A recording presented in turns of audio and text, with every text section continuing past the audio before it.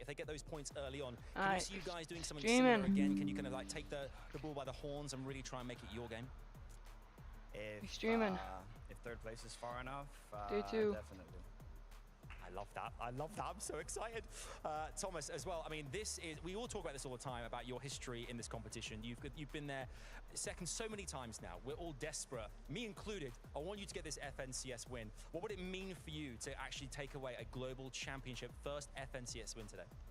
I mean, it would be crazy, like unreal. Like I would not expect to win on LAN as the first FNCS win, but yeah, it will literally complete my career, I feel like, and yeah. We can't wait to see what happens. Queasy and Thomas, you're going to get ready very soon, but it could happen second place right now. Later on, it could be first. We'll have to wait and see. It's back to Zeke and the fellas. Queasy, don't you get me excited like that, bro. They start landing on Peter Bob and Poyo. I'm going to lose my mind. I'm going to pass out like 6 times. I'm just going to have to come over, pick me back up. It's going to be a crazy time. This Okay, duo, man, happening. so excited to see them compete, to see the adjustments. Alright. They may even Day have some 2, chicken Constantino's. scraps Today's lying away. Constantino's We day, have bro. no idea.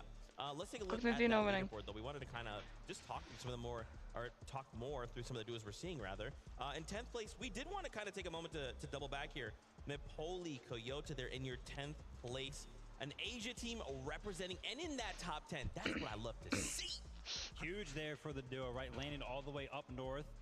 And honestly, the place that we kind of saw them mostly throughout the day yesterday was actually fighting over that bunker. Right, and obviously that bunker is usually claimed by Reet and Ritual. They're accustomed to fighting for it. And when I asked Reet and Ritual Constantino's. about, like, how do you feel Today's the day fighting they those win, guys, bro. they've naturally, They're winning as you'd today. expect from Reet especially, felt incredibly confident. But the one They are thing that they made sure winning. to do, and even their coach Sven did this Hold as on, I'm well, gonna hide my he screen gave real props quick. to Toyota. He said, look, Yeah. when we're fighting for that bunker, it's not straightforward. We're just going to roll these guys because they're an Asian team. No, Toyota can keep up. Of course, Napoli as well is a player that gets a lot of credit, a lot of hype. So it's good to see these guys repping their region strong, the highest sort of place in smaller region team right now. Hope we can see them stay in that top 10. And one of the most impressive things for me, and we actually saw, taking a look at some of those highlights right there, getting into the end game, 0 eliminations, right? If we kind of take a look at some of the competitions that happen on some of those smaller regions, those that kind of win FNCSs are placed very, very well. Usually, they have so many eliminations, right? That's kind of like their play style. That's how they get it done. That's how they get the win. But here, being able to kind of adjust, as you can see there, just 11 eliminations over the course of 6 games and still finding yourself in the top 10. That means to me that they're actually getting able to get that storm surge from a distance, which means that there's a strategy based around it. There must have been a ton of prep. Absolutely. We'll see if they can sort of keep that going, because as we know, with these 12-game formats, the meta evolves as the day, pans out, right? Queasy sort of mentioned it earlier. People freestyle, they figure things out as the games go by. So hopefully these guys can keep up with it. Yeah, and I think it's an interesting point you bring up that obviously they're getting, it seems like they should have more eliminations, but then you look at the top of the leaderboard, you're like, oh yeah, Peter Bob, Poyo, they're kind of like affecting the entire lobby. So 11 eliminations over 6 games, good enough, works for us. We wanted to also highlight Acorn and Cold for you, obviously just a powerhouse of a duo coming out of NA. Almost and now, once 170 again, we have subs. to look at everything through the lens of the 1.5 times multiplier, right? They played super well yesterday, and I got to give a big shout out to the early game, right? How they actually handled being contested. First and foremost, just taking the fight to the other team and winning it, always there, and just always just so consistent, right? Levin, I got to give a shout out to you. Something that we talked about earlier yesterday was something that you gave a shout out to Acorn and Cold all the way at the beginning of the year. Yeah, I remember we did an episode of the Drop Spot, right? The first one of 2024. And the lovely Adam Savage asked me, who do you think is going to win the Global Championships? This was before Major 1 was even played. And to me, the obvious answer was just Acorn and Cold, right? Because they're a duo you can rely on. You can guarantee they're going to step up, going to perform. To what you said there about, 1.5x multiplier, Zeke, just now, recently in Major 3, day 1 of Grand Finals in NA wasn't the best day for them. Day 2, they were the best team on day 2 with the 1.5x multiplier, right? And it shot them all the way up the standings. So I, hope to see more from that today with these two. I'm a massive Cold fan as well. I think he's probably the only player that you could say really has matched the level or come close to the level of Peterbot over the past year. Cold gets so much love, and for good reason, right? I was like, what, how has Cold really played? Because we always see him towards the top of the leaderboard, and I took a look at it, and I was like, holy, it's like that? So Cold's made it to 13 FNCS finals. That includes Invitational and Globals last year. He has only placed outside of top 7 one time. Gosh. One time. Are you kidding me? So he's gotten top 7 12 times throughout FNCS. That's why those type of predictions are made. I love to hear it. I love to hear it. And what we would love to do is hear from Acorn. Adam Savage is standing by. Over to you. Thank you, guys. Yeah, I'm delighted to be joined by Acorn right now. We're just catching up about all things life in general, really. It's been such a great year for you guys, for you and Cold. Walk us through kind of like what happened yesterday, that first day. I want to talk about off-spawn particularly. Are things going in the right direction right now? Okay, so yesterday was a good day. We ended up 5th. Off-spawn's looking good. We eliminated them 3 times, and the other 3 times we just split it. So depending on our situation, we kind of make a decision. But it's looking good. Overall, I feel like we're in control. Because we were just talking just a second ago, and the confidence, despite the kind of like the big lead that Peterbot and Poyo have got themselves already, you know, 5th place right now, there's still plenty to play for out there. Oh, we're winning. Oh, 100% we're winning. I love that. We're only going for 1st. The thing about me is I need that trophy. That's what people have to understand. I'm going for that trophy. That's what I want. I got my eyes on it. If we have to land on Peterbot, we're landing on Peterbot. I kind of respect the greediness. I love that. You want that trophy, it's yours. Talking about the rest of the day, I mean, this year you guys won Major 1. You've had an incredible time together as well. This will be the icing on the cake, obviously, but today, the 1.5 multiplier, how does that change things as well for the lobby in general and for you guys as a team? I think it's great. 1.5 times multiplier, it makes everyone still try. Even if you're in 50th place, you could still end up top 5. So I think it's great. Also, me and Cold, we're a day 2 team, so we adapt really well. Once we play first day, we learn from it. Day 2, we come back, we come strong, and we make sure to close it out. And finally, obviously, raising that trophy here in Fort Worth, the Global Championship trophy, to add to your career, the repertoire of stuff you've earned thus far, how great would it be here in this moment to do that in front of all your peers, all the other teams internationally, you and Cold lifting it high above your heads? I mean, that's like one of my biggest goals. Like that, I think that's the only thing that's left in Fortnite for me, is just a LAN win, so. There you go. You heard it from Acorn right there. Could Acorn and Cold go all the way? They have everything lined up. They're very close to that top spot. Will it happen? We'll wait and see. Back to Zeke and the gang. I don't know if they got that on camera, but the moment that Acorn said, hey, we'll land on Peterbot, we'll land on Poyo if it has to go that way, the crowd erupted. They were like, yes, that's what we want to see. You can tell we've got some Acorn and Cold fans in the building. Clearly they respect the courage, right? I think that's what this game is all about. But it's so interesting how Acorn sort of echoed a very similar sentiment to Thomas HD and Queasy, where it's like, this is that last thing we want to achieve in our careers, and we are willing to do anything to make that happen. There's a lot of legacy riding on today for a lot of our historic players. I love the acknowledgement there from Acorn, right? Noticing or recognizing that they are a day 2 type of team. So it sounds like to me, they're feeling pretty confident. And how many other duos are feeling the same thing, right? Day number 2. We've had it, and I kind of, again, I think back to the drop spot leading into this, right? Benno saying, hey, day 1, it's about kind of coming out with these strategies. And then day 2, everyone goes, okay, this is what we're kind of having to deal with. How are we going to respond, right? So some of these teams will definitely look to come out strong, to just change. I mean, if we start to see people go, Peterbot Poyo, we're not going to give you that medallion. We need to take it back. I mean, how will that go? More to see in the future. With that being said, though, we were kind of curious to hear the players' thoughts on how they felt about each other. So take a listen. CS is the biggest tournament of the season. 100 players, 50 teams of 2, players all around the world. They all travel to one place to play on a stage in front of everyone. One weekend, one map, the last one standing wins the game, 12 games, and they crown the champion. That's how I'd explain it. No other game's doing it like Fortnite. The esports here is crazy. So the most consistent duo this year, I mean, it's obvious. Best duo in the world right now. I mean, placements speak for themselves. They got 2nd Major 1, 1st Major 2, 1st Major 3. And they won like a lot of duo cash cups, so. Well, the first season in general, they were dominating. No, they're looking really strong. I don't think anyone put them that crazy. Like 100% the most dominating team of everyone. I mean, there's no one else more consistent than us, I would say. I'm not sure that it will surprise anyone, but I'm pretty sure that Kami and Saitsu will do good, as they always do on LANs. They kind of just have everything scripted. They have the entire game scripted and how they're going to play it. They're always just one step ahead of everybody. I'll say Epic Whale and Muzz impressed me with their performance. We just stopped playing with them last season to play with Venno, and I was really hoping he quals for Globalist. So them getting, I think, 7th, it was impressive for me. And then another team which is like also pretty underrated still is Batman Boog and Rapid. I think they're also kind of underrated. I just think they match really well together, and like they know how to play the meta. They're good like fighters and all that. Rapid's a super smart guy. They've been doing really well these last 2 seasons, and they've kind of proven to everyone they're like as good as the rest of us. They're on a come up this year. They're doing good. I think they can sneak in a top 3 here if they play their best. So one person that I've been watching to like that I would really love to incorporate some of their game into my own is Seti and Cammy as a duo. Actually, every single end they come from more prepared than anyone. They have more strats up their sleeve. They just create new strategy and new metas on their own. Basically, everyone watches their games to see like what they're doing, and then they can learn from what they do to implement it into their own game. I say probably Acorn and Cold. I think Acorn, he has a really good understanding of the play style that I try to play as well. I think we both kind of do the same thing. I want to see how he thinks about some situations. And then Cold, I mean, he's just a good fighter. If I want to do good that's not us, probably be Kanata and Cooper. Good friends with them, and I think they have a really big shot. I think Srizi and Yapko, because Srizi can play with his duo. Also last year he couldn't play on the LAN. Mariuka and Mirsaj, because it's my friends. I hope Srizi does good at it, like he deserves it. I think he also deserves to play a good tournament too. I want Clays to get a top 3 for the first time in his career. I would want the Middle East teams to do good. Yeah, for me it's probably Region with DA, Janus, Pixie, like all the Germans basically. Honestly, all the OC boys, I hope they do good. 100%, all my friends, you know, Kanata, Paper, I've been helping them out on the side, just trying to see them do good. You know, when I thrive, I want my boys to thrive too type thing, so this is how it be.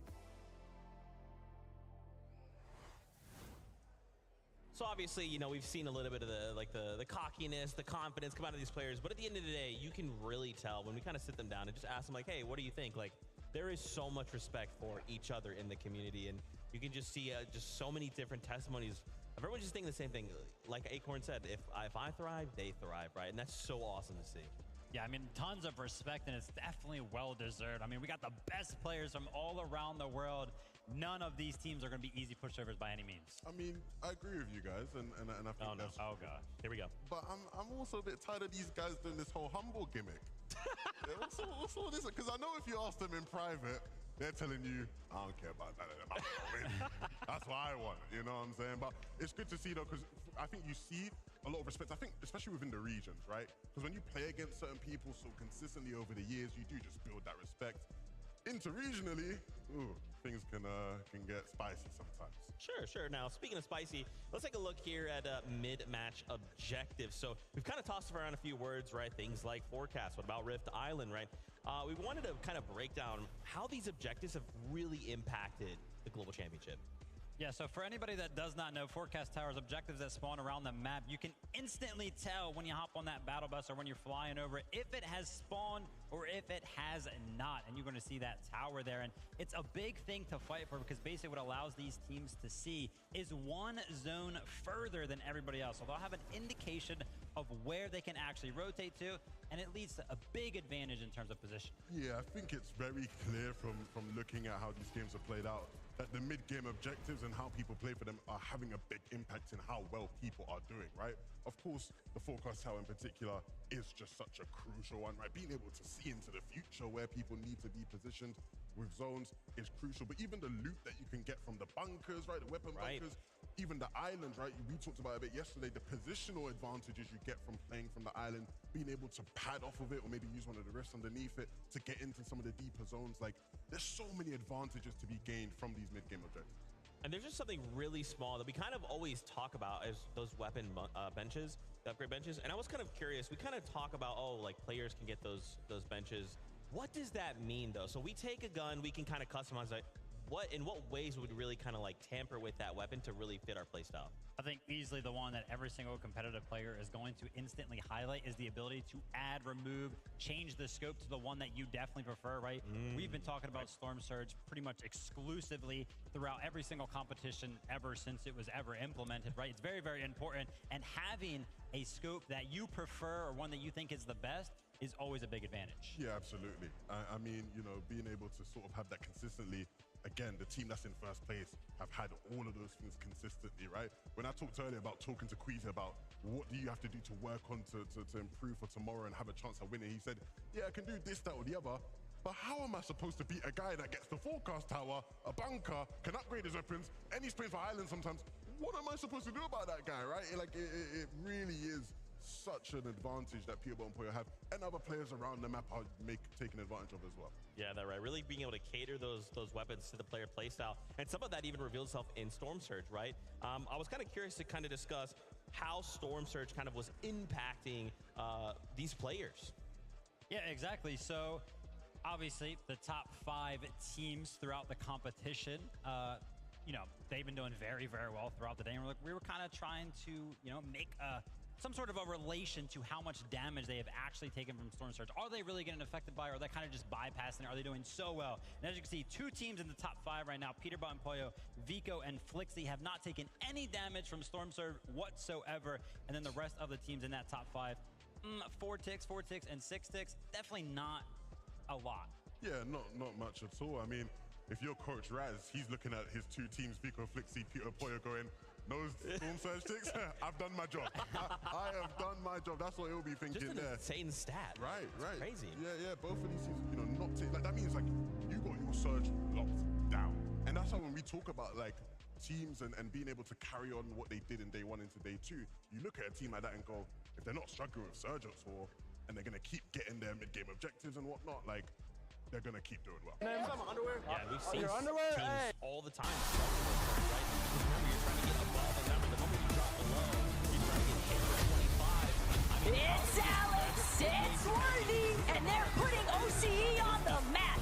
With several FNCS titles in the bag already, now they want that FNCS. All behind on Storm Surge. The rest of the game is pretty much over. Like, we see teams always try to come back, right? Try to regather their resources and everything after that, but it's just a constant battle because once you're below, you're pretty much below for the rest of the game. Absolutely. I mean, one thing I really wanted to look at, right, was just where the zones. I think we always talk about how zones pulled and where the zones are in when it comes to any major Fortnite tournament. And these were the positions of all the 6 zones we saw throughout these games. This is 6 zone in particular as well, which is really interesting because I think when you look at this season and the meta right now, Vivid, a lot of the players, when you talk to them, have been struggling with 6 zone rotations. It's one of the most difficult zones to navigate through. But when you actually look at the zones and you look at where all the top 5 teams have been landing, even though they're all over, you know, they're not having problems at all, right? You can see it's less about where you're landing and more about taking advantage of the zones you get when you can. All these teams landing in different corners, but yet still consistently doing well in these games.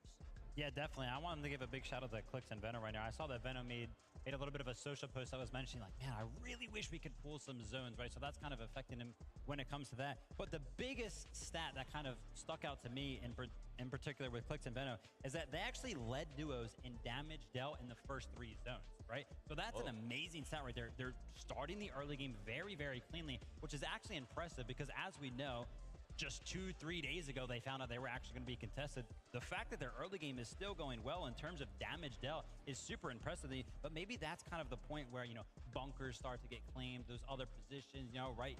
Rift Island, the weapons of like Peterbot, all of these attachments that get added onto weapons, then they start coming to play, and maybe that's where they're kind of falling behind. Absolutely. I think from talking to Veno, I think that comes from their individual brilliance rather than having a consistent game plan, right? I think they are still trying to figure things out in terms of splitting that POI with Resigns and Demo from OCE. Like, how do we get our loot, get out, and get enough damage and be able to play through these games out? I think they're still figuring that out, but the fact that they're still so high on damage just shows how great they are individually as players. In that situation, though, do we just say, like, day 2, 1.5s, we're just going to fight you? Like, what do we have to lose, right? What do we have to lose? So do you know what the problem with that is, Zeke, unfortunately? As soon as they start fighting, right, Clix gets knocked in the feed, or Veno gets knocked in the feed, Peterbot and Pollo coming flying over quickly, right? And so you're in a tough spot there where even if it isn't Peterbot and Pollo, right, Giras and Chari who land nearby, the Polish duo, they see those guys fighting. Again, they're going to be on that hill nearby thinking we can get some free damage here. Man, crazy stuff. I want to talk more, but I know what you guys want. It is to meet these players. So Dickies Arena, give a big warm welcome to the first 10 duos.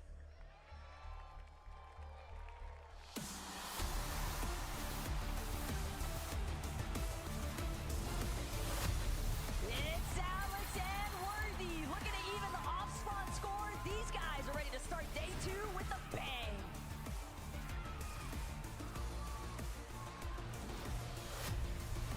Let's give it up for Andalex and Sato. The French Pride are going to have to dig in deep today. And let's hope that they find that last-minute strength to succeed, just as they did at Major number 2.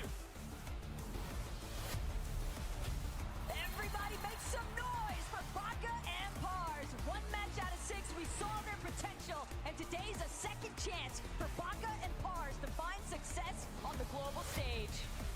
Here's Casper and Prism. They here, especially after heating up in game number 6. The real question is, can they keep up what they started? Walking in now, you got Job and Michael. It's been a tough day one. What have they learned, and how have they evolved?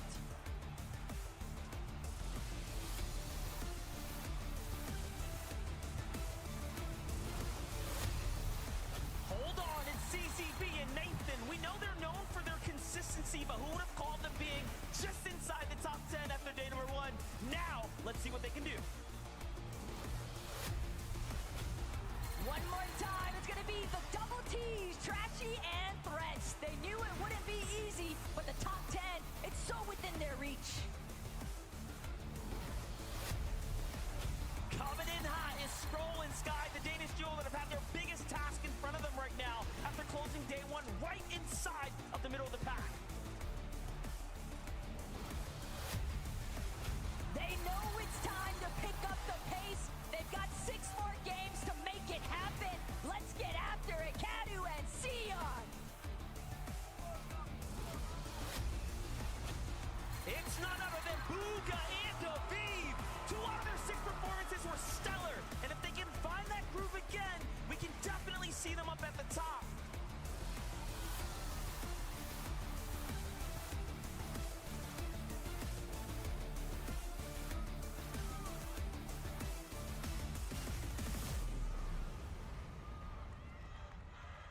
I think that's probably my second favorite part of the show is bringing out the players. The first will be when we lift the trophy.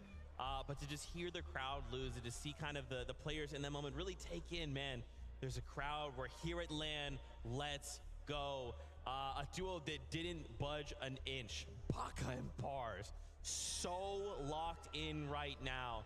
It looks like they've got their eyes on the prize. Very consistent duo out of NA. I think a lot of people had high hopes for this duo, even including them into the top 10, just because of how consistent they are. Often, it's like, oh, they're the NA Cammy and City. They just play so passive, always playing for the placement. But right now, 11 kind of disappointed in the sense that they are in 23rd.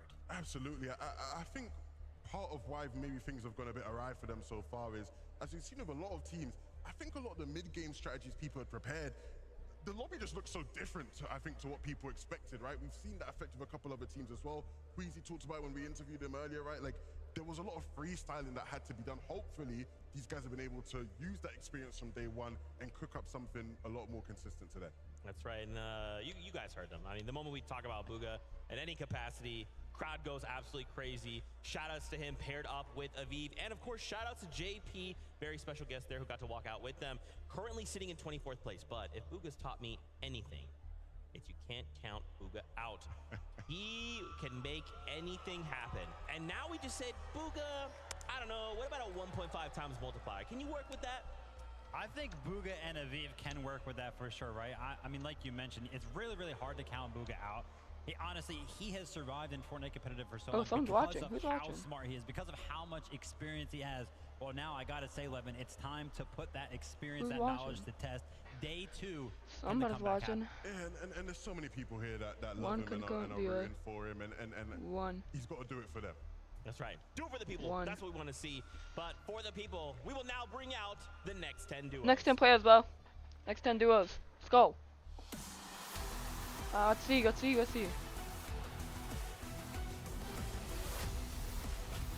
Whale and Muzz know what it takes to win, and today Oh yeah, Epic it is and Muzz. time for an all-star performance. Show us what you got. Epic and Muzz, let's go. Let's give it up for Chaff and Teeny.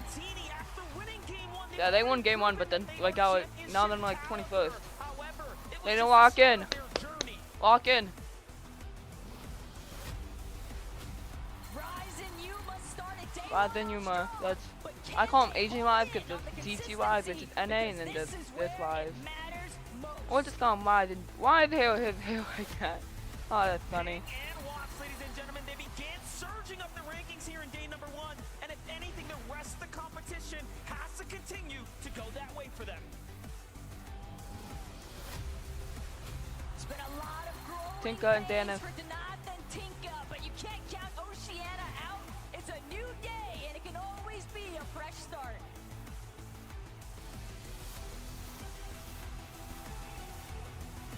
that all 10 players? Nope. Quantine gone. NA and Brazil are gonna have to dig deep today to make the community proud. This duo has shown that they can win fights, but now they need the placements. Si se puede, Clone and Krabsu. Their next move is hopefully going way up on that leaderboard. Clone. We in Ritual.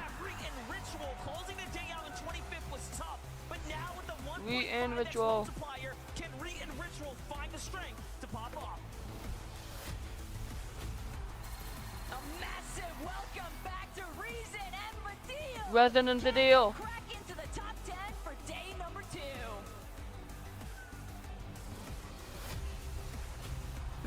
Batman Buka and Rapid. Everyone is wondering, how is this team going to adjust, and can they actually prove that they're one of the best on NA?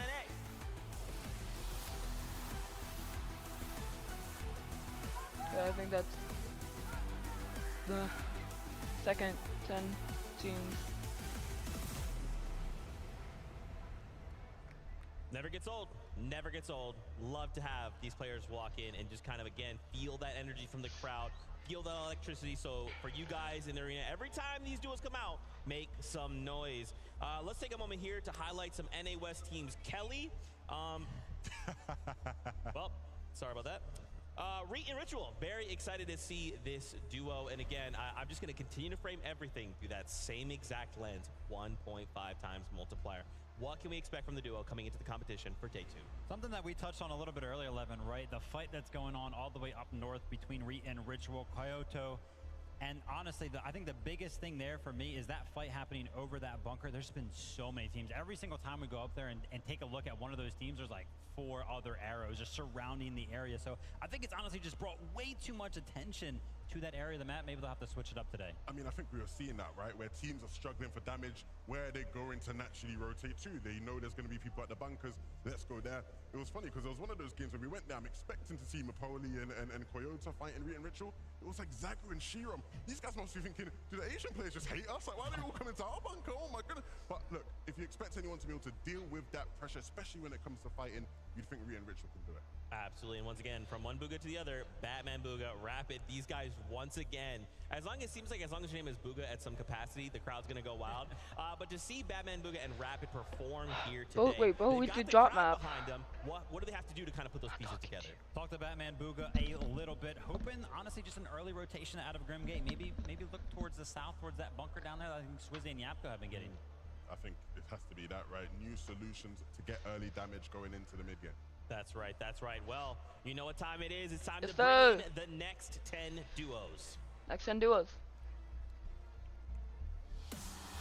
Well, the awkward silence must have been awkward. No matter the Swizzy and Yapko. Yapko and Swizzy. But they'll need more victory royales if they want to get the job done. The pride of the Middle East, Adapter and FKS. Game 1 was the round that determined the pace for this team, but then they lost the steam. Can the Middle Eastern pride make a big comeback today? Hello again to Chua and Chicho. Chicho. The foundation is there, but they've got to build up if they want to reach a global championship. Forward, give it up for K-Shota and Keiki. If this team can make it past the mid-game, we expect huge things. However, we all know it won't be easy. They've had a day to work on Chiefs their been clipped. chemistry, but regardless of the outcome, Chiefs and Chris, you've got the hearts of champions. Chiefs and Clips. Clips. Yeah, Clips.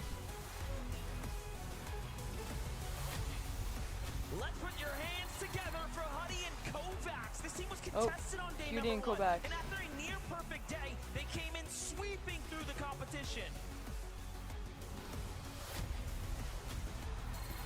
Duke and Sphinx. Found their footing in day I'm questioning why Duke is so short, bro. Like, look at bro. He is short. All the way from Japan, it's Bobby and Larpax. They have their work cut out for them here today. Will some of Asia's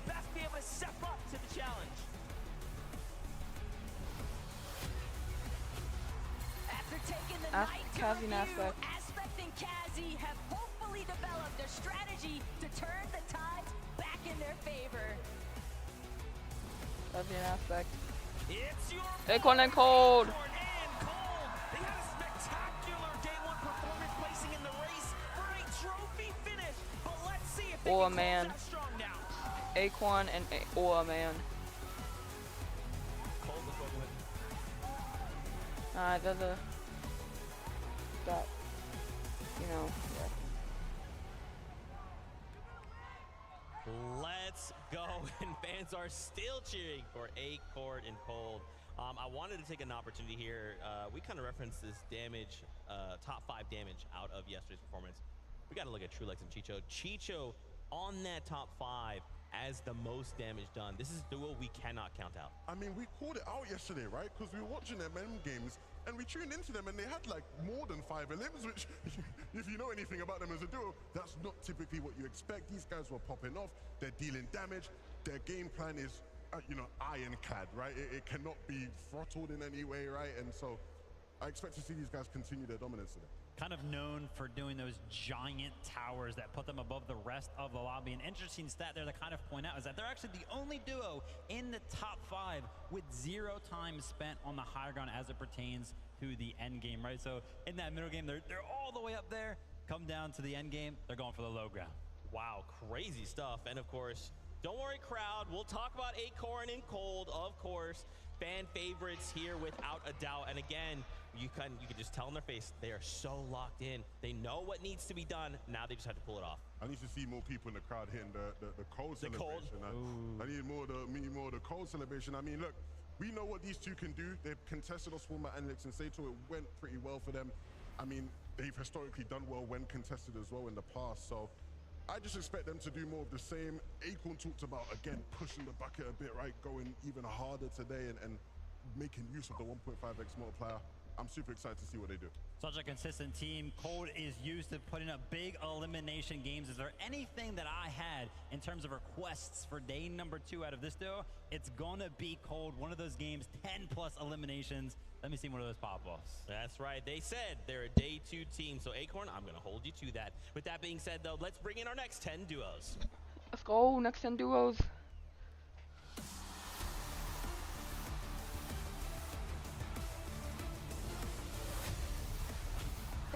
Queasy and Thomas HD. Place, but Queasy and Thomas HD have only one goal in mind, and that is to break the curse. Put your hands together for Koyota and Mipoli. This Asian powerhouse has their work cut out for them today, as they have proven to be the best team in Asia for day number 1. Oh, they got 10. Experience Okay, these kids gotta walk in. This is place right now. have in store and what they've learned since day number 1. They need to walk in. Here's Anshari, everyone, after the 18th place finish. We'll just have to see what this team can do, as they have a bit of a way to go here in day number 2. We know that they're entering from the final hour, but Visuals and Braids may still have some tricks up their sleeve here in day 2. Someone said something in chat. I literally made a pinned comment. Say, not joking like every 10 minutes, guys. But 29 views already. This duo still managed to find their stride and close out with an impressive 11th place finish. What can they do If next? say something in chat, just be patient so I can wait to go see it, because I don't have a second monitor. And looking to review, but now it's time. Janice and Pixie, I they're have no ready idea. for the fresh start, but can they break through? Coming in hot, it's Ed and Persa. The Brazilian fans will need to come together for this duo, because they're going to need your energy if they want to make a top finish. They're taking every opportunity, but Damo and Resigns are here to show that they can hold their own on the global stage. Piedmont Pollo! Make some noise, Fort Worth. There's nothing much to say for these kings of NA, other than they might just prove to the world that they're the strongest team here.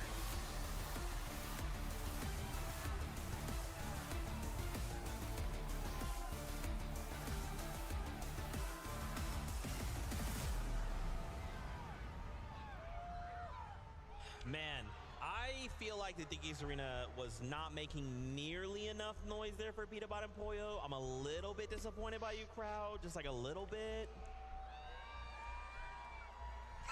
They're still waking up. It's fine. It's fine. You're still with Peterbot, Poyo. They'll get there. They'll get there. Maybe with the last 10. Maybe with the last 10. Man, Thomas, HD, and Queasy, though. We kind of talked about them in the start of the show. I want to talk more about them with them now being super locked in. Look how locked in. Look how locked in they look. Look at Queasy. You know, there's a 4-letter word to describe what that is, you know? A-U-R-A. Aura.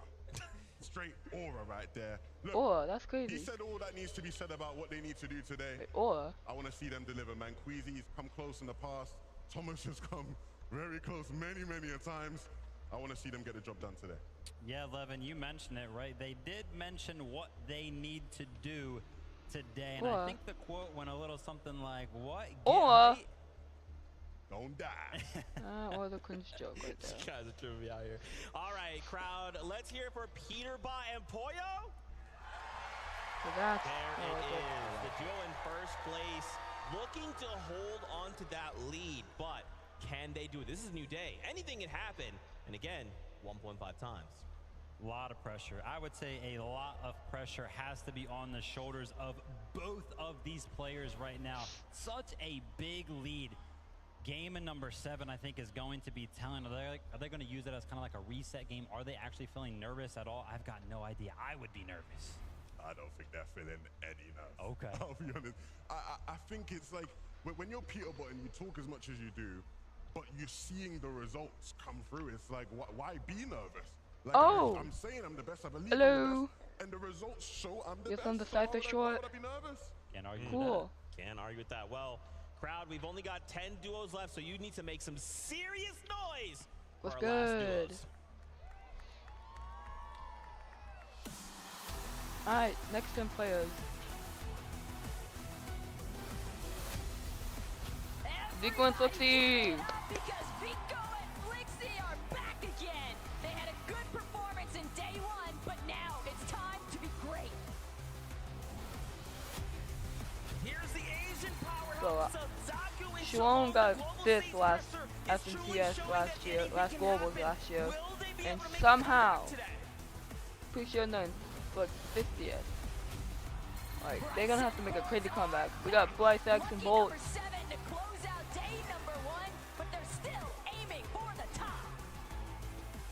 Blythe X and Bolt.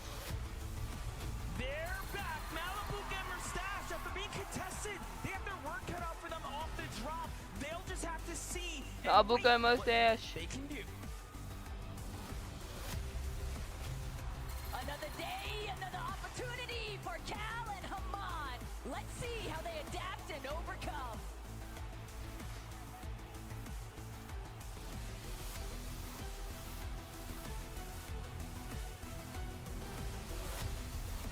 Let's welcome Paper and Paper and Victor B. Alright, come on. Yes, sir. But they need to step it up if they want to have a trophy finish here today. Yes, sir! They got the best entrances. Still here, ready to make Brazil proud. King and Phaser. They'll have to Read your comment. back into the conversation, but they're ready. In the stream? You got comment stream? This is. It's Kanata and Cooper. I see a comment. Right in the middle of the race. We'll need the champ to finish and find his second win if he wants to succeed I today. very much see your comment. It's been a rocky start here for Cammy and Seti, but the Polish powerhouse are due for a comeback. I see your comment. Can they make it happen? I'm looking at chat. Let's give it up for Clixon. Cookdendino! They're winning. Trust. They're winning. They're winning. Cookdendino winning. Trust.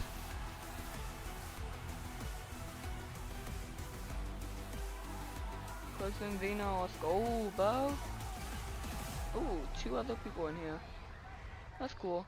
That is the kind of audience reaction I want, and that is what I hope we continue to just do that for the rest of the day. Shout outs there to Clixon Ven at the very end. Hanging out with Max from Make-A-Wish. We got to hang out with JP and Max excited and thankful that they could hang out with us. Now, we gotta start things off. We saw Sammy. I always he did it. I did it to myself. Oh man. Game one is almost I'm here. sorry, I just mix up letters in my head. Seti and Cammy, very excited. Much kind of like all these other dudes we talk about day 2 team, right? We can never count these guys out invitational winners. And now, what are they looking to do?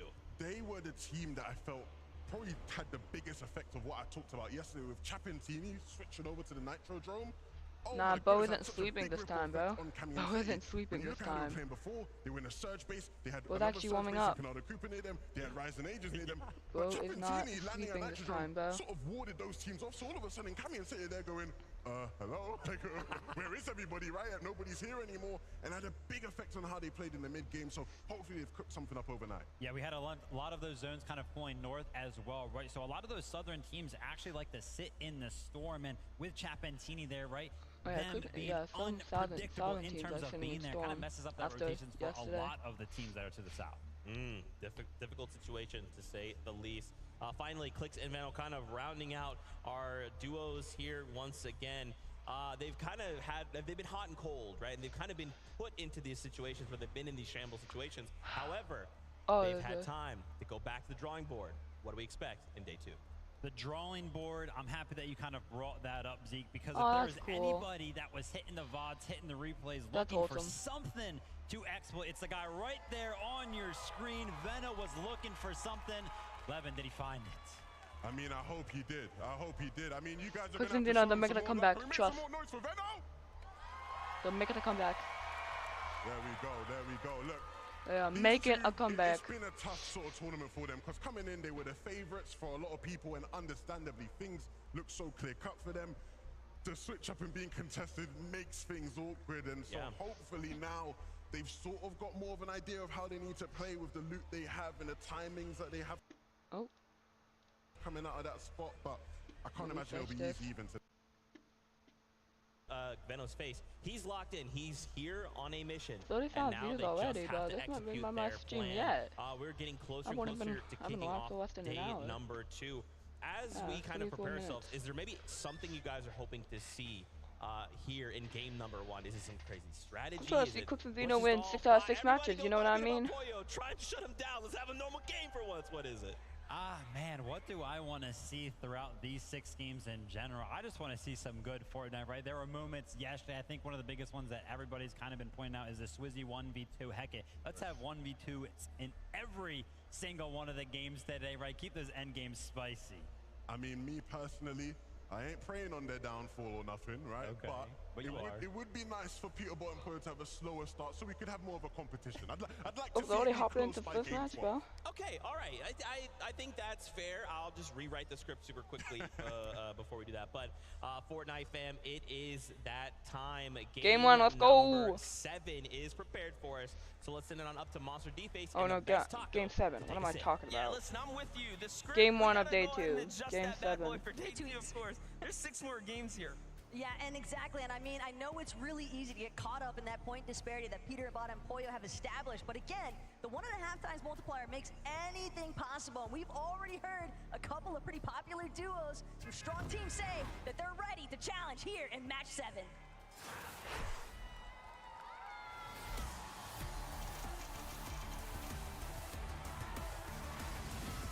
Match 7, let's go. Match number 7 is here. Day 2 of the Global No delays Championship this time. has arrived, Thank God. And this is what it is all about. Who will have the start of the career? We got Queasy Thomas HT uncontested. The way that they explain, it seems. Expected to, as Queasy and Thomas are going to be the first to touch down. We already had the chance to interview this team as well, right? Start to get a feel for what's in store for them. And you can tell there's other players kind of in the vicinity. However, Malibu and mustache. Ooh, they have a. Looks like Wesley and Alex have better drops. Exactly, Restored Reels has definitely they been both have a equally pretty good drops. popular hot contest He's here got a gun. between Malibuca, Mustache, Chicken do it. and the Power Get that Boys break from over there. Oceana, Alex and Worthy. Worthy has a shotgun. He has an auto too as well. Managing to find a shield potion Up on off those rip trees. could definitely bode fairly well. And surprisingly calm start. Going with Wizzy right now. They have shield. They have the health advantage. They have the health advantage. We got Peter Bomb and Pollo at the last. They're looting the separate towers. Everyone else on the other side. Meanwhile, Peterbot and Pollo also seems like there's a little bit of a different strategy going down here. Yesterday, Peterbot and Pollo would have already probably had 2 eliminations come the drop here. However, they are still at 0, but jumping on over to that conversation Mustache about is Luka low. Mustache, game 1 jitters, more like game 7. However, things are off to a fast start for Power. Kills Alex and Power Mustache. They get the tags and they find more onto Malabuka. They're winning their drop, It's looking excellent for the Team Power boys. Alex trying to do what he can, trying to scramble up behind Malabuka. Malabuka managed to throw down a couple of metal walls just in the nick of time. Let's go! Let's go, Alex! Come on, let's go! Give it to him! Alex and Worthy fully in control now of restored reels. Let's go! Australia continuing to step up at now. levels, That's shooting exactly what we Kovacs wanna and see Sky and here. Skull. But for Kovacs and Huddy, the most surprising, I think, of all the duels that appeared inside of the top 10, given that they had a perfect day down 1, over in this area. minus a single early game K-Troll and elimination. Keiki. Backed up with them as K-Shota and Keiki have to make their region proud. All of the Brazilian fans are rooting for any of their teams to step up Winning here. a split. Can they win this first Chief fight? and Chris. All Chiefs and Crisp are trying to do is just make sure they have to fight back. His shoulder eats more damage than what he was bargaining for. Crisp now next to Chiefs. Kills K-Churro. Let's go! Chief and Chris! Let's go! W! Very, very tough angle to peek there, given he ran out of real estate. But look at this, Swizzy and Yapko try to make a move out of town, and Yuma and Rise, top 10, the best performing team out of Asia from day 1, is here, ready to meet them in here at match number 7. Something the analyst desk was asking for was a potential Batman Booga and Rapid appearance to maybe try and challenge for this bunker that Swizzy, Yapko already seemingly trying to create space around. They've got plenty of boxes surrounding them. Yuma and Rise and Rise Yuma actually going to in the opt to underworld biome. disengage for the time Acorn being, and Cold but with curious win off to see, spawn. maybe All we get are a little uncontested. bit more action located at Karen's Crossing bunker. Yeah, I mean, Interesting. and we've heard the insight, right? A lot of these teams are putting tons of respect on the Asian duos, especially Yuma Rise, Yoda, and Mapoli. Very, very, very strong duos coming out of Asia right now, and they have demanded and earned their respect. But jumping back into things here at the beachhead, Cold and Acorn are coming in, right? They obviously have their heads set straight, right? They had a great performance day 1. Finding their stride here is going to be super important. Grand given that, Glacier, I mean, Nathan there and are those CSGB. external pressures, right? Teams playing off the cuff, teams, of course, hitting the reveals. But today is a real opportunity to see for some of those teams where the off-spot Nice contest shot, didn't necessarily pan out in their favor. How have they actually chosen to adjust? And will it even work out for them, or will they choose to fall back to that familiarity of once before that took place in They're day still 1? fighting. Kovacs, though, Huddy, still trying to ensure that they can try and maintain their position at the top of the leaderboard, and they're going to have to fight their way through Scroll and Sky, just getting held here on the edge of Rebels Roost. Yeah, all things considering right now, Scroll and Sky were winning this engagement, given that Kovacs does not have heals to work with, but Vino and Quick, Dining Chief and Chris. Ooh, ooh, yo. Oh, I see how they playing a lot differently. They always rotated up more in the sand biome, but no, they're rotating up less to Chief and Chris. That is really interesting. Because I like the new game plan. The small surprises, the little bits of bamboozlement, I actually like that new game plan. I mean, that's like 8 points right there. Scroll and Because Sky each kills like 4 points now. Roost after pushing out Huddy and Kovacs That was actually here. such a good play by them. So it does seem like both teams are going to be content with the exchanges between their sides, but jumping over to Bolts and Bryce, a very clear forecast tower play in motion right now. Yep, the tampered forecast. Vito and Flixie like to think that this is their Ooh, 27 forecast dings. tower, but these exchanges right now from the peaks of these surge bases are leading me to believe that Bolts, Bryce, they might just get this one all to themselves. Their drop at Dumpelhazen just gives them so much more of an advantage for tracking quicker towards this forecast tower, getting that setup online. Quick preview though of what Chapentini have been dealing with, and it's actually Oshi, but Worthy unfortunately not going to be able to stand tall this time. Dead. Very tough team Wait, to did go they just? against Chapentini, who won game number one. Clearly, Worthy and have Alpha dead. a stride about them that No. has been shown here this weekend. Chapentini already up back to Match 17 7 now. now, starting off in Oh, almost similar man. fashion. It seems like while everyone's trying to get their bearings, they start a bit ahead, but keeping that momentum is going to be one of question here today for this European duo. And, you know, overall still within the top 20 is impressive to say the least. 1.5x multiplier, right? Every elim means a lot more. Placement points are going to weigh even heavier as things start to add up, but let's jump in with Spinx and Dukes here. Pixie and his Taz, duo it seems over like there. trying to farm some kind of damage here in the early game across what might be Acorn and Colt. Right now, Spinx and Dukes, they're just taking full advantage and applying a little bit of pressure onto the teams at Redline Rig. Keep in mind, if they do get a successful shield crack, they could always look to just try and turbo Duke's aggress. all the They've way got up that there. flaming boost tube right next to them, and Spinx just seems to be Kazzy prioritizing and Yapko exclusively at the bunker. surge tag damage threshold control. They know Kazzy and How Aspect are impressive there. of They know they're Swizzy and there. Yapko to survive the drop. Trashy threats, Peter Bot Boy, a Surge. lot of action down Should at probably the start raft, spraying so at that it team is right of there. course in their best interest to get loot and hit the road. Quite best honestly, bet you to don't start want to stick spraying. around there. They're up top, so you Given can what spray can that be cone in right store, there. Kazzy and Aspect clearly didn't want any more of that action as well, as they've moved Oh, no, they got somewhat above. north here to try to When make they the take it best of their above, but strategy. But look at what he happened. probably It's got kind of a lot causing this very Batman Boogan Rapid with congested Falcon area here. Pause. Ultimately, when the Storm Surge turns on, most of these teams that have created these new adjustments will end up clashing in much different circumstances. And well, that's the thing, because teams can review, teams can try to make those adjustments and implement new strategies, but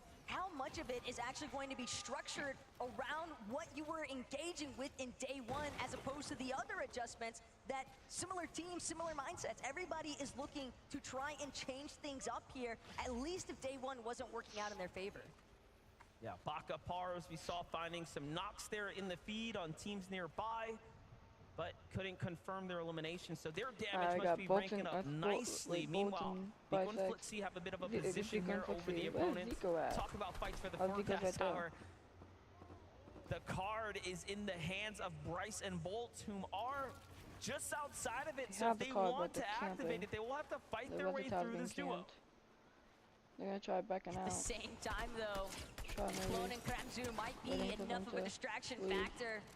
Bolt and They Bryce probably are know going to they're look to still retreat around just there. a little bit further east Yep, from they where the know they're forecast there. tower is currently at, but Vico and Flixie know that they've got the prime real estate currently. They don't want to allow for Bryce Queasy and and Bolt to Thomas get a HD complete freebie for this getting forecast tower, but have they a might third not have a tower. choice, and even further still in the horizon, Thomas HD, Queasy, slight surge base on a hill just outside of Reckless Railways, but more importantly still, Thomas HD, he was on fire all day yesterday, especially with that Monarch pistol. And we saw moments where he was A 67 tag! 67 tag! Holy crap!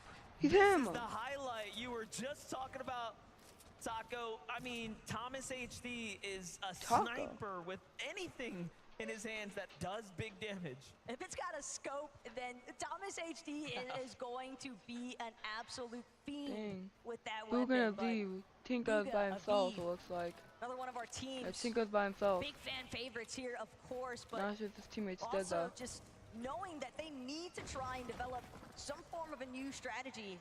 Even bumped into Aviv in the elevator earlier on today here at MDF and asked him, hey, we looking at the comeback? And he's like, well, I hope so.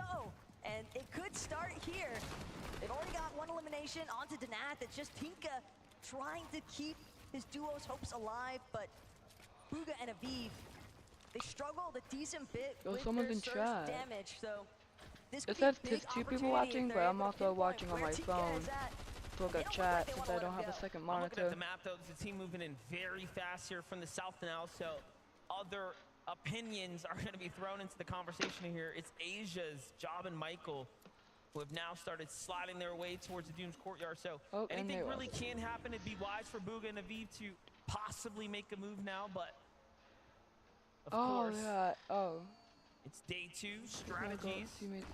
Got some are third being parties put to the test. going But up. Job and Michael need to be careful with the way that they're crouch walking around that rooftop. Doom's courtyard sitting at a slightly Where's lower Dana? elevation than some of the POIs surrounding it.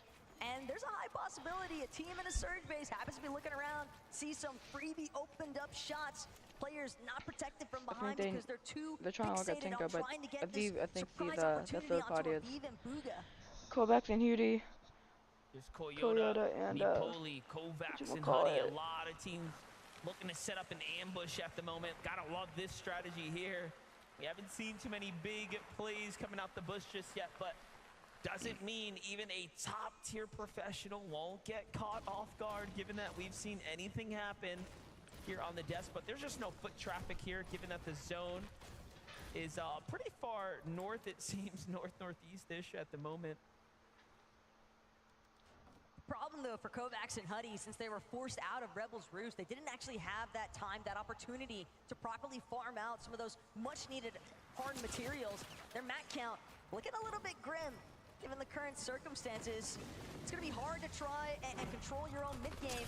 Got materials to back it up as Ed Persa tracking down solo in Nathan, but no backup this time in sight for Nathan. Persa on the move right now. Alright, Persa and Eden pressing hot Persa. on the This walls is here. Nathan and trying to escape. CSVB. It's not looking good for Nathan or CCB. Into the box, Persa goes with Ed. Well played for them, and the Brazilian commentators are popping off on the desk right now for the Brazilian region. You love to see that for Ed and Persa here. Zaga with North. A lot of these players Chicho also and looking Chulex for those got a confidence, the surge momentum tower. swings that could make all the difference for these next few matches. 120 tag. Chicho. Ooh. Just strong connections off of that Monarch pistol. That's Meanwhile, so good Vico, with the Flixie surge. find themselves a little bit of an aggressing situation here onto Got Clone. Vico and Flixie and Reckless. But the team that knows Reckless Railways as expertly as Vico and Flixie, the split approach, they've managed to sandwich Clone in between them, and it looks like Kramzu might also be I'm not caught sure in how the they're thick of gonna it, but I like this pincer maneuver fight technique this. coming out of Vico and Flixie. Michael Yeah, it's working and very Job well. up But north. if this duo of Cramps and Clone decide to collapse on one or the other, it can spell disaster. So we'll have to see what happens here. This is, of course, the Reckless Railways, though. This is their home turf. Armored wall comes down. Ooh, This is not good for Vico. I was going to say, Flixie, they've cut yeah, off his Flixie, backup. just Flixie, look at look, has to get work out of all there. the way around. And now he has to actually back off here. So Trying to definite heal. mistakes being made right Yep, now. pop a big Forced to pot. cap off HP here. Could given try that taking the medkits. he'll have to play this one out by himself for a couple of moments. Clone and Meanwhile, Clom still are a not on the card lurking right now. duo nearby in CR's Michael and Clone T1 and- Job there. yep.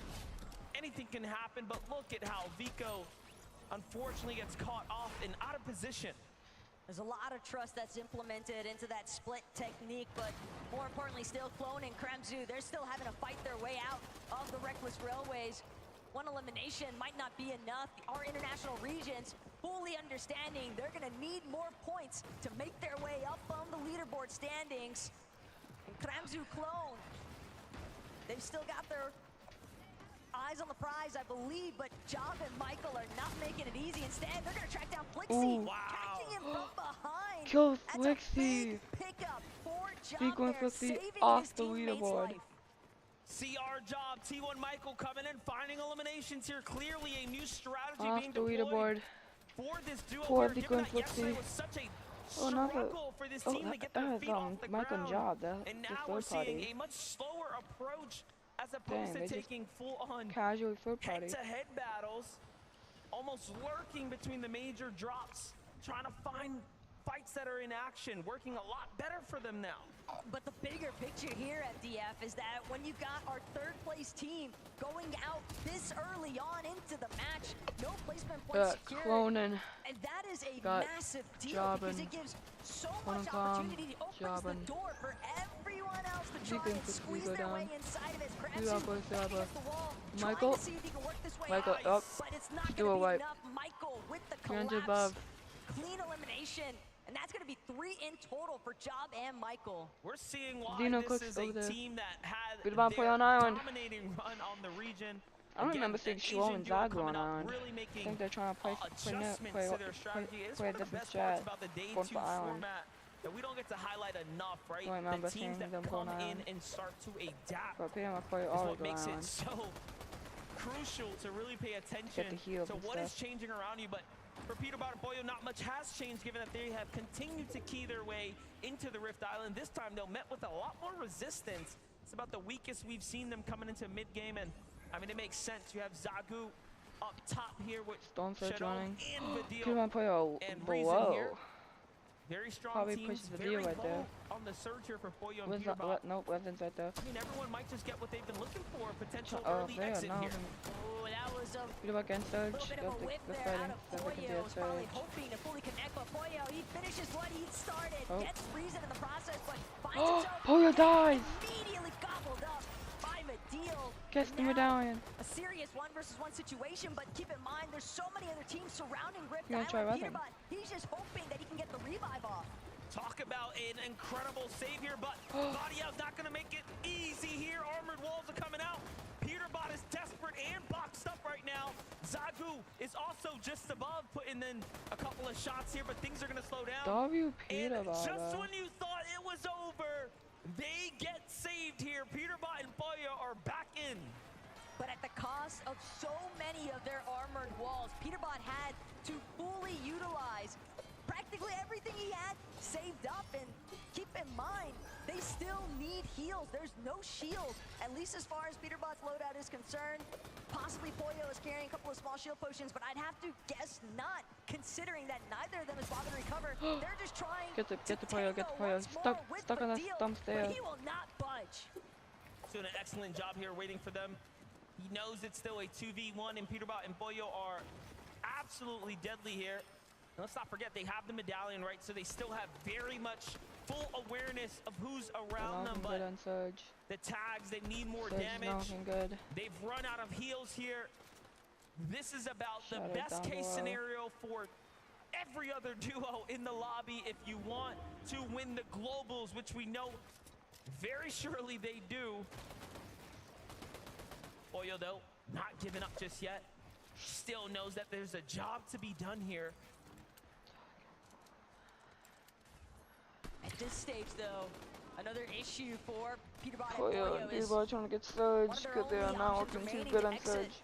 Rift Island might just be take the Ascender down, but again, if they go for that launch pad, they might encounter even more resistance from I the think other they're gonna teams try going that are a little bit more captain established, a little Island. bit more healthy as well. But No, they're gonna go for the Pollo, launch. Peterbot, They're they going for try to launch. mark it off in the first place. They will break through the builds Rotating. and manage to escape. Hopefully they don't They get need, targeted they need a while they're refresh. flying by. They have A lot of teams here in the medkits, but vicinity like, now. they're Peterbot probably going gonna for have to the get some dive down. shield. Pollo trying to scout where's the best spot. They're below the surge. They're going to have to land and take a fight. It's all or nothing now. Peterbot Yep, tries to that's go good. for Dukes and Sphinx. And they're go for it. Peterbot Peterbot's gets dead. knocked. It's all up to Pollo now. Everything lies on him to keep the train going make the here. clutch. He's going to find a lot of tags here. Just enough to keep his team in the win now. They try to box up Peterbot. They want to get finish his duo. He's not trying to give it away for free. He's actually fighting with all of his heart here. And they're running for him. Trying to steal his duo away. And he's going No! So wait, they go down. Blah. takes down Dukes as well in an Wait, that's incredible Zeno. Wait, exchange, and Quick Steam's first dead, I place think. is out. The Zeno's runway in the is box by open. himself. Respect the meat shield performance. This is there where Zeno out and of Quicks Sphinx. pop off. He knew that he Zeno was gets already top 5 by relatively himself low. as He a could solo. absorb at least Trust. one shot and trust me, that bro. Dukes would get the job done. Get that refresh But right a there. massive upset here in match 7 as 3 out of our top 5 teams already eliminated. Thomas HD, Queasy, Trulex, Chicho. Now is your Ooh, chance to surge upwards. Aegis is chewing on Dead Side right now. Agers is solo at the moment Oh, it's inside in the Storm, zone, but I we didn't see gotta that. get the update here from Queasy Queasy and Thomas HD. HD, who have been working their way up slowly, steadily, looking to manifest this global championships victory right before their eyes. Oh here. my gosh, Times bro. are He breaking literally so Thomas. good with the Things pistol. are really starting to ramp up now, and we Why is he know so good what with the they're playing pistol? for, and that's that I suck with victory. it. We saw it in the interviews. They just want to take height. At this stage, Yep, take height, don't die.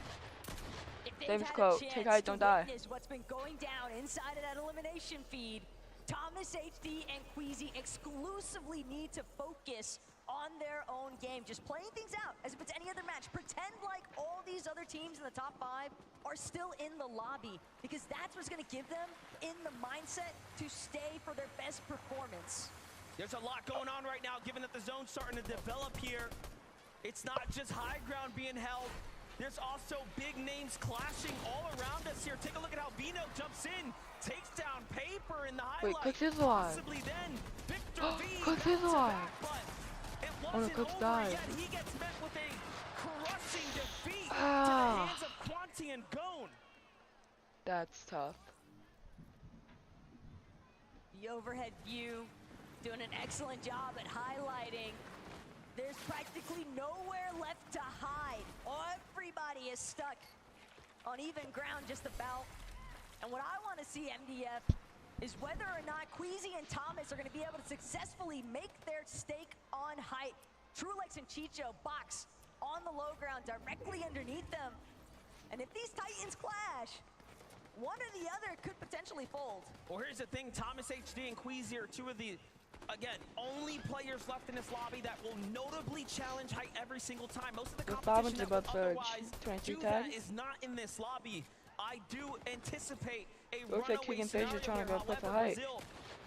King and Phaser hopping No, they across dropped here, down. not even close enough to challenge up for high ground. So there's very little teams that would actually have the heart to go up, unless coming into day 2, they've decided to shift strategy. And that was a pretty risky jump forward as well from King and Phaser, because the way that Thomas HD and Queasy have been spraying at other teams, you've got the indication that they likely have an assault rifle, so it's a lot more difficult to make those jumps from the high ground off the Flowberry Fizz, heading towards front side of the next zone. But Sphinx, Dukes, we saw them shut down our first place team on the leaderboard already here today. They're hoping to see if they can transition this into a victory royale of their own. Sphinx and Dukes through Elims. Hard eyes on the prize right now as Reese trying to slip his way from the storm line into the safety, but unfortunately is going to fall there in 19th place now. Very well within the top 20 here, as there's a lot of placement points to be earned. This is a 1.5x multiplier for everyone tuning in right now. These games have significantly more weight than yesterday's round. If there's a day you want to perform, it is here and it is now. Queasy and Thomas still working their way. Look at this build. They are willing to commit heavy material, heavy resources to hold high ground. And what's one of the most impressive aspects of Thomas HD and Queasy's run is that they've been doing all of this without a forecast tower. They are just sheer commitment at this stage. Thomas HD Ooh, at 170 subscribers. Go. 30 more to 200. High even as Cooper forced to just utilize the med kits, playing from the backside of the storm and zone in general, but only a matter of time before he's spotted out as a solo. Just a complete shakeup with the teams we're seeing alive right now as well.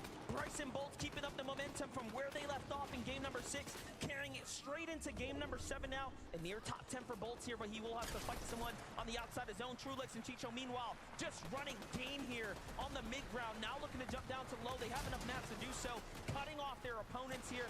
There's a lot of reaction coming here, though. You have Asia on one side of the wall, Getting phased in by. fully boxed Stay in now. on They have to and be careful. There's no way out. Trulex and Chicho might have signed themselves straight back to the lobby accidentally now. Oh no, having a heal here. Chicho gets caught out. One false mistake, and it will come back to haunt you here. But high ground. Getting choked might be dead. Thomas HD and Queasy still on height. I think they could actually win this. Oh, he's dropping down. He's continuing. He knows he needs a refresh. He wants more material. If he can find an elimination, if he can play the disturbance factor, he can prevent anyone from having the potential to break Thomas HD's current position. Thomas HD, in fact, alongside Queasy, just going to continue Aviv is alive. and secure as many eliminations as possible. We are witnessing greatness right now as Thomas HD Looks like and Aviv Queasy are died. putting on a masterclass from the high ground Zag here. is dead. Doing a very good job now securing eliminations. Pause is dead. Queasy will have to get those mats there. Has to jump to the tree. He sends Thomas HB down. The Soren to start cutting off the Wait. teams here. Oh my gosh. Completely new Thomas duo in the and conversation Queasy. as well. It's Zagu and King and Phaser now. That's all that's left. King and A clean Phaser. 2v2 here. But Dang, they're performing well. Chose Phaser. Chose King. Let's go, Queasy. Queasy and Thomas win the first match. The strat's working, guys. Get hype, don't die. From the interview section all the way in to the first match here of the day. Get hype, don't die. Simple as that. Get hype, don't die, boys. Simple as that. A word here on the floor, given that we want to hear what's happening.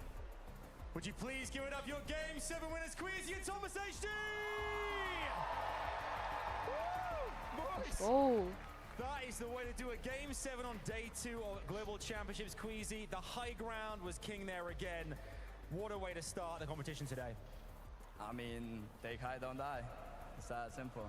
That's what I'm saying about take high, don't die. But you know what? They mean a lot. They have pack a punch. Thomas, today as well, we see the likes of family in the audience. All these fans here as well. Fort Worth, make some noise for these players. I want to talk about how pivotal it was as well. You saw in the elimination feed, I think the 6th zone, we saw Peterbot and Poyo go down. Did you know then you had to capitalize on that? I mean, Christians has said, like, you saw it in the kill feed, so yeah. Like, we just played our game. We didn't think about they were in the game, but it doesn't matter for us. Now that you've seen the 1.5 multiplier making a massive difference today as Let's well. go. Look at the points, you've really tightened things up at the top. Do you go at the same way again? I mean, obviously high ground being really important there. How did the mid-game change for you guys that time around? I mean, we will see. I can't tell if we're going to play high or not, but if the opportunity is there, we're taking it. And it seems as well, Queasy, that each time you guys get that high ground, you're the one sent down just to wipe the floor, get those eliminations. Thomas holds the high, and it's working really, really well. I mean, yeah. What is there to say? Like, we just take high and we win. There's nothing else to do. Like, we just need to perfect our mid-game, and if we get into endgame with good match, that's it. We're looking forward to seeing what happens next. Would you please, one more time, Fort Worth, give it up for Queasy and Thomas HD! Woo! That is the way to start a day 2 of FNCS Global Championships 2024. Loads more to come. What's going to happen next? We'll find out after this very short break. We'll see you in a few.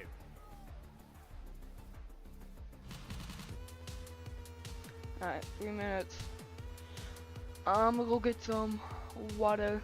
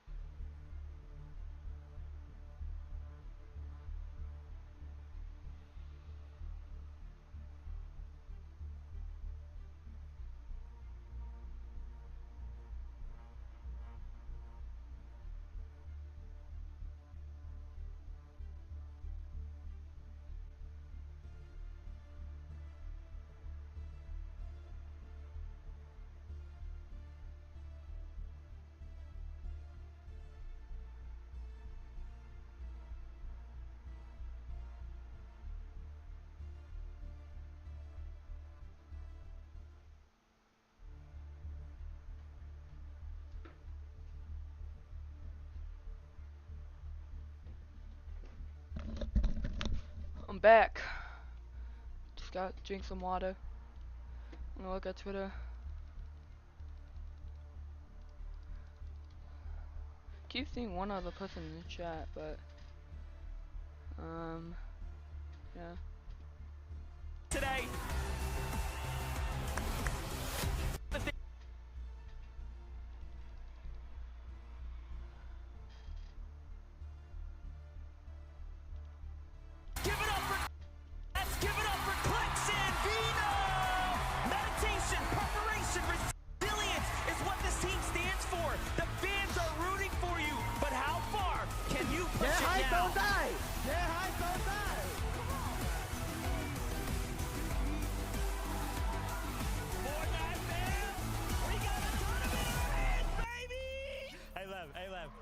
height. Don't die. Take height. Don't die. Let's go!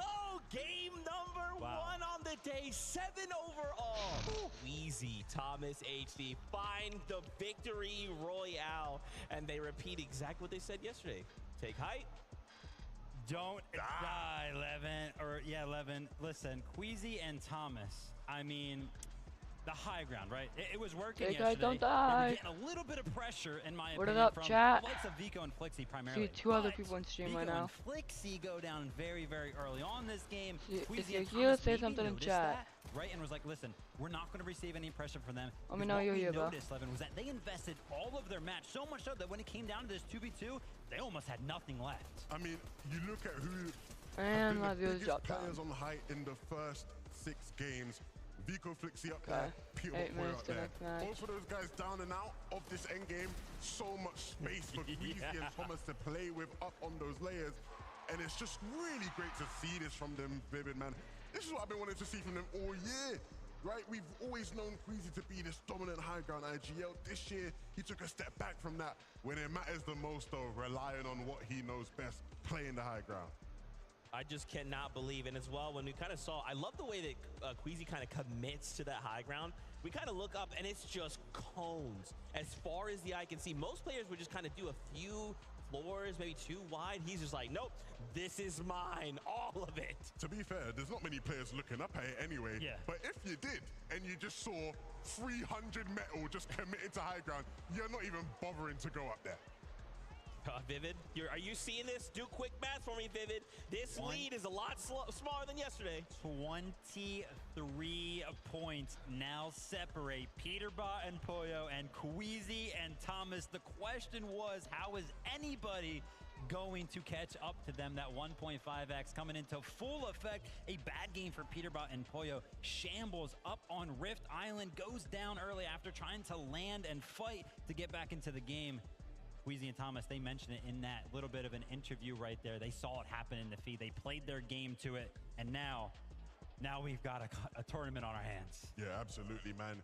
Oh, uncharacteristic game. Find a lot of tags here, just enough to keep his team in the win now. They try to box up Peterbot. They want to finish his duo. He's not trying to give it away for free. He's actually fighting with all of his heart here, and they're running for him, trying to steal his duo away, and he's going for it. And it is just relentless, the amount of damage this guy is putting in with that. That's right, and guess what? We actually have a moment from that last game. Let's listen into that game-winning moment. I'm not gonna push over their skins. Yeah. They're dashing. 30 of them. Okay, we know their skins though. Yeah, Catwoman. I got a kill. Disconnected them on the right. Yeah. They have dashes still, Catwoman on the right. Yeah, I see. Here, chop them. I'm going across. I have armored wall. I'm armored here. Yeah, okay. Armor yourself as well. Yeah, I am. I did.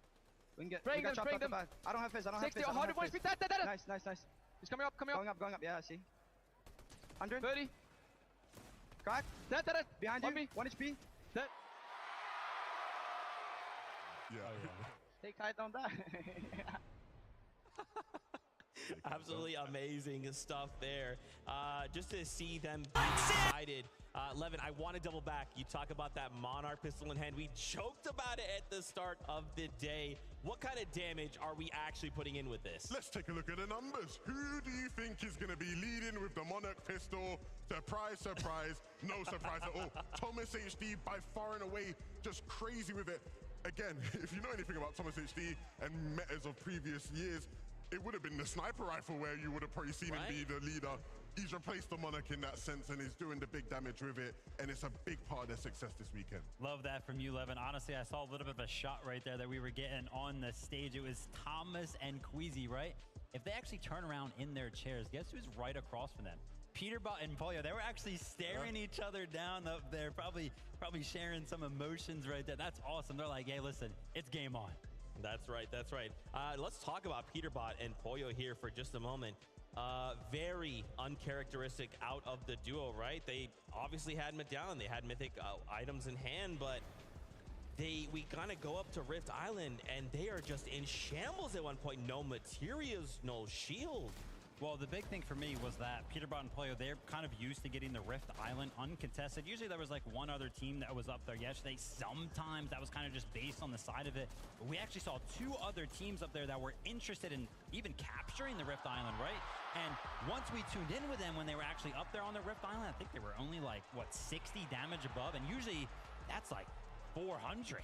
That's literally what I was about to say, right? Where it's like, they shouldn't even have to rely on going to Rift Island to be getting their damage. Usually they are much higher. Before that, I think we're already seeing some changes in the way people are playing around that area of the map in the mid game, and they're clearly struggling with it. They're gonna have to figure things out, and fast.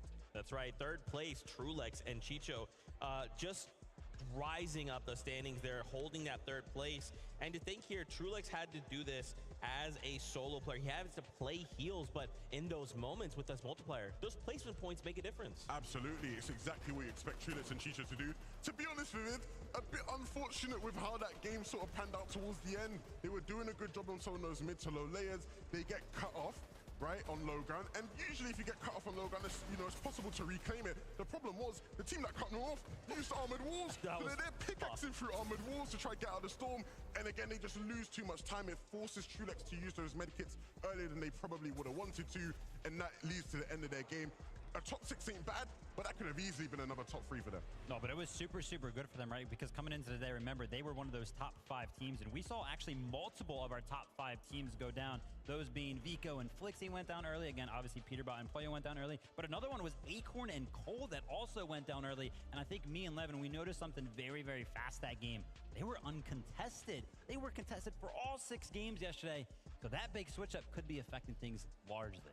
Those ripples making a difference here. Every little thing can change an outcome, but it is that time. Game number 8 is being ready for us. So casters, on over to you. Yeah, it does seem like being uncontested now is starting to work against some of the favorites who are up at the top. Yeah, and for the teams that are having to essentially switch up their strategies, one thing we were noticing, you pulled up something rather interesting from socials. Swizzy even giving the shout out. I will seriously do my best today. So match number 8, let's see if he's got it.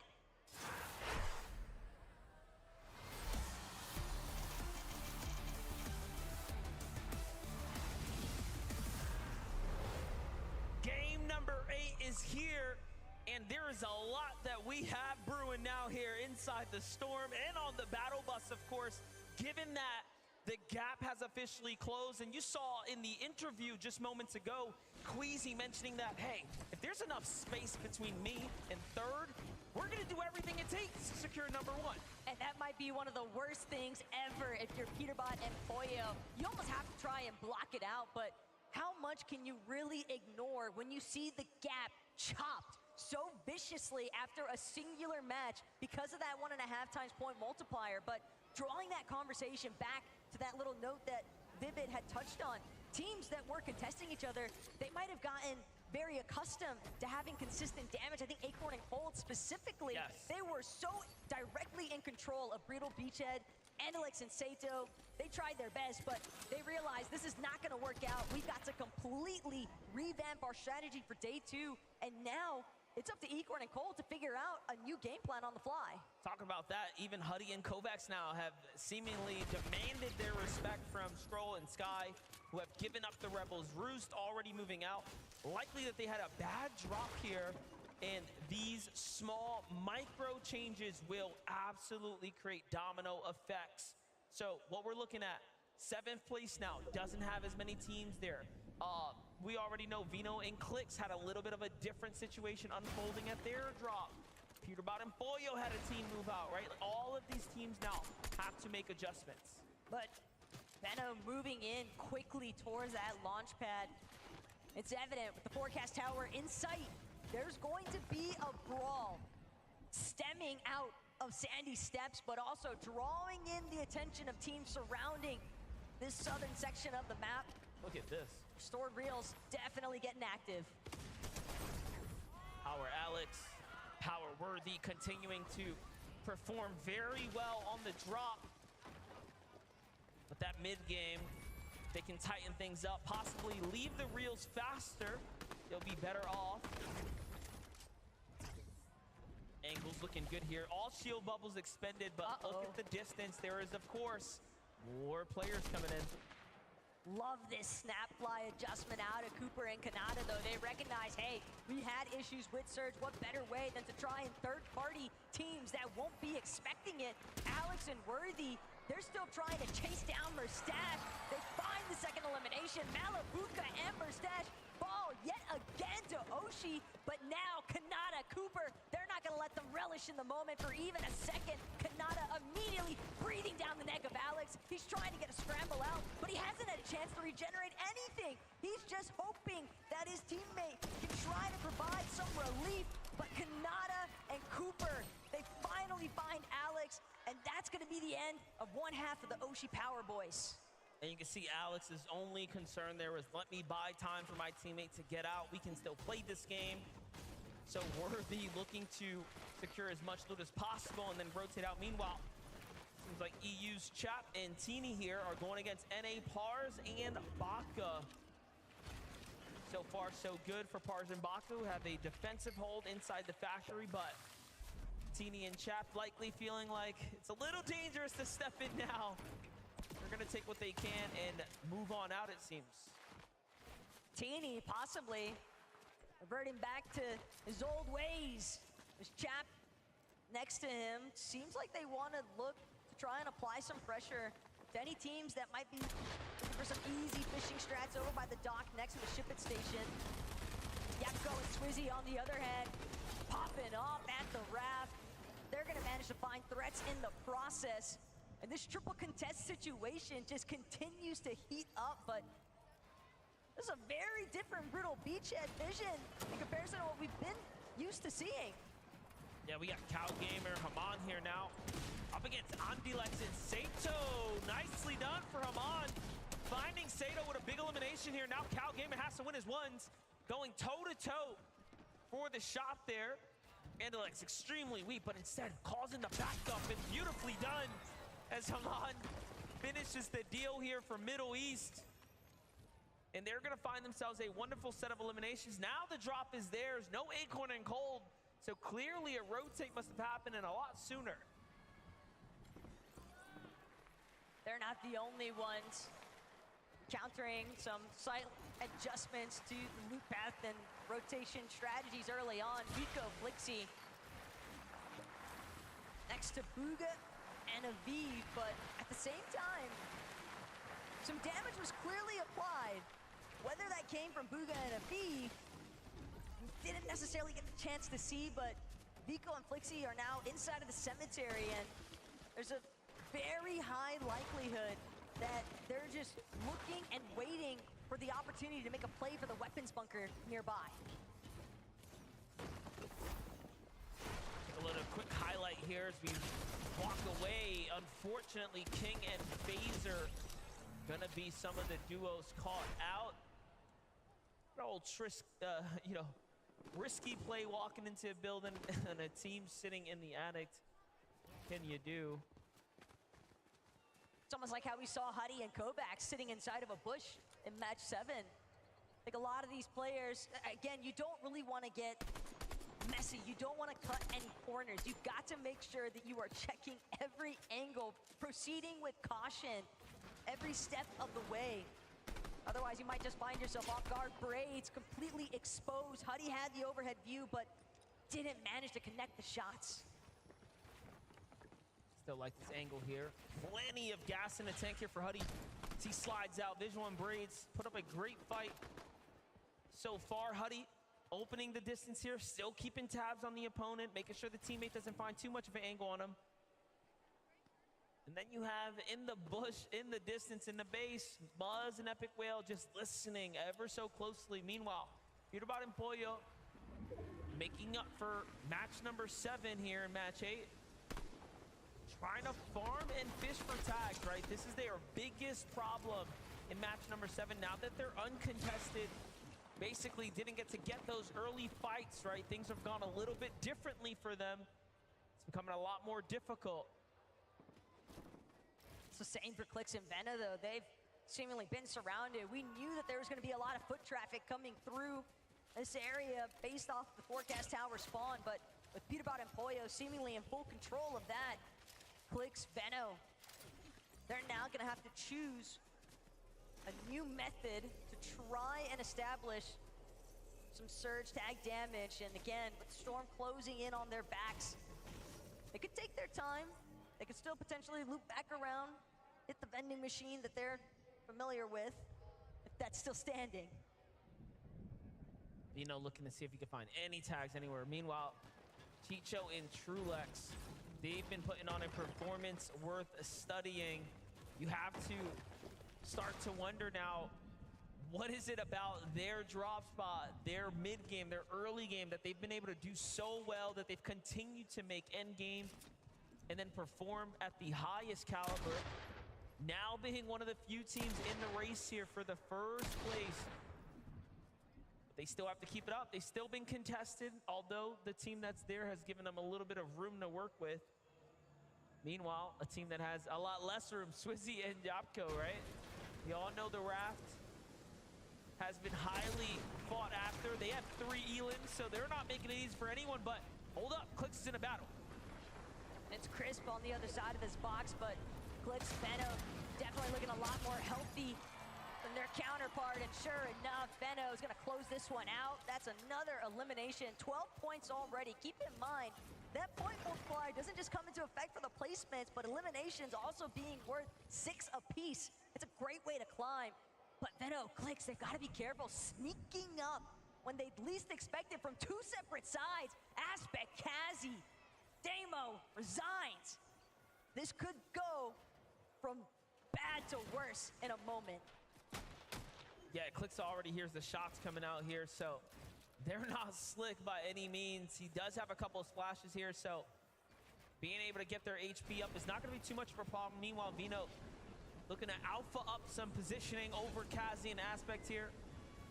Trying to see what this team wants to do. Vino clearly doesn't want to stick around for too much longer.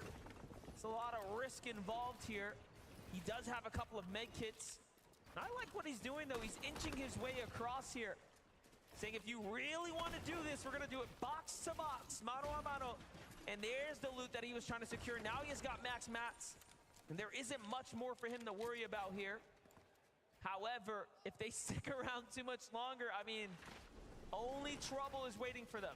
At the same time, they've got to be really careful on how they choose to disembark and rotate out of here, because with so many eyes on, there is a high likelihood they could get tagged up in the process. And it's very nice that Benno was able to secure those max mats, because Clix having to build the entire way as they maneuver out of that location next to Sandy Steps. Take a look at the highlight here from Chap and Teeny. Strong EU duo, very consistent and for good reason. They take down FKS and Adapter there in a head-to-head engagement. Adapter standing actually as we jump in live here. Yo, I've been watching it. After the save, but unfortunate now. I'll hop onto the other account and keep watching it. Fully finished. Trap goes down. The save's gonna come in. More shots. Yeah, I've been watching this entire time. Flixie, hearing what's happening. Bobby and Larpex inside the base nearby as well. In come Muzz and Epic Whale. They hear the action. They're going to need some surge. So it's a melting pot of regions and competition come together now. It's just the way that we're seeing all of these teams essentially conglomerate on top of each other. We didn't get a whole lot of this in day 1, but the adjustments that everyone is trying to adapt to last second year, causing so many hiccups for everyone else. Yeah, I'm probably not gonna watch the entire thing. Poyo and Peterbot even working their way through the storm. Well, my audio was muted on my stream for some reason. I'm gonna hide my screen for a second to do something. I need to leave the call for a second, okay? Putting even more pressure still I'll be back in onto like 2 Peterbot seconds. and Poyo. They are not getting the same clean rotations that they had all day yesterday. Now keep in mind, this is a team that has landed on each other, right? Coming into the season, so Peterbot and Poyo now forcing to back out because tags are coming in from the distance is definitely not ideal by any means. However, if they found the tags that they need, they won't have the problem they had in match number 7, right? They were so far below the surge. This lobby's starting to cut down pretty quick, so we are just gonna have to see what happens when the zone closes here. Problem though, Peterbot, he's the only one with the Peterbot and Poyo look like, wait, they might die to storm. He can find some bandages, a medkit, any form of Oh, they're dead. Peterbot and Poyo are dead. But that moment doesn't seem like it's They're going to come. A lone couple of bananas, and Peterbot knows he's just gonna have to let his duo fall. He'll make the play for the revive after he expends this med kit, but they've still got so much ground to cover, and a team already choosing to close in. Sky, Scroll, they have the immediate collapse. Peterbot, can he get Poyo up? They've been watching, they saw what happened, and then they saw the name that went down. Peterbot fully armors himself up. Every wall is covered here. They will have to literally break him out and then fight, and he is ready. Rifle in hand, shotgun in the back. Poyo's dead. Ready to go. He tries to go for the wall replace first. Very smart done. However, starting to run out of material. Peterbot is one of the best in the world, and for good reason. You just cannot stop him if he does not want it to be done. Look at how well he's putting up a fight. 1v2, situation right now. The fact that he's even delayed Sky and Scroll for this long is phenomenal, as is Peterbot continuing to split them apart. He will not let them challenge him 1 versus 1. Anything else is not going to go their way, but Peterbot, he's still managing to scramble. He's on the escape. He's got the reveal marks as well. He knows exactly how he needs to move. But again, Sky, Scroll, they realize we got to reconvene. We got to re-aggress. JJ's. He's on his last little ticks of HP, and I don't think he's going to make it out. Finds a bandage, has to hit it, but unfortunately... Let's go! Peterman Poyo are dead! W! Of trouble on the horizon now for Peterbot and Poyo, and it is just starting now to slip Thomas away HD and now. Queedian can take third place. Easy. Competition to really find their confidence here in day number 2. It is now. What a critical moment that just unfolded in match number 8. But again, we heard it even in that last interview that Adam just had with Queasy and Thomas HD. They choose to still play the game as if nothing's gone wrong. There's been no spoiler in effect for the first place team because they know their best performance is going to come from 0 distractions. Crazy to think that if the OCE team didn't rotate in at that time, he would have gotten the bandage off and we would have still seen something potentially unfold. But the reality is now, top 5 is going to shake up. Yo, you there? Yeah, I'm there. And at this point, Peterman Poyo died. Poyo, they might just have to Now Thomas and Queedian can take third place. Start of today that is just not gone Who places are? It's a beta. Because in Dino, I think maybe still like here in day 2, but 13th or 12th right now. on a separate note, Thomas Didn't miss anything or no? got a nice He didn't miss too much. overview of the rest of the map from their current Only position, Peterbot and Poyo just trying dying. to use some of That's the natural actually elevation I know, I saw that right when I was coming in. here at Mount Olympus. Couple of teams nearby, but they've just got so I need to much do space something outside real fast. boxed I out might and miss this game, a little bit of it. I'll be back real fast, okay? Tell me if I miss anything. The Rift Island, Chicho and Trulix down low, still sitting pretty in 3rd place right now, based up under the Rift Island. Not an ideal Chicho and situation Trulix to be 300 in above, here, not given that bad. teams won't rotate because they see the island, let alone get a better angle for Chicho and Trulix. Very unlikely, but they have a duo in sight. It'll be important for them to find a couple tags here. 340 above, they should be okay for the time being. However, that's the damage that we're looking for. Another little bit of a shock, though, as far as our top 5 is concerned. Spinks and Dukes have also been eliminated. They've jumped up a few placements after their match 7 performance. They were sitting inside of 700 above, that's super good. To start day 2. So the fact that they've fallen here already just means, again, ample opportunity for some of these other teams to try and leapfrog their way up and over inside of that top threshold of the leaderboard. But Vico, Flixie, first off, they've got to deal with a little bit of pressure from the north side of where they're based. And again, Vico and Flixie, they had some success whenever they were able to find those forecast towers in yesterday's matches, but it's not going to be as easy this time around, and Bryson Bolts are a big part of the reason why. Bryson Bolts are not looking, well, they're looking really good. 6th place. Bolts is pretty underrated. I could say that. Right now, most of the immediate competition sitting on ice for a second. Another unfortunate run for Cold and Acorn here. And they're a day 2 type of team, so Vino and Quicks. scratch your head and wonder Let's go. They're still alive. Clix and Vino Oh, have a lot again. more to worry about here. Resides in Damo.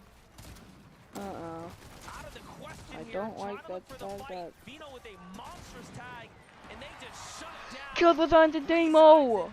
What killed Damo? Really showing them who's the kings of this one right now. Let's go! But Chicho and Trulex have also met their match. What is happening over here? Rift Island just continues to get even more traction surrounding the baseline of it. Teams that are potentially hoping to try and utilize some of the mobility aspects surrounding it, such as the rifts, and in fact, Chicho, Trulex, they're on the go. But remember, Queasy, Thomas HD, they were sitting on a peak near Mount Olympus. There's a very high likelihood that they're going to be looking to take some shots at some of these teams rolling in from the Rift Island. Aviv and Booga are definitely one of those teams as well. They have a lot of high ground. Back on over to Bolts and Bryce, though. Finding Agers out here on the rotate there. Very, very important tags, given that they are just 40 above the damage threshold. So just a couple moments before that starts to affect everyone here. Big moves coming in, though. Once the zone closed, the damage will start to escalate very, very quickly. The later the game goes, the more storm damage it will do per tick of you sitting inside of it. Bolts and Bryce cannot afford to mess around here. They will luckily pull zone to their Bryce side. is so dead. They are under the focus of the rest of the lobby. It's not looking good here. And not only that, but they're also getting battered by these Storm Surge ticks. They need to connect at least one more shot, but they're losing the time to do so because they're having to heal instead. Both might be dead. Valuable seconds. They could maybe catch some of these other teams that are also late on the They're so rotate, dead. but instead they're forced to deplete all of their shields, hoping that they don't get cracked because that audio cue might just be enough for somebody nearby to try and key them as well. Yeah, having to force heal all of their resources at this point. Who gets a tag? Nice. Little moment of relief. Nope, not gonna do them good. Exactly they get one what tag. has to be done here. So makes you appreciate having someone like Bolts on your team who can actually hit the shots that matter most. Wow. Someone else on the lobby right now is taking that damage. If they're above, someone is definitely below. So these trades are happening in real time right now. Looking at the map, teams are starting to rotate in, now starting to get comfortable below them. Let's go, another tag. If Bolts and Bryce can solidify their foundation, they have one of the stronger positions to actually close this game out now. Almost makes me believe that they could have potentially gotten their hands onto that forecast tower as well, given Queasy and Thomas getting front side. Probably gonna start playing high from there. But Queasy, Thomas, off the launch pad, they're gonna be some of the first touchdown front side of this next zone. She's way too early to play for height. Trying to see Plus, if he can Pixie has it as well. re-establish the height control, same level of success they had in that last lobby. We know that's their game plan, and so does everybody else in this lobby. I like that though too. He's got a lot of distance to work with, that natural elevation as well, not looking to overcommit given that the zone's gonna pull here. And it was the right call. It's going far south. You know, these are the things you can't really account for. When the zone starts to bounce like this, it makes a big difference. And Vico and Flixie with an excellent early rotate right now, taking advantage of everyone's decision to kind of wait this one out and come up and formulate a strategy. Huddy and Kovacs, though, below the surge for the first time on the tournament weekend. And again, keep in mind, this is a duo that hasn't necessarily been struggling with surge, but they've also thankfully managed to find an elimination in the nick of time here. Kovacs gonna put his duo just above 127 now on that damage threshold, but they still got to make this rotate happen. They're trying to build up. They just expended their last Underworld dashes, and now the focus coming back their way as they try to scale this hill face. An armored wall is going to come out, and Kovac just seeing if he can remain undetected. She's just dead. This is so impressive by Chicho and Trulex. Chicho's going to fall here to the storm with the refresh, which is so unfortunate, but they've managed to really earn their way through this endgame now. Can Trulex get to safety? They're still a long way in front of them. And it's almost bait that there's a zip line there. Don't take that, Trulex. He knows it. He's going to avoid that at all costs here. Going around the sides now. He's safe, but for how long? Top 20 in sight Meanwhile, on high ground, other teams now starting to set up the zone. Not Chilux as dies. brutal this time around, a little bit more of a forgiving rotate here as things are going across. Oh, Peter and Poyo on no longer on first. Cammy and Seti are one of those teams looking to be the day 2 comeback. Ooh, Cammy and Seti. Oh, dang. They're hype. Coming from a much less congested side of the zone, but still, Seti, Cammy, they are due for a comeback, and they've got to go massive here if they want They can make a comeback right now. overcome a lot of those shortcomings that happened in day 1. Picture they were 39th after day 1. They can get down more. They can get more onto the leaderboard. Down low on the leaderboard. Vico Flixie still alive as well right now, moving their way up, actually utilizing the zip line for a moment there. A little bit cautious though as he want to get to his teammate here. Who's on this ramp? There he is. Here comes the heals. They see a player below them, but they can't even afford to stick around. Unfortunately, Flixie misses the jump there. He'll just have to be caught up. Vico takes the build, breaks them all through the zip line there, and now he is crushing his way through. Meanwhile, Bryce coming up behind him. No. Slants a shot on him. It's not safe at all. Bolt is dead. Inside the top 15. The zipline trick is not going to work out twice here as Bryce hoping that he can have an opportunity to utilize Vino Cook's still alive. Let's go. Fizz, but again, Cammy, Seti, full control of the high ground. But keep your eyes on Blitz and Benno. They started ramping up. They might actually be close enough to get within striking range. And Thomas HD Queasy, similar mentality. This has to be the hardest zone to make your rotator Yo. cross here. Queasy knows it. Beautiful tag there, but not enough to stay alive.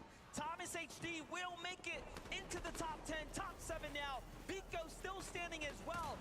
This is probably the most difficult zone we have ever had at one of these invitationals. At this LAN here, it just gets so intense now. But give it a moment here, let things breathe. Vico's found No, Thomas and Queasy are dead. No. I think Cammy and Seti win this game. But the fact is, Vico is On height and everything. But Vino and Quick. Vino's dead though. He's got the last little bits of his Flowberry Fizz to work with. Quick. Now he just needs to unleash. We know what kind of Oh, solo clutch no, potential bro. he has in store. If he can find another elimination or two, that could be Let's go, Quick. Get the refish. Get the refish. He might be dead as well. He might be dead as well. Yeah. Good game, Quicks. Let's go.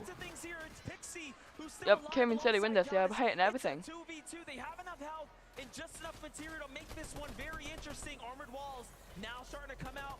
Cammy doing the same here to try to conserve some material. Seti's got a lot to work with, but so many armored walls are gonna buy them time, buy them room, right? There's still the clock running here. Nice counterfire now coming up to the high ground. Jonas is exceptionally well in these situations, but it's not looking good. Cammy and Seti are just chopping away now. Seti even opting for the drop down, but it might not even be necessary. The Polish Pantheon looking to try and take over here. Pixie, Giannis scrambling around the low ground, but Pixie falls. Only one remains. Seti's gonna look to find it. Nice. Seti takes it with the victory royale. Oh, what? Cammy and Seti, seriousness on their face, given that they know there is a long tournament in front of them. Bo Payton. Match number 8 is gonna close out, and it's incredible to think that this is a team that is always so Cammy and Seti prepared, win? right? So What? it's a new day. Would you please give it up? Your game 8 winners is Cammy and Seti! Should I hop up for me there, fellas? I'll come down. I'll come down. What a day. What a start to the day. Second game, a victory royale. You guys have been in this position before. Walk us through the end game there. It seemed that the high ground once again reigned supreme. Yeah, I mean, we were dead side, so we just took the high ground because it was very free. And I think this is the first game that we really had Surge. And yeah, we're just gonna try to do our best to have Surge in other games and then try to win more. Well, you guys as well, you've been in this position before, our 2022 Invitational winners. What kind of experience does that guys give you in moments like this, having been through the likes of that? I don't even know, we just played high and we won, like, I don't know. We just need to focus on the next games, maybe we win some more, and yeah, we'll see. You seem very locked in as well here. As we can see, the 1.5 multiplier like really changing things up on the leaderboard. A few uh, more games like that, and who knows? Cammy You could be sound lifting like the he trophy doesn't again, want to Seti, be who there, knows? though. For you guys, how do you push through now? What do you do next? I think we just have to stay calm, get Surge, and try to win more games. That's it. And lastly, I want to say it's a big day as well for Seti here, folks. It's someone's birthday today, okay? On a count of three, can we all say happy birthday? 1, 2, 3. Oh, that's There funny. you go. Whatever happens, thousands of people chanting your name. One more time, give it up for Cammy and Seti! That's funny, wow. Happy birthday, buddy. And on that note, Game 8, as you can see, things are really changing on the leaderboard now. What will happen next? We're going to find out once again. A short break from us. Do not go anywhere. Don't be silly. There's loads more global championships coming your way right after this.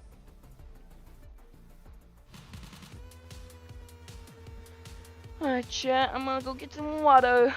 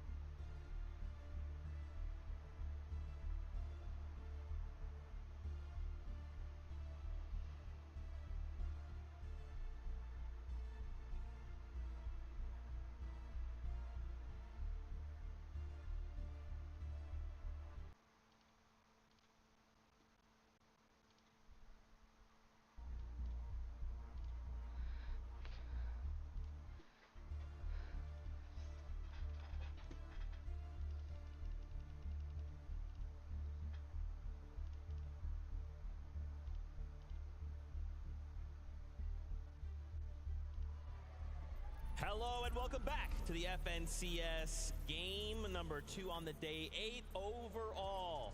Seti, Cammy find themselves the victory royale as well. Fortnite fan, please give a big welcome. Kelly Link and Mini Miner as they join us here to break down this game. I cannot believe how insane this game went for the duo. I mean, when we saw kind of the new season, we thought, wow, low mobility. This really seems like this could be Cammy and Seti's season, especially when we had the lackluster performance from Major 3. And then day 1, it was a bit of a disappointment, but they are here to show up now from the high ground, taking absolutely crazy shots onto some of the biggest names on the low. Yeah, and it's something that we spoke about on the desk yesterday. This team have the potential to take high. I think if you're a traditional Fortnite viewer, maybe you haven't watched for the last few years, you might think, oh, this is a sort of low ground consistent duo, right? That never play high. No, that's not the case. These guys have learned how to play high these last few years, and of course they can pull it out when they need it. The zone really worked in their favor for them this game. We saw them setting up. Of course, it went all the way back over the Mount Olympus mountain. We saw Queasy and Thomas as well on the front side trying to set up for height, but with the way that zone pulled back, there was only one team that could take height. I love there after that when they just sat back down, just leaned back in the chair. That's right, everybody. We're going to take that in. You watched it right. We got ourselves a victory royale. I would love as well him just calling out, you know, hey, we got dead side. We had our surge in check. A lot of these duos are still having those issues, right? Trying to manage Storm Surge. Yeah, I mean, honestly, taking advantage of kind of that early high ground where they were able to kind of get those tags that they need from around the lobby, and then using it, seeing where the zone is pulling on that Mount Olympus south side mountain, where obviously if you get the high ground, you pretty much control the rest of the lobby. Yeah, 100%. And what's most surprising to me about this is actually their first win of the entire chapter. Seti not managed to get wins. It hasn't been their most amazing chapter over. I just want to show the short right here.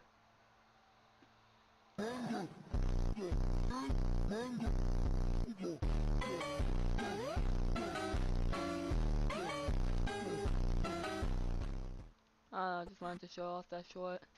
Happy birthday to you, Seti. We got to talk about a couple things here, like Peterbot and Poyo. Now 2 games that they've had a really difficult start, which is, again, it just feels so uncharacteristic, especially after yesterday. You know, Minnie at the top of the show asked me, Kelly, what do you want to see today? And I said, you know, I want it to be a close game when we get to game 12. But I don't know if I necessarily meant this. I don't know if I meant our top team to go down twice without any points except for a few elimination points. And honestly, I'm wondering if it's just due to these rotations that they were dealing with, the over-aggression that we see from Peterbot and Poyo a lot. Also, getting kind of third-party time and time again has just been such a struggle for them. Yeah, they're struggling with their heals, I think. They're getting into a lot of these fights, not necessarily finishing them off, getting to use their own heals or having to use their own heals. And we saw it right there. Poyo went down first, and it was actually Sky that got the knock credit for that. So he was actually dipping off. Sky and Score was saying, right, let's go into the storm. But then they saw that little knocked Poyo on their screen. They thought, right, you know what? This is going to be a 2v1 against Peterbot. We then get the best medallion in the game. We get the best weapon in the game. It's worth a fight there. But of course, they didn't quite close out the fight in the end. Speaking of uncharacteristic, using the armored walls to box up, probably potentially to revive Poyo, but unfortunately knocking Poyo out of the box instead. And I mean, I'm just guessing it's nerves. Obviously going down game 1 was a bit of a upset for them, and maybe those nerves they need to shake off for game 3. That's right, that's right. I actually want to take it back to this boxing up of a moment, right? We actually have a listen in from that exchange. Let's see how this went. I'm just getting the most unlucky loot of all time. We might need the bunker, bro. 79 alive. We could actually, everyone's dead. Do you have whites to go back? I have one. If we don't get whites, we're dead, by the way. No heals. No light. You get any? You get any? No. We could go gap there. No, we need to go now. Okay. We still need more whites. We're gonna go northeast and like to the pad that you hit. I need to pop my own med kit. Yeah, pop your med kit. Wait, he just killed you. There's bandages under, man. That I can use. 6 armor if we have to. Without it. Okay. Get the armor, guys. Yo, I'm on the other wall. No, man. You can edit out. I'm dead, bro.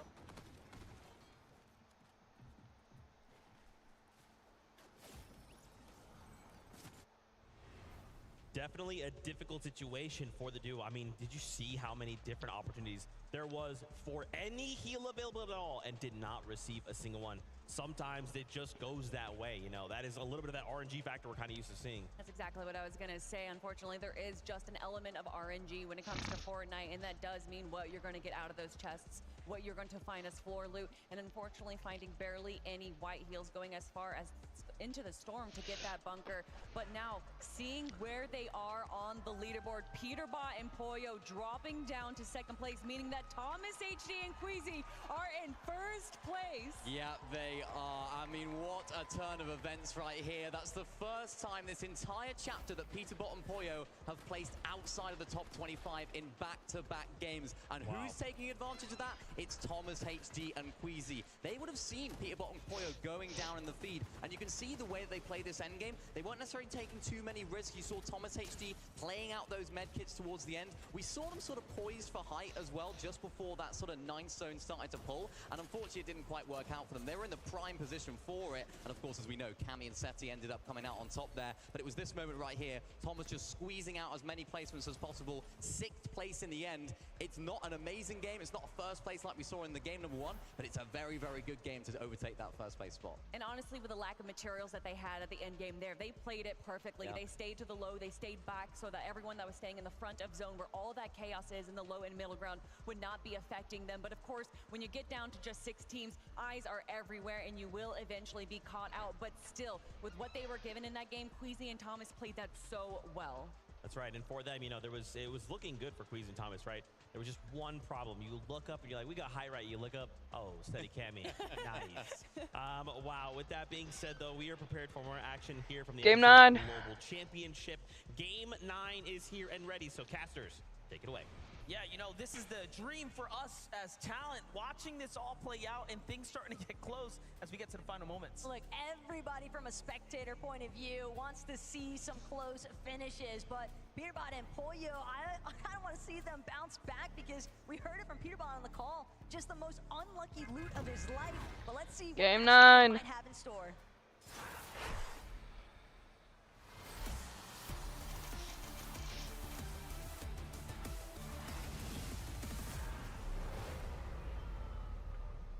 Just like that, we are back.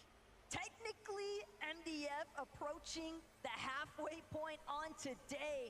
And with that in mind, this is where the pressure is really gonna start to surmount onto so many of these players. Queasy and Thomas, they have made it to the top of the leaderboard, but now it's all about maintaining that position. Yeah, the truth is that it's only gonna get more and more difficult from here on out. You start to see the reality of the situation, and that's you actually have a chance now to take it all away. Every moment, it's going to come with that little bit of hesitation, right? That second opinion inside the back of your mind of whether or not it is the right move. But you have to continue to follow your instincts, follow your gut here. Worthy and Alex right now doing what they've done since yesterday, carrying in the momentum here. They've continued to win the drop. They're on 4 wins of the drop consecutively, and it seems like things changed after they started getting loot first. And what's also really turned things around for them is, like you just said, they kind of led off day 1 with a couple of wins here at Restored Rios. Granted, one of those maybe a little bit more in favor for them to start with. Merstash Malibuca encountering some difficulties of their own along the way. I don't think Worthy and Alex can get like win the entire thing, but them winning their drop is really good. Build any points for 2 matches already today. Yeah, Malibuca Merstash, clearly amazing players, right? And from the European region that we know and love. Oh, the calling them this time. Talk about EU. King is in the distance. Spot the face of that. Scroll and Sky rotated very early in match 8. Come match 9, though, they're looking to stick around and see this fight all the way through to the end, most likely. Kovacs and Huddy have a lot to lose here. They are in 5th place. Sky and Scroll have a lot to gain as they can fight their way up to the top 5 potentially with one good game, given the multiplier. Sky and Scroll, they're definitely familiar with these early contest fights off spawn, but couldn't help but notice what looked to be either King or Phaser kind of lurking just a ways further north from Rebel's Roost in the distance. So some possibilities of a third party to take place. It all depends on just how noisy this exchange actually manages to get. And in fact, it is King lurking nearby, potentially hoping for a moment to just stroll through, clean up some easy eliminations, get those points online, because we've already seen King and Phaser make a deep run into the end game in match 7, and they're definitely hoping to try and replicate some of that. Also looking to just scrap this building out for what they can here in case the fight does come down to the basement. Sky and Scroll doing the same as well. Luckily enough, they're on the back side of the building, so Phaser and King don't quite have lights and eyes on them just yet. But I'm assuming the attention's gonna come in shortly. Give it a moment. Kovacs and Huddy catch a foot there. They know where one player is. And look, we're familiar with these battles, these early exchanges, but Alex. Everything that I've noticed so far here today, FDF, is that it's very evident so many of our competitors are just freestyling every single part of their strategy here today. No one is on the same loop paths, the same rotations that they were making all throughout the course of yesterday. Like no ammo. And that has made it incredibly difficult for some of these teams that I think just got a little comfortable with what to expect, now having to completely switch things up on the fly. Yeah, even this battle hit the brakes for a moment, but here we get a little update with Clix and Vino in the early game. What's happening here is that they're just trying to get situated for the first time in what feels like the entire tournament. Sandy Steps is in the zone. That's going to change the dynamic quite a bit, actually, given that they won't be sitting in the storm potentially fighting other players, and other teams won't be just rotating in, expecting them to be there. And again, Clix and Benno definitely like to play for the vending machine that's nearby so they can expend that little bit of extra time inside of the storm, tanking those early storm ticks without having to necessarily worry about it because they'll have that ample amount of white heals. But Skrull, Sky, currently recognizing the fact that there's more than just one other team nearby. And FaZe and King, they've actually got the cutoff route. Power Axe knocked Buka. Any of these other two duos, whether it's And killed Mustache. Sky and Skrull, Let's chooses go. to try and depart from Rebel's Roost, they're going to get held on the edge of zone, depending on where FaZe and King box up. But not only that, FaZe and King, they have to close out on that exchange because they spent so much time not getting early surge tags. Take a look at what's happened here. Aviv already has an elimination. And Bugha is right behind him right now. Remember, they land just a little further north, so sliding in, cleaning up house. Seems like Job and Michael were also here. Let's go. On the move right now, trying to get into the zone here. Being held out now by Bugha and Aviv. They're going to Flowberry Fizz. Get a move here shortly. Take a look at the highlight. Aviv comes in, finds Shadow, cleaning up what's left of Virgo. And then T1 Michael takes the punishing shot there. Peterbot, where is Poyo at? Breaks him backing off. Where is Poyo at? Peterbot and Poyo definitely looking a little bit more Poyo set probably up still at this the time left. around, but Poyo's Peterbot gonna find himself at the weather tower. momentarily chopped, and Poyo, the only intention from this duo currently is to secure this forecast tower, and with nobody else in sight, Poyo and Peterbot have just unlocked knowledge for every future zone this game, but now they have to make sure that they can actually transition this into a solid late game run because they've been cut short 2 times here today already, and again, no one looking to make it easy for this team. Talk about Michael and Job. We're making that rotate out. Seems like an equally as dangerous duo's got sights on Vico them. and Flixie. Vico and Flixie now making a move here, pushing into the walls, grabs the first one, takes the second. He's fast, he's quick. Nice. The reaction is so good for Flixie. And now up from top, coming in to see if he can end this. Vico grabs that wall, cuts him off, the double edit, the triple, doesn't find it. Backs off now. Great defense from Michael here as he finds 2 tags, so he is effectively putting up a very good defense, but I just have to, I was gonna say, give all respects here, of course, to the EU duo and back up. That just seemed like such a stubborn battle there for Job, though. I mean, he could have looked to try and throw up another wall, maybe try and buy himself a little bit more time. Potentially may have just run out of materials, and have to assume Michael down to wood build, so this duo definitely looking to be a little bit of shambles here, and Flixie, Vico know that they've got an extra 6 points waiting for them. Michael goes down. Secure this elimination onto Michael. And finally, Yo. another Yo, 12 points my bad. will be What I secured, miss? and not only Cammy said he won second match. trying to control other teams that are stuck just on the And look at the outside leaderboard. zone, closer Just to to where some of the new look players at it. are located. Not that much of a difference. Clix and Dino in 6. They went from 13 to 6 in 2 matches. That's good. Yep. That's good. So, I didn't miss too much. You only missed like half the match. Well, you missed like a full match, half the second match, first half of this match, because it's basically mid game right now. And third, it's game 9. We tune in, that Monarch pistol damage is incredible. Shulux and Chicho. Is finding its mark, so got Clix and Dino cam. Alright, show us that. the zone landed here. We talked about that changing the dynamic. There's a bunch of kids up there. I think they're gonna try third partying. It starts to come into play now as Resigns and Dama have made it up the storm. So is Shari and Gyros, the same teams here, but then off in the distance. Peterbot with the eyes on the prize here. Not only that, but Benno as well, keeping himself concealed just enough. Gets the chop off the Resigns' floor.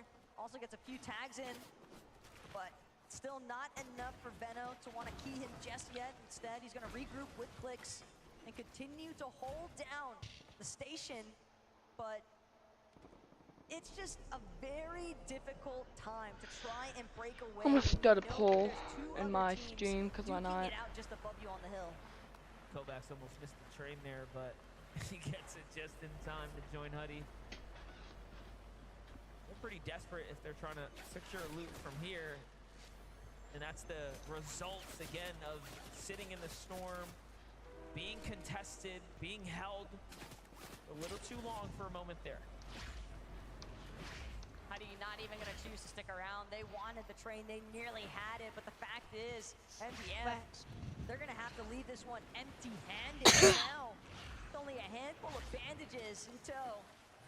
Huddy and Kovacs could potentially be staring down the barrel of their own downfall. It was a risky play to try and make it for the train. I respect the call, though. The commitment, though, just impossible to find with so many eyes on. Bunker play right now for Ping. No teammate, unfortunately, lost here just outside the underworld. So even for Huddy and Kovacs, there's still danger nearby. You never know who's sitting in the storm. Just really shows you. Blythe on height. On Surge Tower. Bryce and Bolts. This is one of the few times you've actually caught up with them. Kind of in the Surge Towers mid-game here. Things are starting to develop. This time it's up against Body Out and Reason. I mean, Four pick here for Bolt. Bryce playing the other angles. Bad damage though coming in first. Padilla has just been on fire today. He is not willing to budge. The moment that he sees an opening, he is immediately shooting back and typically winning out on some of those exchanges. And now he's able to overtake the high ground because of the damage that he applied onto Bolts just now. But Reason, the moment he starts to crank up, another team in the distance, a solo even, potentially threatening his position. Got a few shots in, but Bryce, Bolts, potentially not fully aware of the damage that Reason just absorbed. And they're going to choose to actually sit into the low ground. Whoa, Aviv and Bugha in 8th? Whoa. To see if they can engage yet again with the Germans. Reason and Vidal playing a dangerous game here, though. A lot of these walls are not theirs. They are sitting in all this Bolts and Bryce territory. Now they have successfully infiltrated, if you will, this base here and taken over a good portion of it. Bryce is looking like he might be going for the edit out. If I've ever seen one, it's definitely getting set up. They recognize what's happening. And for that reason, jump back down.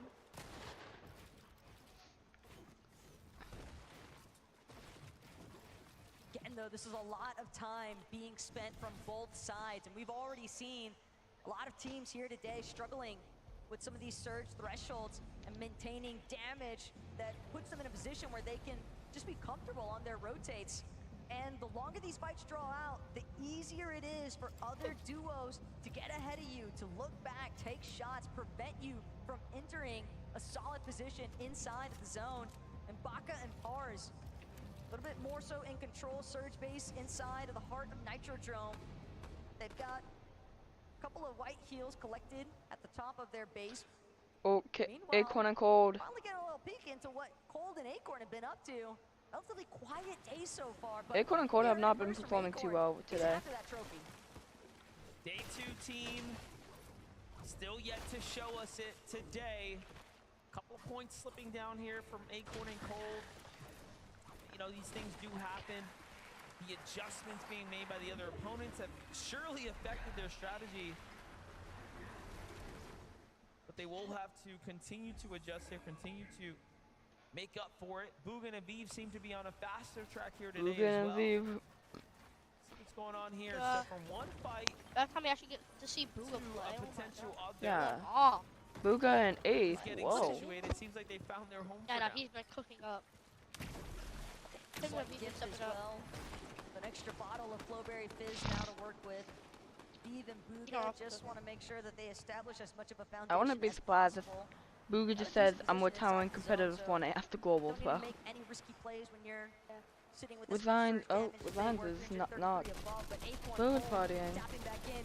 It's Sato. They managed to find it again, but it's actually going to be Damo on the other side of the walls. Lot of traction picking up here. Just outside of Sandy Steps and Acorn Cold. They're looking to collect. Cold Gamer. Barreling down onto Cal Gamer, but just above, the backup has arrived and Cold, he's gonna have to disengage. Yeah, Taman out of nowhere here, diving across, trying to get into this fight. Acorn and Cold almost had a set of eliminations waiting for them, but due to Clix and Vino shooting in at the box when they initiated, everything went downhill for a moment there. And now they're just trying to find a tag as they're below the surge, so they're in honestly desperate situation here.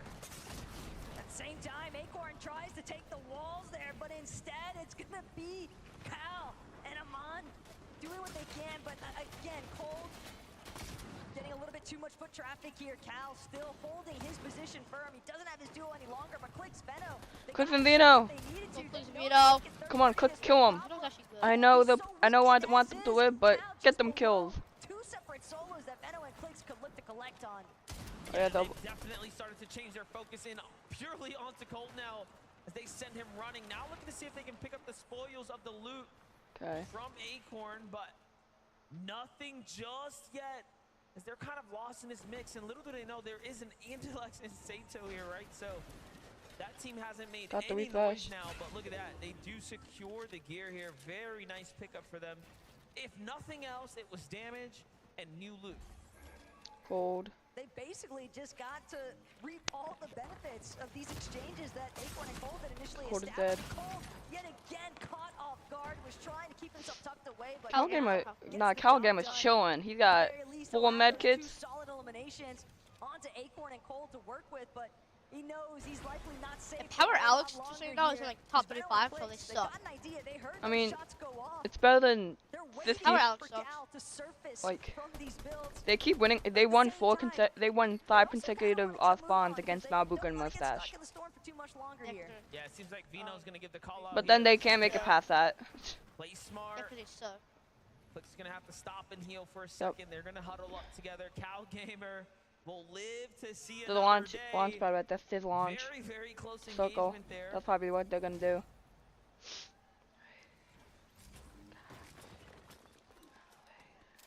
I always think it's so impressive how every single time we check in with Queasy and Thomas HD today, it just seems like the far they pole. have so much surge, and for good reason, but somebody who wishes they had a little bit of backup at this point. Kovacs just lost his duo to King, and this exchange has been trailing them ever since the Rebels roost.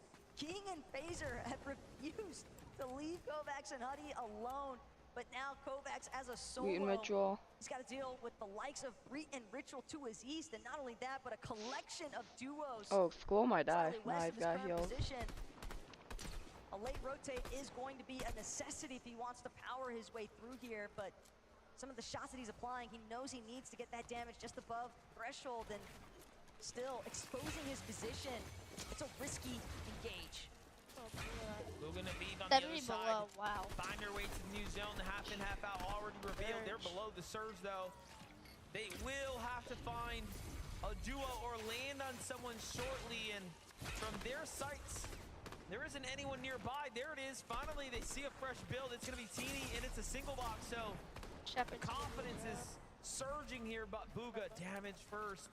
No Bugha and Aviva not looking too good. All around doesn't have our frizz. Bugha and Aviv right now, and it's only a matter of moments. They will have to do something shortly. Meanwhile, Huddy already out. Kovacs below the surface. Kovacs is dead, I think.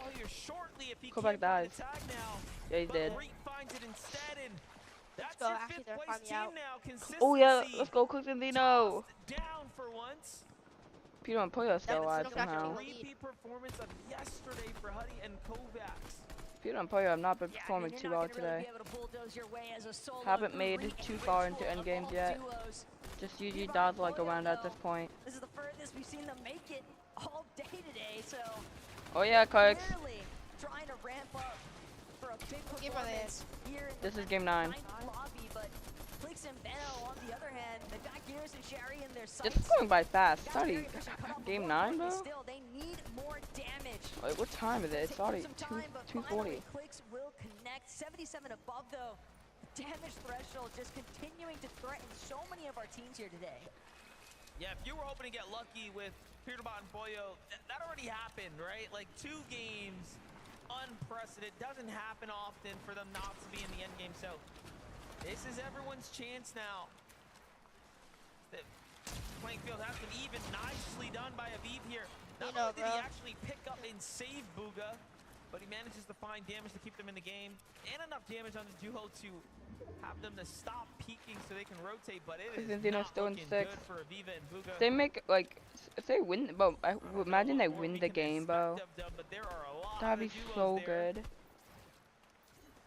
Toyota and Mapoli, the strongest Asian duo. So 25 teams left. They finished in 10th, so they came in today with a lot to live up to, but have fallen a bit short now up against the likes of Aviv and Bugha here. What can Ping and Walks do? There's ever a time to prove himself, it's now for Aviv, but he has so little HP to work with. But he has plenty of targets surrounding him. Bugha, though, Bugha just too dies. low for the count. Sato's gonna find him. Aviv The free fire, it was insane.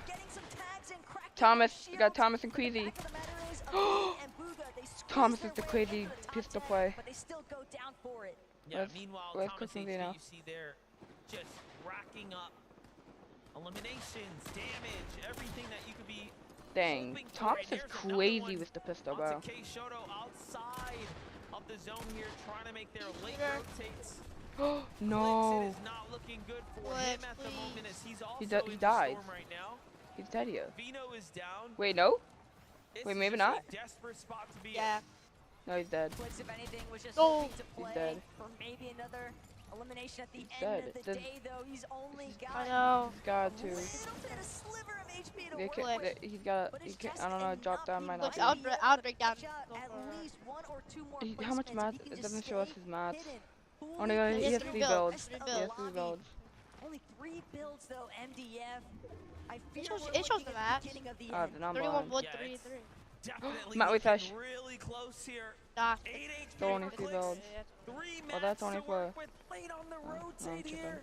Barely above the surge. He It's actually just is lit. Oh, he's tough. so dead. One surge But stick, he's staying gone. alive here, earning little bits of placement. He's dead. Oh, yeah, Does he's dead. start to add up here. He got some surge. Oh, okay, okay. He got He got surge. surge. He got surge. Gets an He got surge. elimination there. Someone else ends up stealing 3 it, above. but He's still actually making a huge. crazy he's in clutch the right game now. right now, holding on. He is. He's at least got that 33 damage Bro, if he above goes the kill the kid, threshold.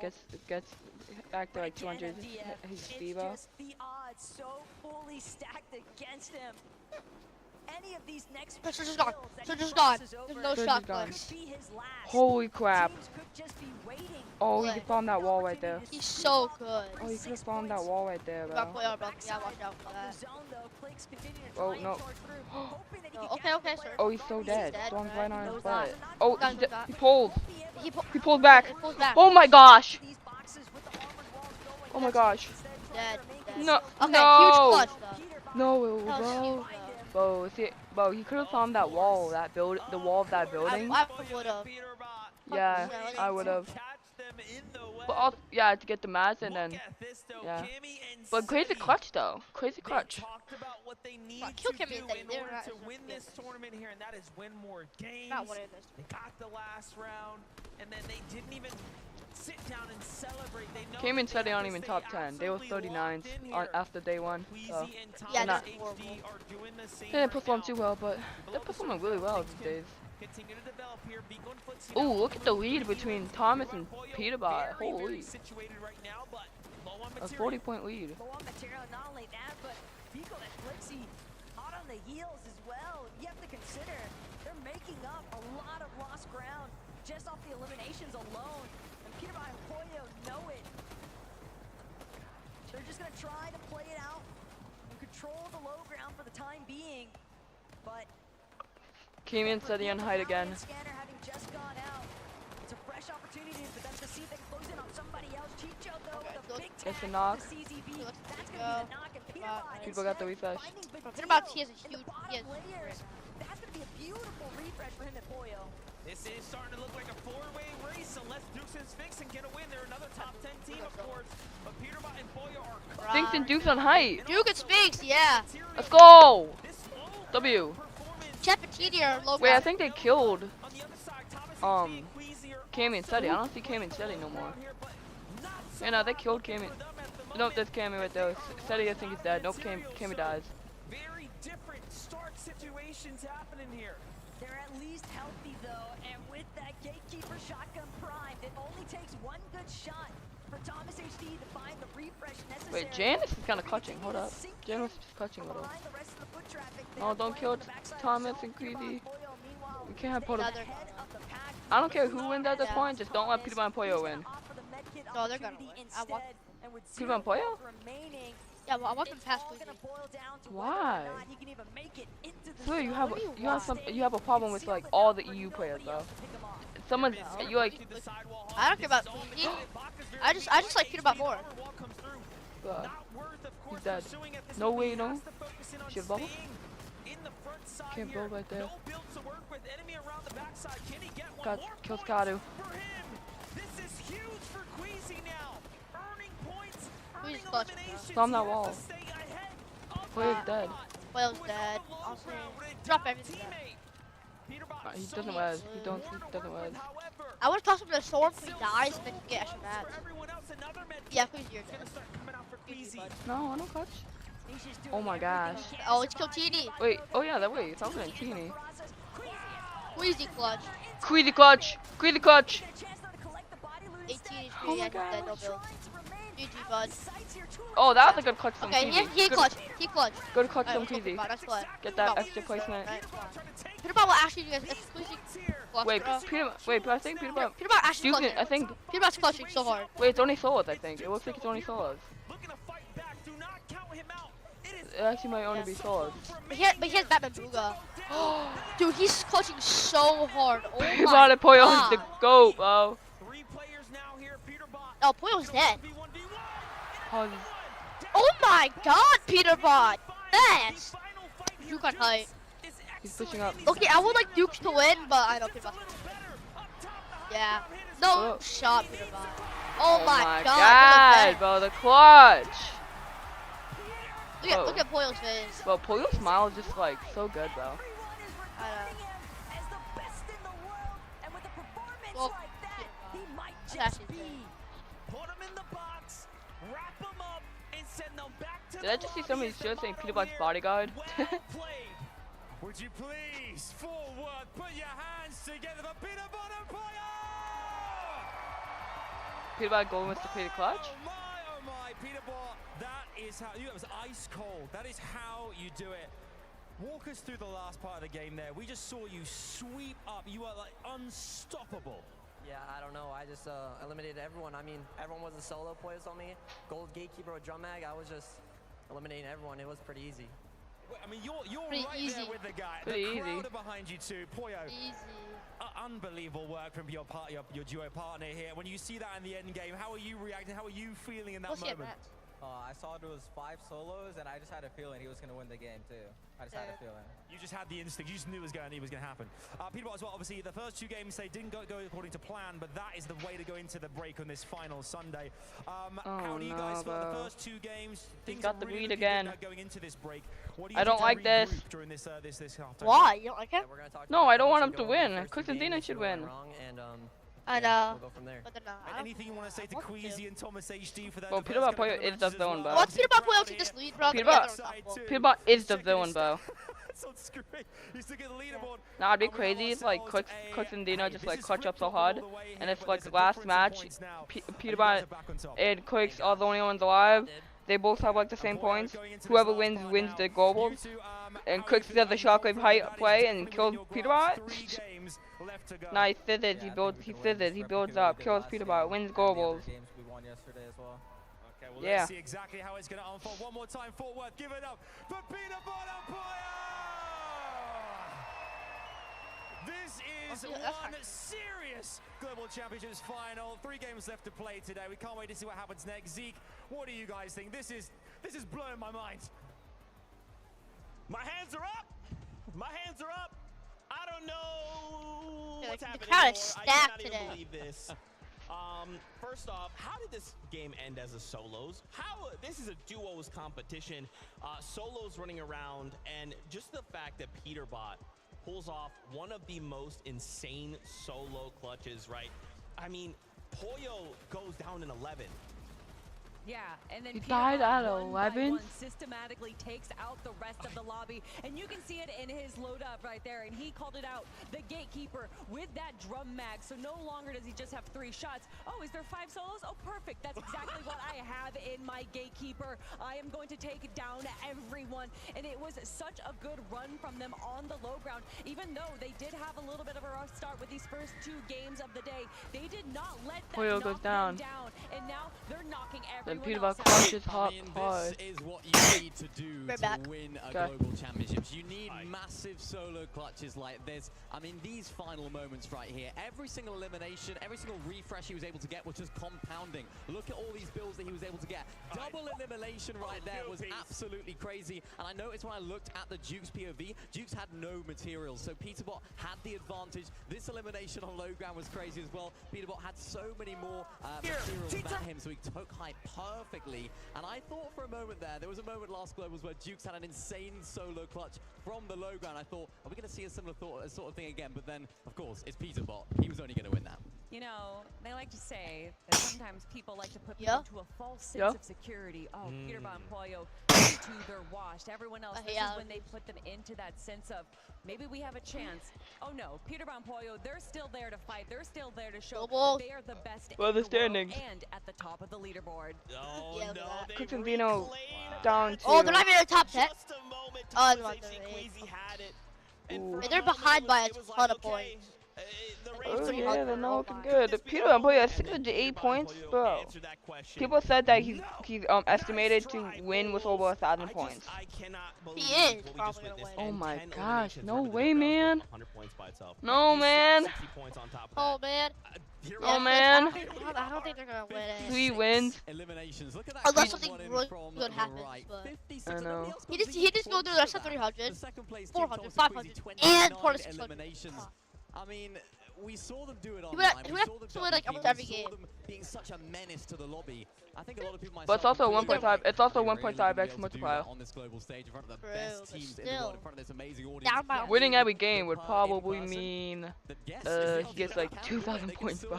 And I mean, that's a great That one. response. Like That's maybe like really 1.5k. For them, but that's a response of winners right there. No, they won't have. No, if they win, if they win, if they win the rest of the game, they'll have like 600. Quixentino.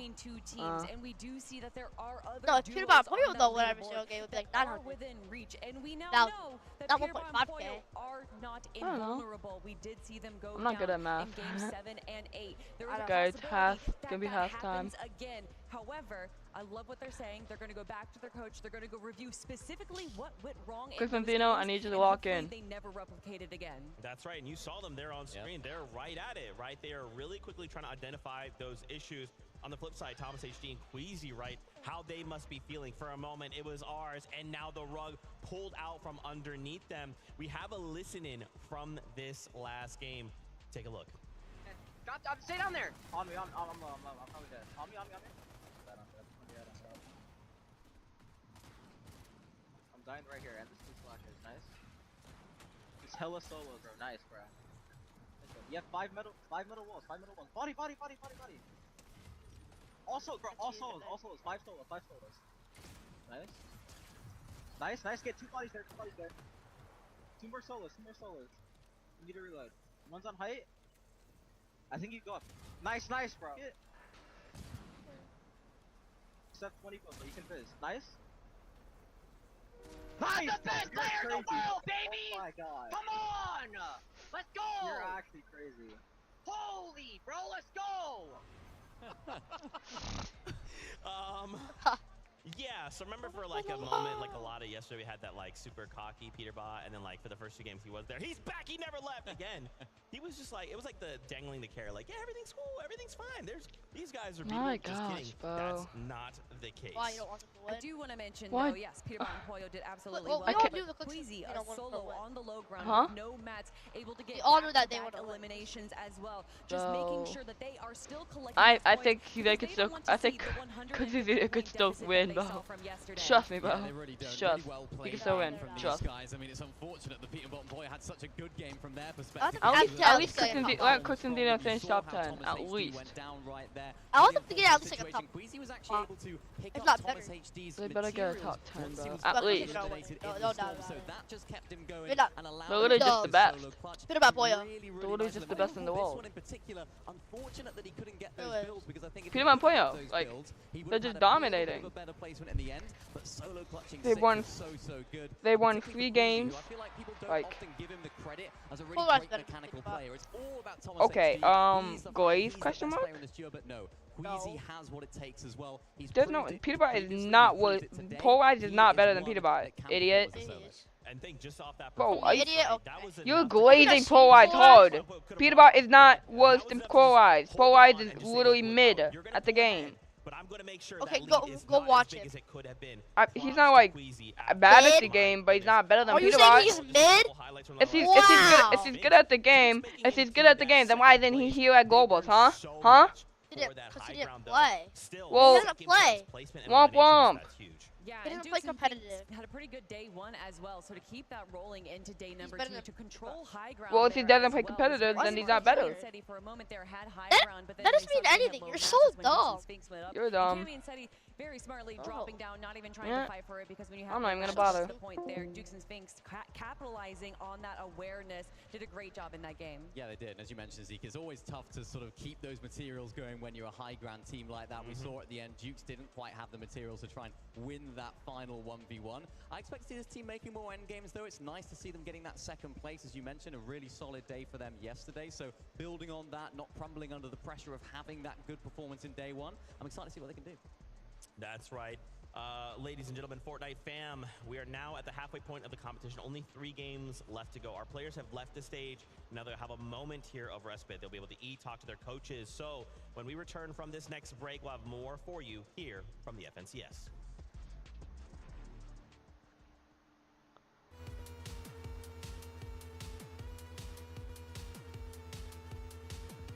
I'm gonna be right back.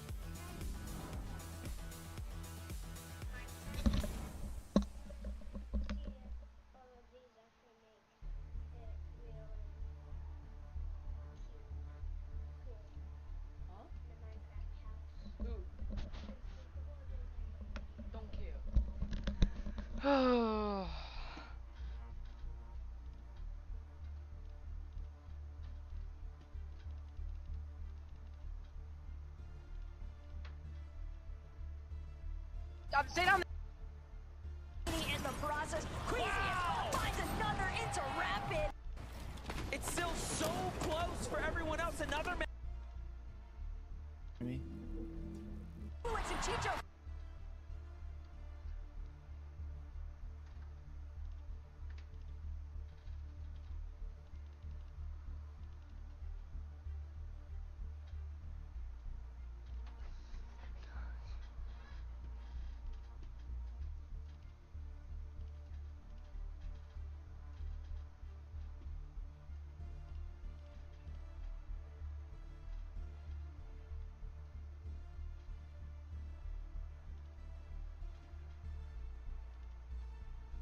the high.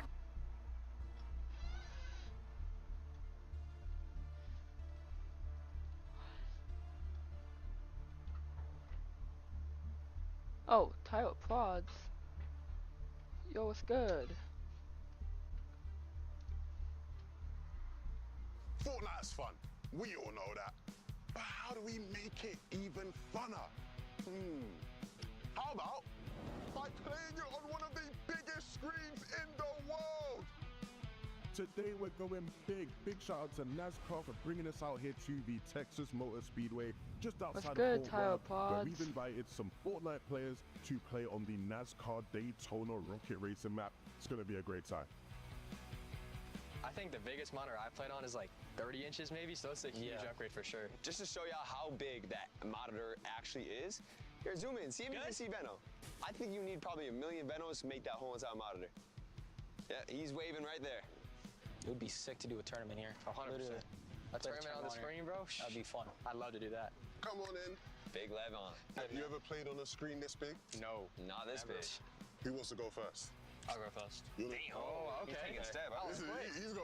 He's confident. Take away. I don't think you're gonna win though. We're gonna jump in. We're gonna see who can get the fastest times today. We're gonna do some time trials, right?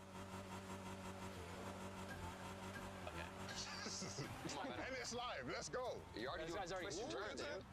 You're 6 laps? He's played this before. I feel like he's Where's played. the timer? Maybe he's not played it before. The middle mouse button to activate your boost. Go on it. So you sit in this 3 minutes and 20 seconds. Get a grip. It's a route. Are you next? 11? Isn't it 11? Evan's gonna get the worst score, bro. Really? Don't get nervous, Clicks. And it's live. Let's go. 320 to beat. No pressure at all. But if you don't beat the score, it will be pretty embarrassing for you. Can you see what the kilometers is, like with the numbers? Yeah, I see. Oh my God. We bugged them now.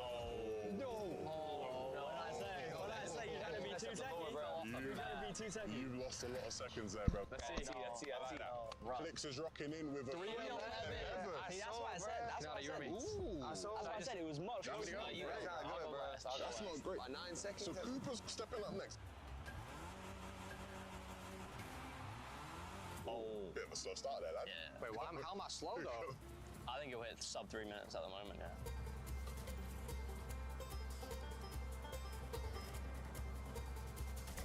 You got Loki a good finish. You got like strong finish. 253. Oh no. That's a good time. That's a good time. That's a good time. Canada, start your engine, lads. Let's go. Strong start. Better than Cooper. Hey, Canada. Yeah, wrap this up. No, there's a bug on me. No, I'm getting grief. It's on me. It's on me, dude. No, this bug's on me. I'm getting grief, bro. What's it gonna be? Damn, no. What's it gonna be? Ooh, 3 minutes on 7 the clock. seconds. 8 seconds out. Hey, at least I beat. Do you think he beats the timer? I beat these two. Who the worst is? Who's the worst? Oh yeah, your turn. Let me step up, bro. Now, Crazy. Now it's time for the tutorial. No, it's an overcut. Oh, no. Tutorial. Oh no, He's man. He's techie with it. This is a guarantee. I hit it. Oh no. Come on, give me a good time, please. Under 250. Under 250. 3. Oh my God, you got slower than me. You got slower than me. Commiserations. Commiserations. Commiserations. Commiserations. Nice try. Nice try, next time. Nice try, bro. You guys got next. Let's go. To the winners. To the winners. Place. Well done. Second place. Yes, sir. First place. Third place right here as well. And that was some Skins, it's probably rocket dead. racing on the big horse. 280 feet. Well, I don't know. 97 feet tall. You do it if you do it yourself, lazy. It was fun. It was fun. It was a lot of fun. Playing the racing game. Yeah. Womp womp. Hey, shout out to Rocket Racing. We're gonna see you guys on the next one. Peace out. Up here at the Creator Lounge, the influencers are plentiful, and let me tell you something, so were the vibes after that game. I mean, Peterbot and Pollo put themselves back into the conversation. Sorry but now, about that, we're at chat. the halfway point, and I just had to revisit a conversation from yesterday with two of our good friends, Blake and Somerset. Hey, Blake and guys, Somerset. how are we feeling after the 3 games from today? I'm feeling good, man. Like, we got a tournament on our hands. Peterbot had a bad first 2 games. Thomas HT Queasy popped off. We thought like maybe Peterbot was gonna choke a little bit, but then he comes out with a crazy solo clutch. It was all solos at the end, a crazy game. All I'm gonna say is Blake has been in support from Peterbot since the beginning. I may or may not have, but now I'm definitely turning my cheek onto them because they have been going absolutely crazy the last 2 days. Awesome stuff. There's been a lot of surprises in the competition so far today. And Blake Heckett, why don't we throw a surprise your way as well? Why don't you go ahead and turn your head that way real quick? Everybody, it is Blake's birthday! Blake's and Steady's birthday, bro. For Blake himself. 1, 2, 3. Happy birthday! Cesar PK! Go ahead, Blake. Go ahead and make a wish right there. Cesar PK! There it is. How you feeling? I just wish to qualify for Global Championship next year. That's how you know he's a competitor. Somerset, you are always by Blake's side. Any words of affirmation for him? Happy birthday. You're getting old. Everyone's making these accusations that you're washed now, so next year for Global, you gotta prove them wrong. Let's go. There we go. Listen, we have some cake to celebrate with up here. There's going to be a celebration at the end of the day, and Queasy and Thomas are hoping to be a part of that. Yeah, they really are. Can you make sure that you save us all three here some birthday cake? I would be devastated if you didn't, all right? I'm joined by Queasy and Thomas HD here. We have got ourselves a serious championship Sunday. Queasy, the first 3 games, I mean, we had ourselves a lot of points scored early on, and Peterbot Puyo going down gave you guys a real advantage to get up that leaderboard, and you were the top spot for a while. Walk us through those first kind of couple of games and how that went really well for you guys, ensuring that you are definitely in contention for that trophy. I mean, we're just trying to be consistent, but it's hard to compete with Thanos himself, you know, so we'll see. Thanos himself. I mean, Thomas as well. I mean, you obviously in that third game watching Queasy there, who managed to clutch up and just carry on going. You need those kind of plays in finals like this, don't you? Yeah, I was like really hyped that he clutched up a few elims and he clutched from top 12 till top 6, I think, or something. Yeah, I'm proud of him.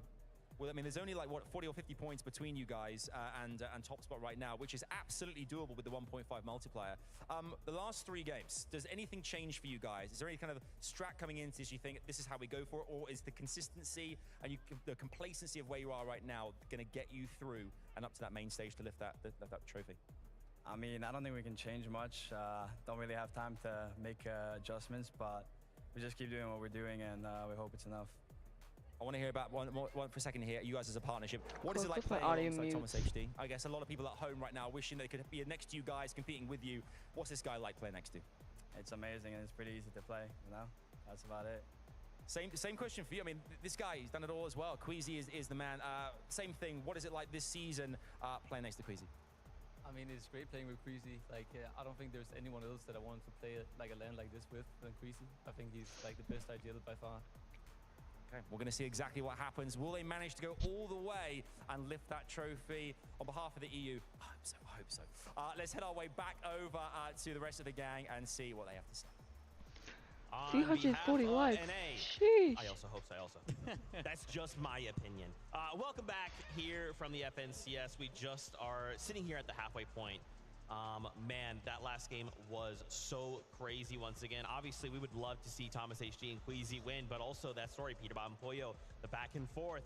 It's a really great story. I'm gonna go get a snack. It really is a great storyline, and I hope that we get to see both of these players make it to the end game for the next 3 games as well. However, like I said before, there is still an opportunity for other teams below them to climb up the leaderboard, and to not forget that this isn't just a fight for first place. Everyone is still trying to climb up this leaderboard, make sure that they get into those placements where the 6-digit figures are. Yeah, I mean, you heard it there from them directly in the interview. We don't really have time to change things right now. They've had a very, very good day overall. Of course, they came out on top in game number 1. 2 very solid games here as well, going into the halfway point. It's just the fact that Peterbot and Puyo had such an incredible game number 3 that they really are just taking everyone by storm right now. Still within reach, though, as you mentioned earlier, Ronzi. Yeah, and just look at this leaderboard here, right? Like, first place, right, 608, 569. So we got first and second kind of fighting it out. Third and fourth, right, in that 400, almost 500 range, they're fighting out. 5th, all the way down to 9th. And you can even argue Bolt and Bryce are even trying to fight up into that competition. Guys, this is still anyone's game. We only have 3 games left to go. During this halftime, What do you guys think is kind of going through the players' minds? What are the things they're looking to change? Because the moment you fall, if you start this game and you fall outside of placements or eliminations, now you're only going to have 2 games left, and then vice versa, 1 game left. There's only so many opportunities left, Kelly. You know, it's interesting because we've now had 2 interviews of Peterbot and Poyo and now Queasy and Thomas HD, and there's a bit of a juxtaposition for what they're doing during this halftime show. Where Peterbot and Poyo, they're going back to the review, they're talking to their coaches. Whereas Queasy and Thomas HD, it seems more that they are kind of calming themselves. They don't want to look too into it. They don't want to kind of freak themselves out because maybe if they doubt themselves now, it's only going to get worse from them. So I think it really depends on the player, on the duo, how they're going to be able to kind of handle this situation going into the final 3 games. Yeah, and I think a big part of that is their situation of spawn as well. Of course, Peterbot and Poyo, they have the best medallion in the game. They have the best assault rifle in the game as well. Their plan right now, their main concern is getting landed on.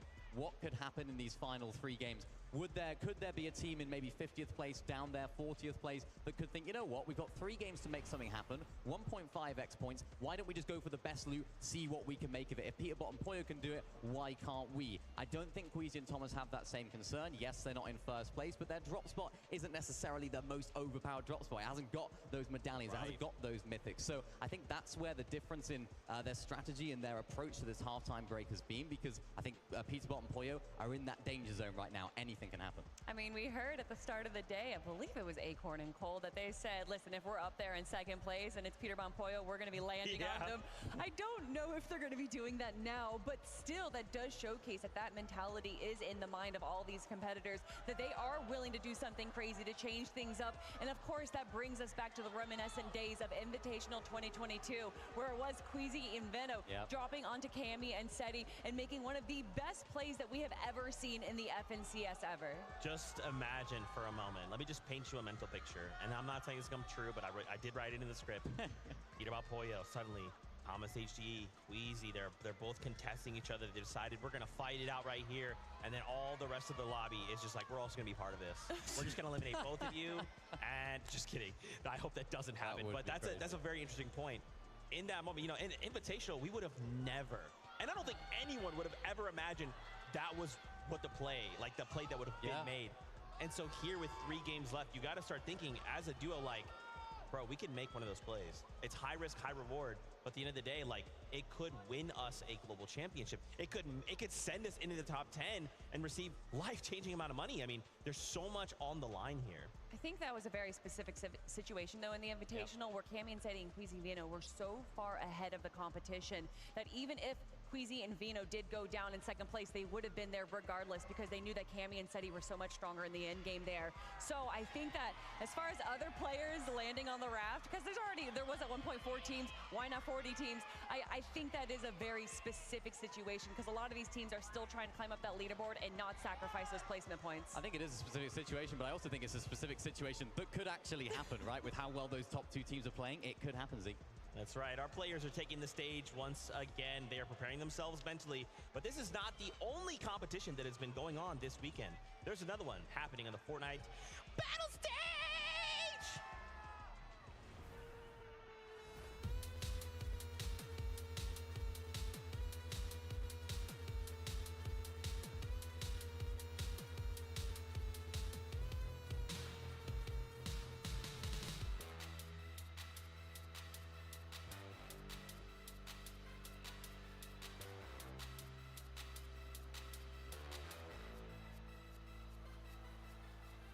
So we're here, Fortnite Festival Battle Stage Dallas. So here's how it's gonna work. We're gonna have each individual on a band. They're all gonna compete amongst themselves. The top player at the end of a battle stage competition will advance to the next round. And the next round is gonna be the finals for Battle Stage Dallas. At the end of Battle Stage Dallas, we will crown the best Fortnite Festival Battle Stage champion. So this is arguably like the largest prize pool in like guitar game history, and the fact that Fortnite Festival Battle Stage Champions is happening at all is like it's incredible. This is the most calm, the most zen I've ever felt going into a tournament. Won 3 national championships in the old days. Looking forward to maybe adding another. All right, guys, welcome to round 1 of Fortnite Battle Stage Dallas. May the best rocker win.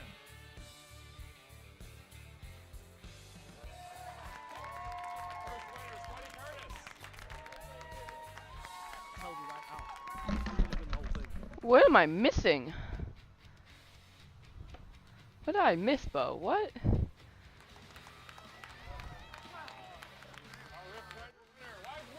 Gone for 2 seconds and see people playing Fortnite Festival, bro. At the end by just a couple thousand points. I'm barely shaking now still. I'm still shaking. I'm sweaty. That was very nerve-wracking, but I'm glad that we were able to get it done. All right, guys, welcome to round 3 of Fortnite Festival Battle Stage Dallas. Oh wait, are there gonna be the guitars added? I don't know, sell guitars. Nerves being up here is just insane. Like, you are not prepared until you get up here. Battle stage is completely different from main stage. Like, it's truly competition at its finest.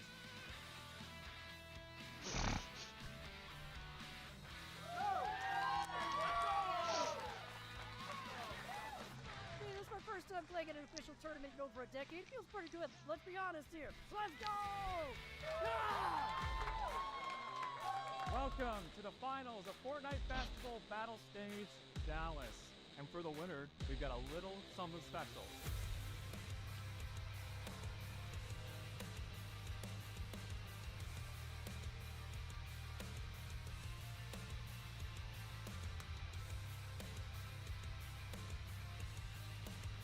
Where's my D-pad? I dropped activating!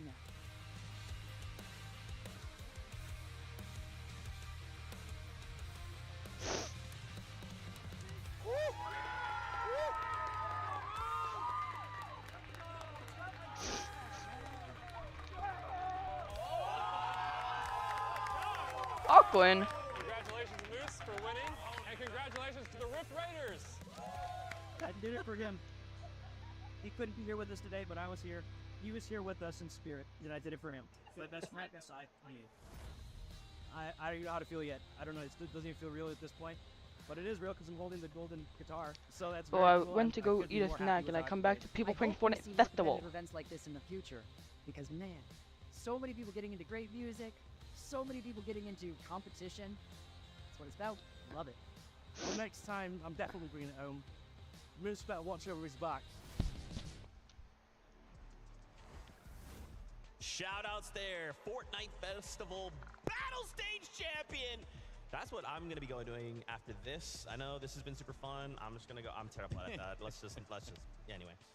Here we are though, back once again. We are almost ready to jump back into the action, as we kind of talked about. Only 3 games left to go, and then we are looking to crown global champions, Kelly.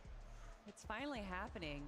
I mean, since 2023, where we saw Cooper and Miro raise their trophy, I've been waiting for this moment, and to see these 2 teams so close in reach of that title of the FNCS Global Champion, I cannot wait to get into this next game. I'm so happy it's close. I'm so happy it's so close. As a neutral, if you're watching and you don't have a team that you're following, I think it's so good that things are so neck and neck going into these last 3 games. And of course, with that 1.5x points multiplier, anything can change so quickly. So even the likes of Vico and Flixie, if Peterbot and Poyo, Thomas and Queasy don't have a very good end to the day, Vico and Flixie could be your FNCS Global Champions for this year. So it's still all to play for, and it's gonna be electric, Zeke. This is really where, this is the business end of the competition, we call it. I know, we just cannot discredit this Victory Royale. 100 points. Yeah. I mean, right? A single duo could find themselves a Victory Royale, and then everything changes. This leaderboard shakes up. We could see Peterbot and Poyo have a slip-up like they've had, right? The same thing for Thomas HG. Any of these teams could. Now, we don't want that, but it could happen with 3 games remaining. Yeah, and I love the way that these end games have been going. We've had wins from the high ground, we've had wins from the low ground, we've had solo competitions, we've had 2v2v2s. It has just been an all-encompassing experience of what Fortnite has to offer. Yeah, we've had a little bit of everything, haven't we? Solo clutches went crazy. Of course, there's that one game today where we had like 5 or 6 solos just in the game alone. So yeah, we've kind of had a little taste of everything. Now this is where things get really serious. I expect to see a little bit of change of strategy from some of our teams that maybe aren't doing so great. Some of the teams at the top, I think I'm expecting more nerves from, because this is really where it's make or break. I think this is also where we're going to see a lot of issues with Storm Surge. A lot of players playing as safe as they can possibly be because they don't want to get eliminated. Regardless of going for those eliminations, they want those placement points. So I think that it's going to be a bit of a struggle for a lot of the teams that don't have kind of those off-spawn fights or other duos near them. They're going to have to make some big rotations to get those tags, or at least have some strategy in their back pocket. Yeah, I mean, I'm just curious to start diving into what has changed, right? These players have had this time to kind of just wash away. Those first 9 games don't matter. We just have to show up for the next 3. These next 3 games will define our legacy, the legacy we leave here at the FNCS Global Championship. It is time. This is game number 10. Let's load right back on that battle bus with MDF and the best taco. Game number 10, though. And yes, MDF, we have officially crossed the halfway point. Match number 10 is in sight, and what's even more crazy to even consider currently was that performance out of Peterbot to close things off, because so many of these teams, they just had to sit and ice out for 20 minutes watching that, but we're ready to see what Match 10 has in store for us.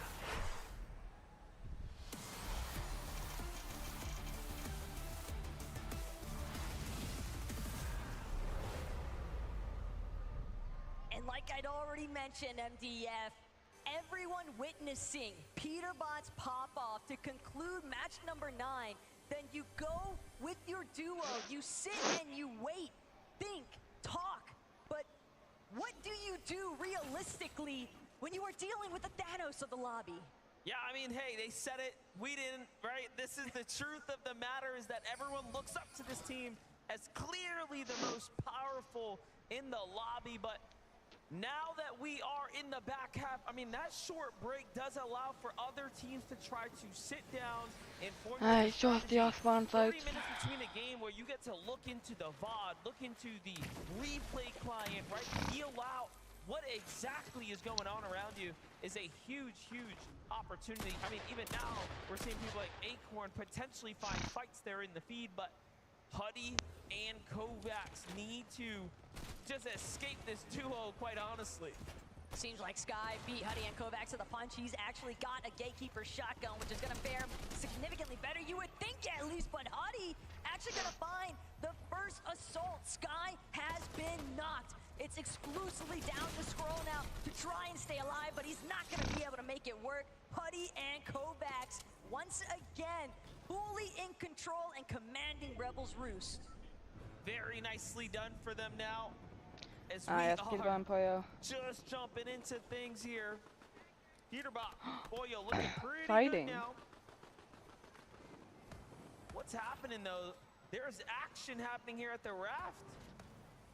They don't want nothing to do with it as they're shying away. Swizzy and Japko get a little bit of loot and just back off as fast as possible.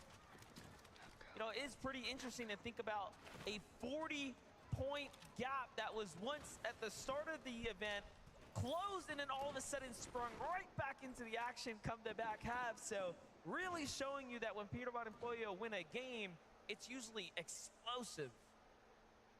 And the other thing that's important to note, though, is over at the raft, sure, we're seeing quick departures from Swizzy and Yapko, but their intent for 2 days in a row now has been exclusively get what they can and then immediately start to head towards the weapons bunker. Their big play is trying to establish their surge damage Damon around the underworld, resigns. around Grim Gate, but for Clix and Veno, it's another I haven't beast seen this duo entirely. as They're much. dealing with Damo and Resigns. Resigns, though, not going to be able to work his way out of this one, but Clix Knock could pay the Resigns. price instead. Cuts off into the corner. Damo left to fend for himself here, but Clix is incredibly low. Veno has been knocked, and it's going to be She coming out on top. A massive upset for Clix and Veno. They were inside of our top 10, but with that confidence secure by Damo, this is a real opportunity because this is the fastest conclusion we've seen yet. Yeah, and you know, you saw what happened there. They didn't have material to work with. Things ended so fast, and not being able to secure the elimination itself is also just small points lost here.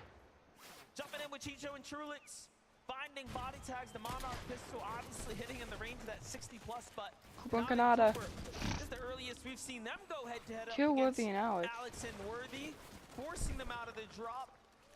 That was just one of the two, though. Malibu Malibu and and Mustache Mustache still not alive. happy with Kanata and Cooper taking their pickings here. This is almost a throwback to the Invitational when Kanata had beef at the racetrack up against Malibuca and Mustache. Malibuca, Thomas HD at the time, but things have shifted because Kanata and Cooper finding that singular elimination now puts them in a power position here at Restored Reels, they have a very real opportunity as well to try and see if they can look for not just the solo, but also taking advantage of the other half section, because keep in mind, Restored Reels usually getting split between only 2 duos, but since Alex and Worthy got cut off so soon, that's going to be even better opportunity still, because Kanata and Cooper know that that POI has not been fully looted. Well, matches 9 and 10 have been very interesting since we can see that the zone is going to remain down south once again. They probably went down because of kills with lines. Get eliminated, and they wasted no time to rush in and secure these eliminations up against Resigns and Damo. Damo seems to have escaped outside of the Sandy Steps, but it makes sense, right? They would come in and just finish the job. But Peterbot and Pollo also knew that if Clix and Veno aren't there, they have zero fear of Oshi, and they've been very open about that. Chapentini, on the other hand, they've also joined the fray here at Restored Reels. Malabuka, Merstash, they've got 1 elimination as well. Teeny and Chap find themselves boxed in the center. They're trying to see if they can escape, but they're both gonna pressure onto Malabuka's walls. Malabuka hasn't had his shield fully cracked just yet, but he's definitely low enough. Same could be said though for Chapentini. Armored wall gonna cut off that aggressive path from Merstash, and they'll have a moment to regenerate their shields. Chapentini have fallen down to 12th here, but still are very much in the running here. Let's not forget 1.5x points to be earned, so every game having that much more significance on the standing. Look at Teeny slide up behind Malabuka and find an elimination right there. Very nicely done. And in quick fashion there, picks up the loot. He desperately needed that. He's only got 200 material even now. Tap on the other side though, getting tagged off in the distance. Teeny looking to finish off Geras and Shari, who seems to have rotated north from the south after seeing Clix and Veno go down. They're like, oh, okay, there's no one in third party. Let's go the opposite way. Everyone's adjusting. And I think that adjustment was so unexpected for Malabuka and Merstash. Malabuka was trying to stay hidden because he recognized the fact that there was Geras and Shari on the other side. But again, Teeny, Chap, wasting absolutely no time. Just caught in the center of the action. I just want to say how interesting that Peterbot and Pollo see Clix and Veno fall and they push in. Geras and Shari see it and like, let's get out. Very different philosophy, very different strategies. Both on both have Surge Tower. Camping at the tower, it seems. Now, who have a little bit of this high ground spot here. Bryson Bolts continues to kind of remain inside this top 10 conversation. However, still shy of a victory royale to really propel them up to the top. For sure, but for Baka and Pars, this is a site that they haven't had a chance to really take too much advantage of in a while. Their drop by the ship-it station usually leaves them in contention to be able to look at a forecast tower or two, but because of the action that's been taking place between Vico, Flixie, Peterbot, Pollo, all these other duos trying to establish their dominance over these forecast towers, it's been difficult for Pars and Baka to work their way into that conversation. But again, this is also partially Domino's effect because Peterbot and Pollo rotated so early on to push Damo and Resigns off of the Clix Veno eliminations that now it's left an opening for Baka and Pars to set up home base around the forecast tower that would typically be contested by Peterbot and Pollo. Rise and Ager's looking to see it. They can get a couple tags on a team rotating nearby. Well inside the top 10 here. We can start shifting our conversations a bit towards the prizing as well. Let's not forget how significant it will be as you start breaking into top 10. The differences in what you earn up towards top 5. That's what players are gonna start having to worry about as well, given the performances. Even if first place is not in the question, you wanna be up as high as possible. And that's also an interesting dynamic to consider because some of these teams that are outside of that top 25 in the leaderboard, this might just be a prime opportunity for them to be as reckless as they want because realistically, 6 points per elimination, if they're able to stack 3, 4, possibly even 5, it's never going to be easy, especially not at the caliber of a global stage lobby. But when you know that everybody gets money and when you see such distinct gaps between the prize pool and just 1 or 2 more placements higher, it's definitely worth trying to key out. Yeah, And Vico and Virgo. Flixie thinking about keying Shadow and Virgo. On that note, Shadow and Virgo very much aware that this bunker's going to open here. Now looking to back off. Seems like they've sort of met their match.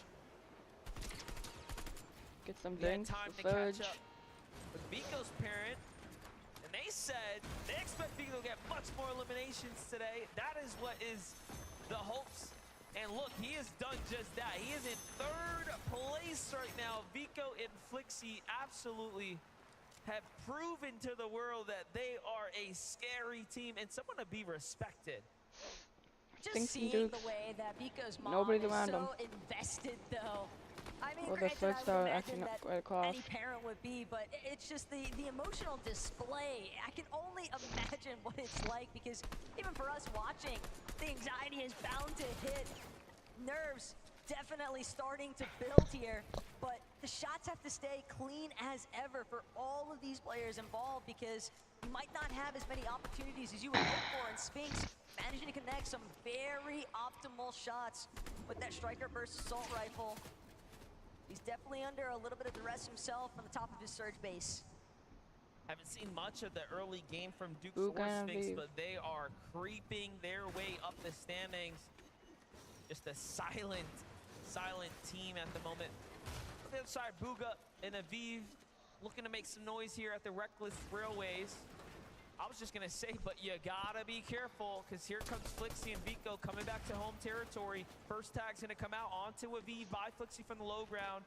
A great peek, and Aviv's gonna respect the damage coming in from Vico now and back off.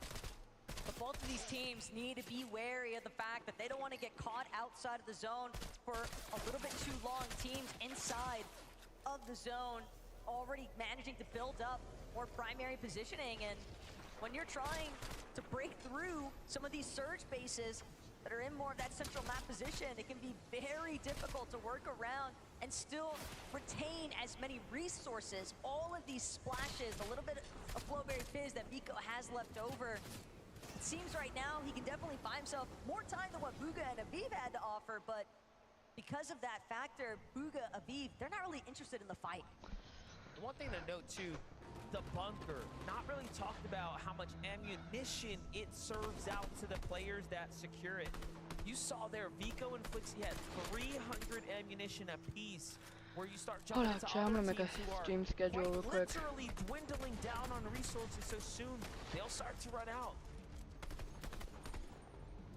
It's a big part of the reason why Kovacs seemingly wants to see if he can find another refresh if possible, but again, teams next to the Nitrodrome fully aware of the fact that these last little bits of metal are probably gonna have to be the hard mats that carry them through Both my audio mutes the up. rest of this Yes, mid-game. me.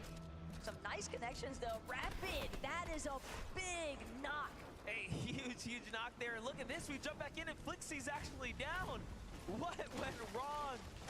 And now it's up to Vico to try to play this one out. We saw Flixie lurking, trying to get a weird angle onto Aviv and Bugha, and they might have actually caught him off guard. Aviv and Bugha may have even falsely alluded to Vico and Flixie as if they were, trying to just escape, but in actuality, they were really just setting the trap all along. Flixie was playing rather separate in the first place, and yeah, here, you can already tell, shields cracked, low and exposed, and too easy for the big cheese to take care of. Aviv and Bugha on the move now. No one in sight here as they get a nice clean rotate down the river's edge here. This is match number 10. The back half of the tournament is very much underway here. Aviv and Bugha have a long way to go if they want to break into that top 10, but they are knocking on the door now as several eliminations in a good placed game here will put them inside the conversation. And this is after having such a struggle day one, right? Completely almost unheard of for Bugha and Aviv, but this day two performance is one to be impressed with. Meanwhile, Huddy and Kovacs from one bad game the previous round, seems like they're carrying that bad vibe into this one here as well. It's not looking good. From the frying pan straight into the fire is what it feels like currently for Huddy, but he's hoping he can continue to try and make his escape. Chap, though, intent on looking for the confirmation of this next elimination. He wants the points, but more importantly still, he wants the siphon of those materials. All the little goodies that Huddy might still have to offer with his loadout as well. Keep in mind the splashes and the ammunition can go a long way for some of these teams that don't have those weapon bunkers like you already called. Vico. Oh, Vico rebooting in Storm. Flixie with the reboot. Bringing back Flixie. The most important part about losing your teammate, I think, is the time lost, right? And the resources handed over to the opponents who, of course, secure it. Sure, you'll have time to kind of get back into the swing of things, but you are very behind on time now, which obviously is so valuable, and you do not get back. Peter and Poyo are not on island, it seems. Epic and Muzz, let's go! This setback, they are still in an okay position to try and crawl their way out of the hole that Aviv and Bugha essentially placed them into. But top of Rift Island definitely starting to heat up here. Muzz, Epic Whale, after some very essential material. They have 0 metal though, and that could be a massive detriment as the mid to late game transition begins to unfold, because they're gonna have to play exclusively off of brick walls if they enter any engagements at the top of Rift Island here. Still very, very difficult spot to be in for Huddy here. They have the damage, not much more than that. That's really the truth of it. Look at how many teams have also began to kind of house up here on the Rift Island. You have the likes of Muzz and Epic Whale, amongst others. Huddy here just trying to figure out what he can scrap together. Material is extremely low here. Even now, he's playing with fire here as he's trying to inch his way into the structure above, getting ever so closer to visuals and company. But on the other side, Peterbot and Poyo making a move here from the outside of the zone now, and they are not looking too hot down at the red line rig. This could actually be a Red big line spot of rig. trouble here if Peterbot and Poyo aren't careful. They had teams on both sides of them as they continue to try and work their way into Brawler's Battleground. Just look at the amount of materials they've had to expend already, and they're still sitting just outside the edge zone. All the while, Vico, Flixie, they have cracked into the edge, but now they got to try and break past Reason and the deal. This is a fight they've seen before. No strangers to one another on the European region. However, there's still Michael and Job also firing in on this fight, so it's not just a clean 2v2.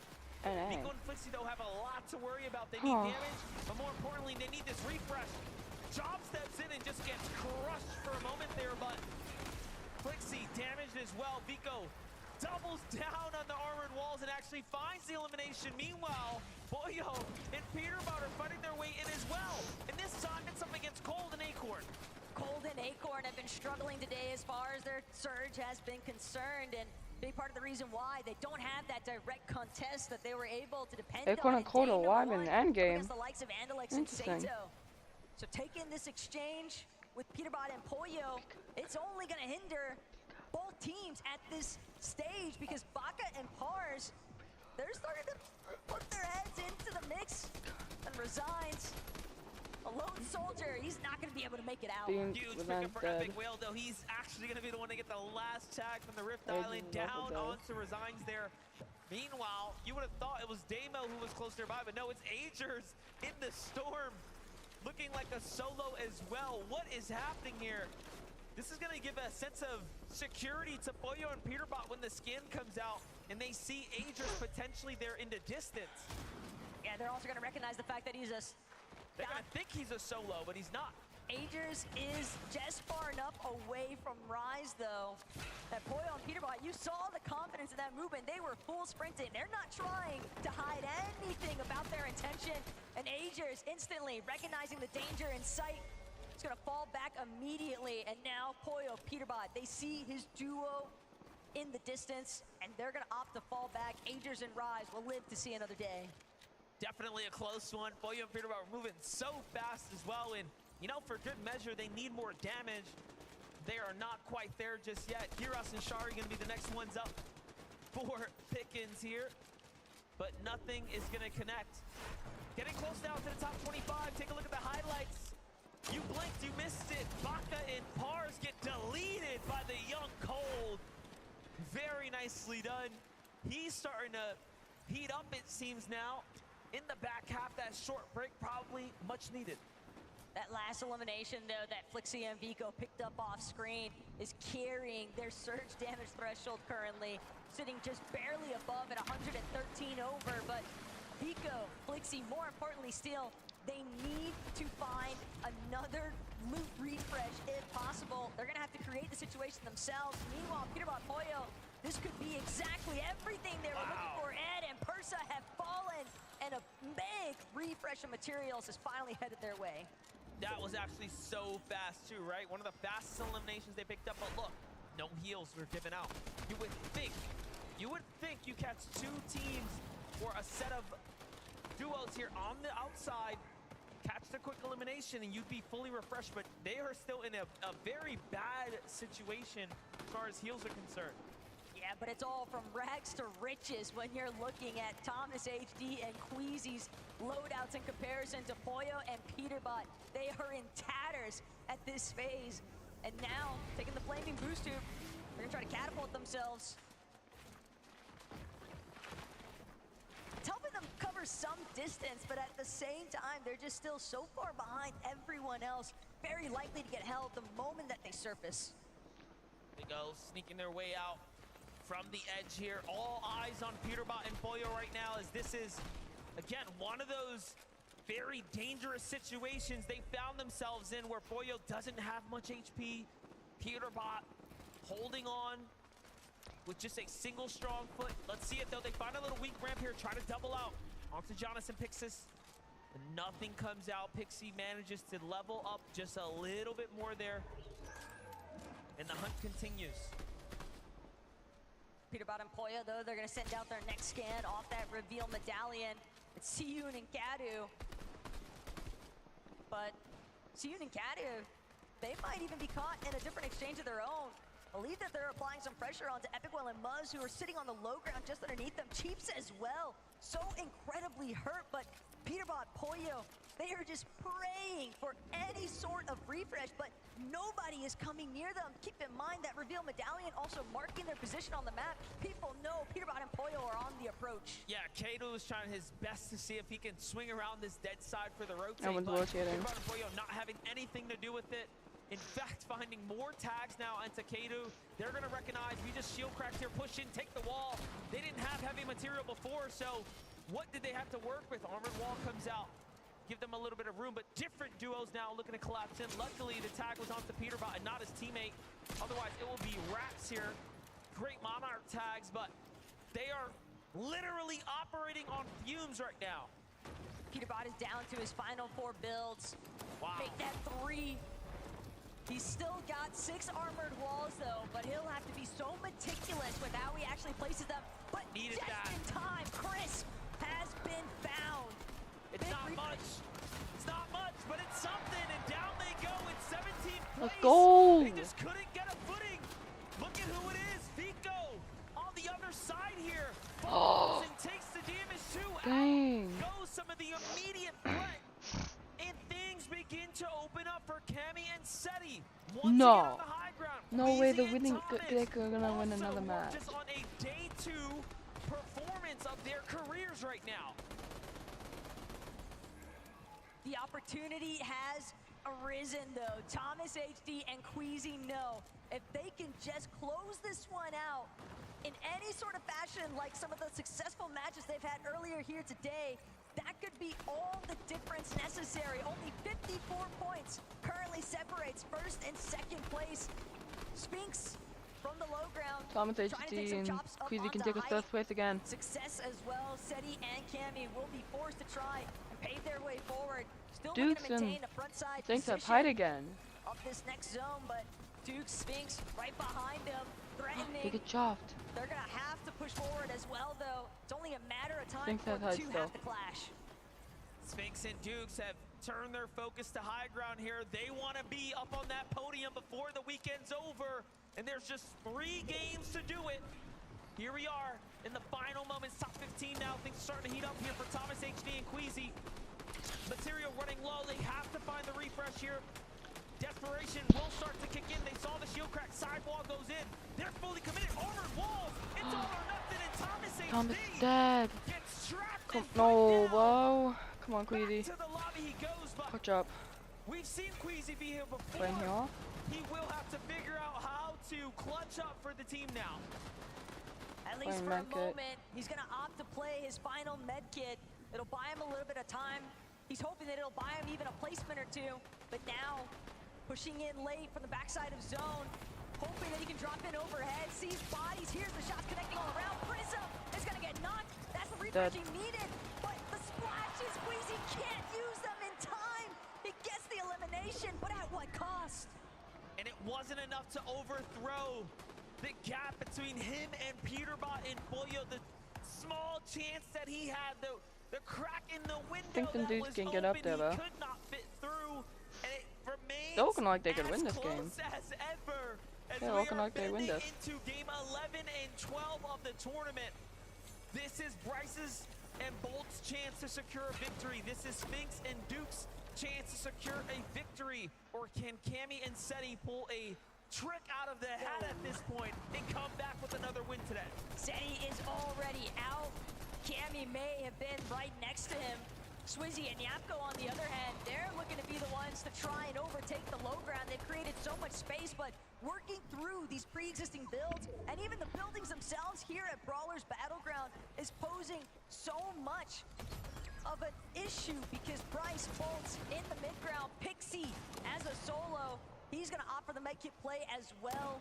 Teams falling left and right, and the solos left behind, just hoping that the duos clash into each other. Japko and Swizzy, very solid team, doing what they need to. Beautiful tag out to Gyros, puts him down quickly. Teammate falls behind it, and then Japko delivered Pixie right afterwards. And they jumped their way up to 8 eliminations in the top 3 now. Bolts is weak, but Bryce is healthy. Spinx and Dukes waiting their timeout from the high ground, listening to what's happening down low. The medallions in full effect, so they have all the information needed, and they're cutting them off. What an angle from Bryce here to find one, now 2 on the low ground. Down comes Spinx and Dukes. The call has been made. They're looking to close this game out, and they're a very weakened duo down here. Duke's feeling good about this one, though. He knows that these players have got to be low. Final 3 builds remain. Spinx right up above to back him up. It's only gonna take so small right now. shot. Dukes waiting to see which hole Bolts tries to scramble out from under. Armored walls to surround Dukes might be himself dead. for the time being. That's so smart. He's got something to heal with. He actually is trying to survive. Heal off. Was also ready on the high ground, and he has an extra med kit. It's going to be so close here as Spinx has run out of heals, and Bolts has one in 3, 2, 1. It is over. And Bolt and Bryce X to clutch. Bro. They were hunting for it for so long. It was only a matter of time before they were finally able to seek this one out. A big victory royale to surge their way up the leaderboard. Bro, they're like so mad, bro. For Spinx and Dukes, but they did their best. Would you please put your hands together for Bryce and Bryce? It is good to talk to you guys.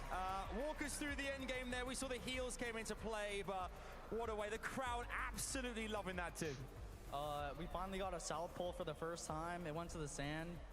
We also got surge guns this game, so we decided to just stay our spot, get surge. After that, we made it to end game pretty easily. Once we were there, it was just refreshes, you know, it was just clockwork. I don't know, Bryce is one of the best IGLs in the game. I'm one of the best fraggers, and put that together, we're one of the best players ever.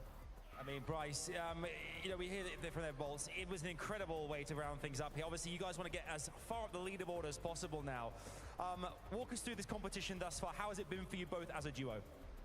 It's been pretty challenging, but like we're the best duo, so it's nothing like different than NA East, pretty much, or NA Central. And I got to ask as well, we heard it from these guys, Fort Worth. I mean, Fort Worth, let them hear you one more time. You've got the crowd on your side too here. That must give you a lot of wind in your wings as well. Yeah, a lot of adrenaline running. I'm really nervous, but I'm also excited. All right, you heard it there. Bryce and Bolts, one more time, give it up for your winners! Whew. Lots more coming our way here. Bryson Bolts there securing the victory, but we've got 2 more games left to play here. What's going to happen next? You have a front row seat. Do not go anywhere. This crowd already, we know you guys are too. We'll see for plenty more right after this break. Alright. I'll Google something real quick.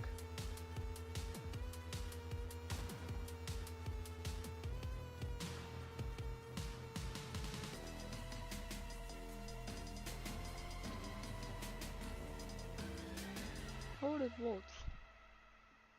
How old is he?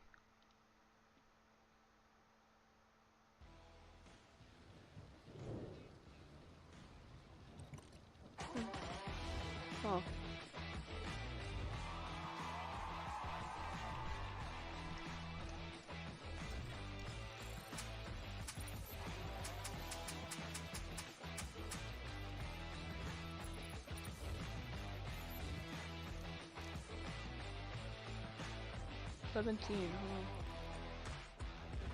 Interesting.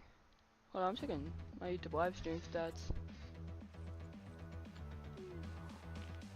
So, live, popular, 48 views, and the current one has, current stream has 68 views though, wow. Crazy. Actually crazy.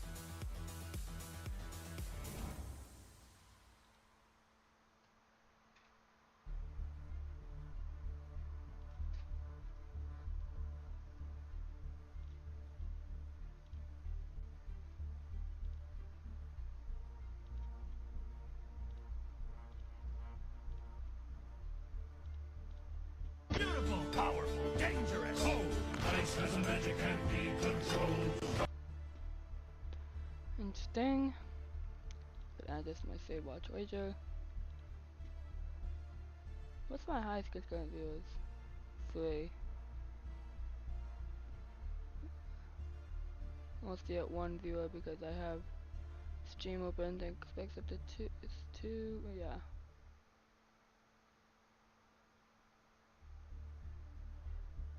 Expect up to 2.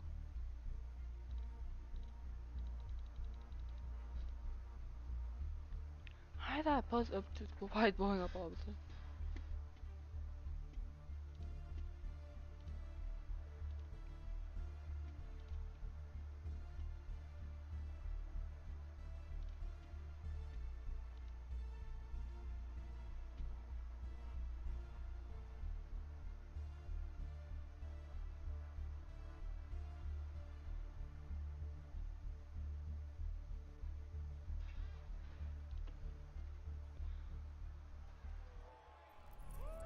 Hello and welcome back to the FNCS Global Championship. We just wrapped up game number 10. Only 2 remain before global champions are crowned. To say this last game was chaotic, I feel is almost like an understatement. Yeah, that was chaos in its finest form right there. Our 2 biggest teams going down relatively early, although still getting those placement points, probably still holding themselves up in the top of the leaderboard. But big shout outs to Dukes and Sphinx. We've seen some great performances from them, but Bryce and Bolts with the win there. I mean, we saw it from Global Championships 2023. Bryce getting that 6th place with Chubbs. Now, bringing it back again to show how well he can perform on the big stage. Yeah, I mean, they said it right there. They have the perfect partnership. They have the best IGL, the best fragger in their opinion, and they think they are the best duo, which is, of course, what we got to see in this game right here. They're a little bit lower down on the leaderboards, too, so this is what the second day can do. That 1.5x points can really boost them up in the standings, which I'm sure we'll take a look at very soon. But it's this moment right here where Bryce goes down. Bolts, of course, had to pop that med kit, and Dukes just couldn't get inside of that box because he placed all of those armored walls. What a great strategy, and ultimately, it was because he had more med kits at his disposal. Such a smart play, and it's also a bit of a risky play, right? Because you don't know what is in Dukes' loadout there. You don't know if he has the medkits. You just have to make that call. And a lot of the times we see these low ground teams, when it does come down to a heal up, kind of scour the low ground there, trying to find the medkits. But he says, no, I have to believe this is my chance. I'm not giving the high ground team a chance to drop down and eliminate me. I'm going for the heal off. Yeah, you just have to commit, right? That's a great point, because like obviously we as viewers, we have all of the information, right? We can kind of see everyone's healths and everything, but the players can't, right? They're just going, they're down below me, commit, health, the med kit. We don't have another choice. This is the only health I have, right? So very interesting to see. Let's take a look at our leaderboard with only 2 games left. How are things going? Peterbot, Pollo, still holding on, especially after that last game. What I found very interesting about Discover the craftsmanship of Simpson Doors at Riverhead Building Supply. From classic panel to elegant French. They're chilling. Absolutely. That's where they dominate. Absolutely. So it's like, we just got to get them through that. Bro, if they make it, I just want to see them make it endgame. I feel like the biggest problem is not the team that they're contesting. It's the 2 teams that rotate to restore reels. Yeah. And they just third party. And then there's another third party with the next team coming. It's just restore reels. It's just not it. Yeah, well, you know what? We We got got 40 seconds to go before we're getting this next match. And again, talking about these different kinds of strategies the guys could be taking, I'm excited to see which one they go for. Are they going to double down? Are they going to triple, quadruple down on the drop spot and just see if we can make it work? I don't know. But I'm ready to see them make plays, that's for sure. Yeah, honestly, I kind of want to see them commit. Yeah. And win the off spawn, survive the third party, and make an endgame. I mean, And as far as like a the boys can do it. They can do it. As far as a true turnaround goes, that's how you would do it. And that's how you make the statement. You know, it's like, hey, we kept pushing. But it's hard. Like Mitch said, just getting him to that end game, giving him a chance to really kind of, what they can do. Jack the Great coming in with the 3 months. To them, unfortunately, jumping into that box. It was possible that Thomas HD thought that it could have been a solo, but Queasy, once again, just with that solo clutch, even though he wasn't able to get too much besides the elimination and an 11th place finish, that still adds up, Mini. Yeah, it does. I mean, it was a similar situation to earlier on where he actually left the body in the storm. He couldn't get the heals and the materials and stuff that was on that body earlier. He went for it this game. He tried it. He saw those chug smashes, which of course can heal your whites, and he tried to go for it. Wasn't quite enough there at the end, but again, a nice game. Of course, Peterbot and Pollo there got 17th place. I think it was an 11th place for these guys right here. So they're getting the upper hand on them. They're getting the edge on them. It's just not quite enough to take over that first place spot. This is going to be a fight until the very end. 2 games left to go, and then a champion will be crowned. Fortnite fam, let's get ready to jump into game 11 on the day. Casters, over to you. Here it is. There's only 2 more chances now. Match 11 being one of them coming right up. It almost feels so surreal at this point, MDF, that we are right on the cusp Why of my audio crowning keep our muted, next man? champions. Yeah, Game 11. and it is really close at the top. I can't believe Queasy and Thomas couldn't take the small opportunity available, but let's see it. Game 11.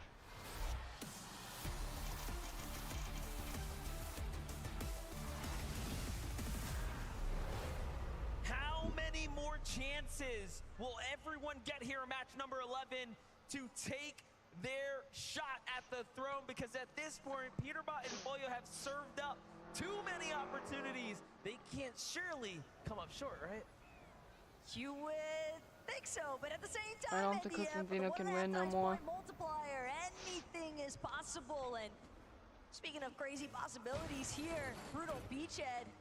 I don't think Constantino can win no more. Right overhead. They recognize I don't think they they can have win no been more. completely outdropped. Their intentions Don't think it's are happening. elsewhere. Sato and Andalex, though, on the north side of the warship here at Brutal Beachhead. Could be a moment for Acorn and Cole to potentially Don't think manifest their can own win. destiny here on the day, God, because they Evans have drops. I certainly don't know why they show, encountered like, a fair share of struggles. And the every contest also drop. continues at the Rebels Roost for Kovacs, Same drops Huddy, every Sky, match. and Scroll. Look, I Looking want for to see an like opportunity, looking for an angle action and right now. Huddy's gonna get like, a huge pickup from the drop right north there. side of the So map. Like, I want to see people round out the loadout dropping, here. doing Shotgun, scaffold and stuff. AR ready to go. Burst being a great option so early right now. Monarch pistol for Kovacs, so not exactly the best. However, this is a hot drop, so you can see there are plenty of drones flying around that'll drop good loot as well. But Scroll and Sky this time not content with what they've received. Back off. We've seen them do this before. Meanwhile, on the other side, a Power-Worthy and Alex kicking things off, continuing their domination. They went up on now. They rotate like They really haven't west. us, I would say, with what they're capable Like rotate of out in the immediately early game. so you get third party and If die. they can just patch up that mid game, I mean, they would make OCE very proud. Well, they've managed to smooth out the difficulties that they had in day one as far as that 50-50 drop is concerned and restored reels. The problem now today has just been Kanata and Cooper amongst other teams just closing in on that location after they see the exchange take place. But Acorn is currently situated here at Brutal Beachhead without Cold, and considering the Andalex as an elimination of his own, you have to expect that that was the one he found on the Cold. Yeah, it's sad to see, but it's about the worst we've seen Acorn and Cold do in person right now, and there's a lot of factors starting to add up. Normally, they play very, very well, you know, being contested. However, there were some rumors Cold wasn't feeling 100% today, so that could be taking its effect here now, especially as we drag on later into the evening, as they've kind of slipped down, but shift our focus into the stars of the evening, if you will. Pollo and Peterbot right now really starting to take form here. Last game makes you wonder what all went wrong in the mid game, given that they were just in shambles somehow. No extra material. And then on the other side, Queasy and Thomas had a opposite situation, but this time it's an elimination. They pushed in rather quick to capitalize on Kramsu and Clone, who do land a little bit north of where Research Rock is at, and sure enough, Queasy just beaming Kramsu. Could have potentially just been a circumstance where Kramsu didn't even have time to react. He just got dropped in 2 shots pretty much, so well played to Queasy, Thomas HD for that one. Something we were just talking about in between these matches is the fact that Queasy and Thomas have been able to find the placement points, but what they need to add to it at this stage are the eliminations. Definitely being elimination light is what's holding them back on the standings right now, but consistency is surely there, and that'll trump everything. Talk about consistent teams. Vico and Flixie have been online, but this time they have to be careful, have to be wary of Bryson Bolts, who are coming off a Victory Royale, given that they are another top 10 team, so that's not gonna be easy by any means, but a battle for the forecast tower is, of course, worth fighting for. And we've seen Bryson Bolts escape already with the cards, so. Not only that, I mean, even factor in what happened yesterday. Bryson Bolts taking out Flixie when he did secure that forecast key card, so anything goes just about. Just because you get the key card, until you actually confirm it onto that forecast tower, you can't consider it in your control. Teeny and Chap, though, across the map, just putting on so much pressure here for Garrison Shari. No real opportunity for them to bounce back here. Garrison Shari mixing up the strategies doesn't seem to be working going north at all right now. They were better off sitting in the storm trying to catch tags on the Clix and Vino. Jumping in with Chicho now in Trulex. Just outside the Doomstat. Big base here. Ramped out almost to see what they can find. Things are going to slow down here for a moment, but on the other side, things starting to heat up now for Chap and Teeny. Another elimination to finish the duo off. They knew that Shari was a solo, though, after collecting Gira, so it makes sense that they would take the time to pinpoint his location. The surge damage, just such a massive necessity to collect early on, so that way they can have better control over their rotations as the match progresses. Because we are down to our final 2 lobbies here today, MDF. Walks Ping getting active now because the likes of Rise and Yuma, and they're gonna win out. 2 big eliminations to add to the tab as Pollo and Peterbot yet again, also finding themselves fully in control of the forecast tower. They've doubled back, they've secured it again, and this means that they will have all the information for all of the zones coming up. It's such an advantage. And it's not just them, right? There are other teams, of course, securing other forecast towers. However, they have just been the team that be able to do the most with that information. But now you've got a team with the best medallion, the best striker burst assault rifle, the best kind of opportunities to set themselves into optimal positioning thanks to the forecast. Shutting that down might not even be the focus. More so, it's just got to be other teams emphasizing even more still into their own gameplay to ensure that they can keep up at this point. Miko and Flixie trying to keep up. I love that they go around, tag other teams, and then double back to the railways, always looking for someone who makes the mistake of getting to their drop spot, looking for scraps. Seems to be what works. On the other side, though, CZB Nathan, EU team going up against Bryson Bolts right now. Bryson Bolts are actually just waiting right now, probably not too sure about what they want to do. I'm sure they want to get back to farming as they don't have much to work with here, and CZB and Nathan seem to catch a read here. They don't want to take this fight. Yeah, CZB and Nathan, they're in a far better position as well, just having that little bit of elevation to work with. So Bryce Bolts, they're likely going to head the opposite direction, but something I couldn't help but notice last time we checked in with Trulex and Chicho, that surge base that they had established, the way that they were taking shots into Doomstad, wondering how much interference they've been playing today up against the likes of Muzz and Epic Whale, Reet and Ritual. Keep in mind, those two teams are trying to head, they're already softly contesting each other. They've been splitting Doomstad between the north and south sides, but when you've got Trulex and Chicho, such strong mechanical players, you know they have such crazy pinpoint accuracy, and they're holding you with the surge base from so far. It can be very difficult to actually work your way out of that location. Especially if it forces you into another team that you're not expecting, which of course will be disastrous. Chicho and Trulex doing just that as well, talking about manipulating these rotates. They're trying to do that here. No tags right now into Rapid and Batman Booga. However, Trulex has got a completely different angle here on the outskirts. But the call's being made. Time to get a move on it here. They'll be one of the first to rotate now. Plenty of rocks, though, to easily refarm some of the brick that they had invested for that first surge base.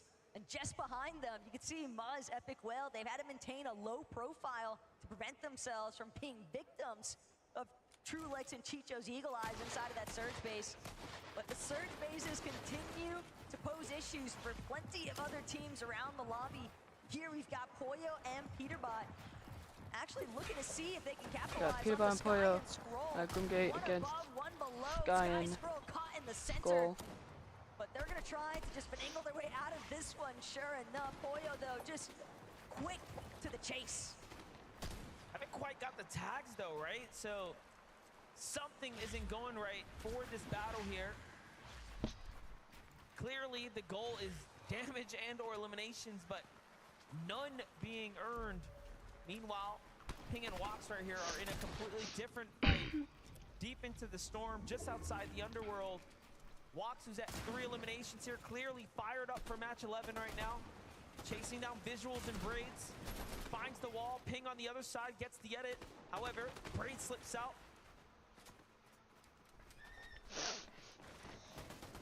This is looking rather dire, though, for Braids. For Wox and Ping, they've already invested so much time. They need this surge damage at this point, which is why Wox, he's so intent, so determined to make sure that he cleans up the other half of this duo. Not to mention the 3 eliminations as well. Wox and Ping playing super aggressive. Some of these final lobbies. A knock, though, is going to be a big setback here for Wox and Ping. They have some white heals to work with, but keep in mind, we just saw Trulex and Chicho's positioning. all the other teams as well that are based a little bit more towards that northeast side of the map are going to have ample opportunity to just gatekeep these teams that are still inside the storm rotating so late. Think about what they're fighting for. These are all the top 10 teams we're jumping in and giving you guys updates with. You are seeing just why they are sitting well within the top 10, taking fights, dropping teams, making big moments every single chance that they get, and now Dukes and Spinx are looking to do just that as well here. Hold up. As they're sitting heavily in 5th here. But Kramsu, Clone looking for the double pincer here. Both sides are cut off, but Dukes and Spinx double back one another. Good defensive block thrown down there. The tags are even better, but Dukes, as mechanical as he is, can't take too many of those tags there. No. Will we be set back? Kramsu really pushing the agenda here, as is Clone. Keep in mind, Clone and Kramsu, they're trying to make up for lost time. Queasy getting that initial elimination posed such a big setback because they had to make a play for the reboot ban. So now you know that they need some surge damage to efficiently move throughout the rest of this mid game. And Dukes and Spinx, they wouldn't mind the refresh materials at this point. They're using up a lot of their splashes just to try and get the job done. Not sure which duo actually decided to start the engagement, but at this point, somebody needs to find closure before the third party trickles in. Dukes and Spinx gonna get another tag here onto Kramsu, but not much. Clone is also hurt, but so is Spinx. Spinx seems to be the one taking the most damage in this battle. All of these chug splashes coming out to make sure they keep him up. Given the circumstances, the Flowberry Fizz to reset the full HP now. They're gonna commit back into it. They're too deep into the water now to give this one up. They're gonna have to swim their way out. They need the mats, they need the material, they need everything that they can pick up off of Dukes and Spinx here. And Spinx and Dukes need to stay alive because they're inside the top 5, so much more riding on the line for them right now. But again, the fact that they've even been held up for this long with Kramsu and Clone is such a huge detriment. There are multiple teams now beginning to filter in around them, and the way that the zone has started to pull over the likes of Reckless Railways, keep in mind that's also Vico and Flixie's backyard, and they've got that forecast knowledge from this match. Dukes is trapped No, out, not 2 tags Dukes. come in, No, Dukes. and he is forced back to the low ground. This is not going the way they expected at all here. Spinx also punished now. The Hispanic duo sees blood in the water here as they've caught the white tags. They are hunting as aggressive as ever. Down goes Spinx first. Dukes falls as well, and 5th place is out now. And this is going to give everyone else the chance now to secure that 5th plus. Resigns Demo, they'll move in here. It's not over for Clone and Kramsu. In fact, it's Dukes done are dead. for them now as Resigns is Resigns going to find the and first Demo alive. Demo What? gets the second. And just Still like 74 that, people they alive? timed their entry What? perfectly for OCE. And at this stage, again, Clone and Kramsu, sure they got the points from the set of eliminations onto Dukes and Spinx, but the fact of the matter is, they weren't in a position to be able to deal with the third party after the fact that Kramsu left as a solo, and this time, he might not have the opportunity to actually make a reboot ban play like his partner just did for him earlier on. All the while, Chicho and Trulex, they have found their new height of surge-based territory. And they've got a massive overview of where the entirety of the lobby is. This brick box on top of the mountain face as well. Very easy to spot for other teams, which means the flow of traffic for players moving into this next zone likely going to be restricted by Chicho and Trulex. Yeah, this is as big as bases get here, especially given that it's off the mountain, so they just have so much visibility on the edge of the map. Rift Island, once again, housed by Peterbot and Pollo. Probably the 8th time out of these 11 matches. They will show up consistently here. Playing into the storm right now. I wonder what's the game plan here. As they continue to rack up tags. Does seem like they will need a fight here soon. Peterbot's got all the chug splashes for this duo. go ahead and make sure to expend a handful of them, but Poyo, Peterbot, no. It's just gonna be Flowberry Fizz into the launch pad and go, but they can see all the teams that are rifting around them, teams that might even be looking to take that launch pad later on, but most importantly of all, they're heading straight for surge-based territory. Look at who they're gonna land on. They're following Huddy and Kovacs right now. They find a fresh wall from Scrubble and Sky. That would even be a better option given that this is a weakened team. Little do they know, but Poyo gets the first tag onto him, and unfortunately that sets him back. Goes for straight attacks onto Swizzy, and Peterbot showing us exactly what he is known for, and that is that was deadly aim right suspicious. there to keep them in the game. What? But just on the line of surge That right now, beam. floating above it. That was They're a not completely safe suspicious just yet. beam. Can't lose focus though. Swizzy and Yapko are not gonna go out without a fight. Sure, Peterbot might have that Mythic Striker burst, but Yapko returning fire, letting them know it's not gonna be easy. 58 below the damage threshold though for Kovacs and Huddy. They are just getting so held by everyone surrounding them, barely managing to find a shot in the nick of time. More importantly still, it seems other players falling in the lobby instead will be their bailout moment. They are fortunately gonna be able to take a quick moment to pause, heal up, and then determine where they head next. Harping out not necessarily an option. They're gonna have to fight because they need more material. Nice little pickup here for Peterbot. Still has 2 splashes to work with right now. These eliminations being a massive, massive recovery opportunity for them. Let's take a look at it. It was Worthy who was flying in here. He didn't stand a chance. Wait, they were still alive? Unfortunately, fell short of the storm line there. Queasy.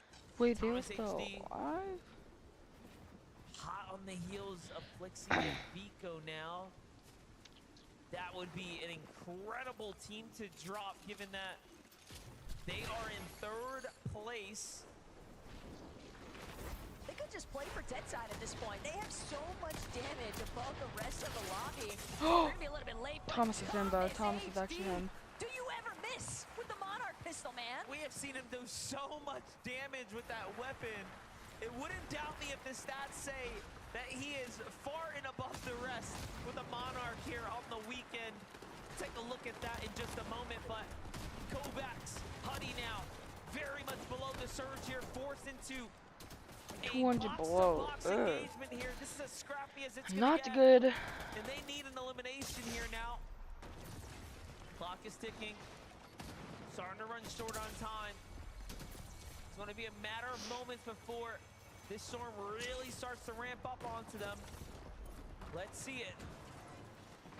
The damage threshold is only going to continue to climb even higher. Huddy, Kovacs, Okay, against the surge. Not a dead surge. but it's not going to do them any good. They find the knock onto Scroll, but that's just going to be the setup for Wox and Ping. They take Scroll's body, instantly throw it back into their turf. Sky now left to fend for himself as a solo. Plenty of damage above the threshold, but in a sea of duos, what options does he really have? And they're just sitting on that refresh right there. Now they're all the way back into the thing. This is kind of crazy for Wox and Ping. They've come out like reasonably out of nowhere, literally now in 4 eliminations. And they're just in this conversation for a top 5 run this game. Just 20 points behind now, Bryce and Bolts, given how many eliminations they're starting to pick up here.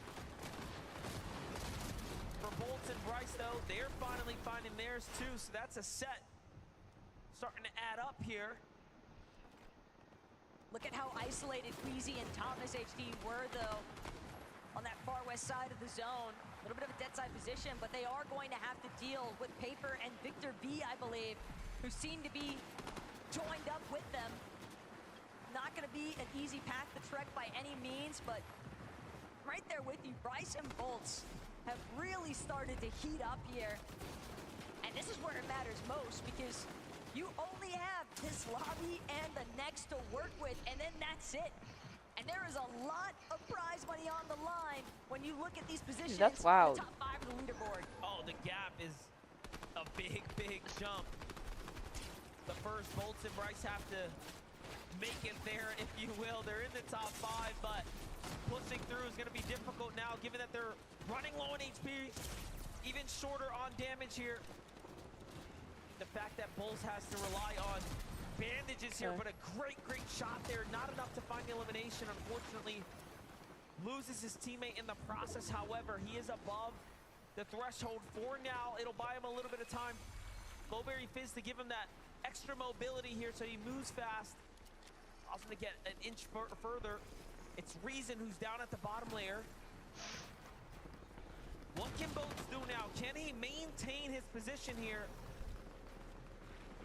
Reason had also been desperate for some elimination damage, but Bolts will get the last laugh. Granted, I don't know how long it'll last, considering the fact that his current position is as grim as ever, especially seeing all these teams in front of him. Chiefs just skirting by. Benoit clicks his box. Bolts hoping to keep ramping up overhead, just trying to maintain an isolated position, but Wait, Custom beat all? damage threshold, and Oh he gosh, will they are. finally be taken Holy out. crap. While all that is happening, there is more action unfolding here for the likes of Thomas HD and Queasy, who are now looking to set themselves up with some Go on height. Get height, here. don't die. How many wins do That's we think pretty. they can take Students before the dead. weekend's over at this point? Students are doing good, they just sell, bro. As soon as I say they're doing, soon as them squads are doing good, bro. As soon as it happens, bro. Peterbot and Foyo continuing to rack up the eliminations here. They couldn't have found those elims at a better time. Granted, it would be difficult for them to actually make their way towards the body loot, but Peterbot Poyo, they might just choose to take what's right in front of them. Rise immediately falls to Peterbot's accuracy, but it comes at a cost. Peterbot's lost Poyo. The lobby has closed in. Peterbot from the low Peterbot ground might be dead. forced to throw out the armored wall, but everybody's got their eyes on the prize. It seems as though they've all pinpointed the fact that this is a solo operation. And look, he's still trying to possibly Kenzie, why are you save killing his mobs teammate. in creative? Remember, Boyo has a lot of kills as They well, won't attack and the you. extra material, but no, he has to give it up. He has to leave him behind. And we have seen Peterbot be here before. I mean, he just won a game where he clutched it up. So top 14 now. It's not over just yet. Queasy still alive. Thomas HD on the front side of zone. Peterbot cooking up? Is just cooking though. Taking down Teeny now. Every single time he drops a team and finds more eliminations, he is gapping himself away from second and third place. And think about the mental game. It's starting to unfold for Queasy and Thomas. They're watching this elimination feed light up. Peterbot, regardless if he's got Poyo or not, Quantity and gone on high. That is interesting. Oh, they dropped down. Oh, I think they just a little high, so they dropped down. That dropped down. Go on high. They just dropped down. Keep your attention down to the bottom right now. Thomas HG just found elimination in low ground, and they're starting to put the pressure while Peterbot's trying to rotate. Thomas is going to find another one down low, and he is still cooking here. Meanwhile, Queasy backs him up and takes down Reet on the low ground there, and they are just turning up. This is why they're first and second place given into this 11 match right here. They are decimating the lobby. It's a 1 versus 2 scenario, but Peterbot is just making it happen. Thomas HD and Queasy sitting at 8 eliminations already, though. No way, Peterbot's actually clutching. Ritual isolated, no Reet in sight because he's been taken out earlier on, and Peterbot continuing to tarp his way through the low ground. There's a possibility, MDF, these two might actually just clash head on. We have a 2v2 and then all solos in between. One of those solos is, of course, Peterbot. Rapid is gonna fall as well, and he just does not stop claiming eliminations at this point. Holy crap. Booga on the backside of zone. Don't come out, son. It's not gonna go well if you step into Peter's tag. domain. Meanwhile, Thomas HD Oh my. are setting up the victory royale. Thomas HD, Queasy, they know. It's Peterbot and Booga. Oh my God. Wait, Peterbot might die. It's a huge chunk out of it. Kills Thomas. One more shot could do it. Peterbot with the refresh, continuing to break through on the low ground. He's making the impossible happen. Queasy versus Booga up top. Takes him down. Kills Queasy Booga. versus Peterbot. It's a 1-1. How badly do you want it? Wait, Peterbot might be dead. Peterbot's dead. Both shots can easily go any way. Peter finds the first one. Can he get the second? No!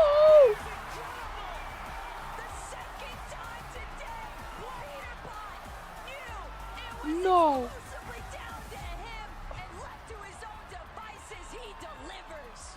You just cannot make this up. He is too good. No! Wow, give it up for Peter Bonapoyo!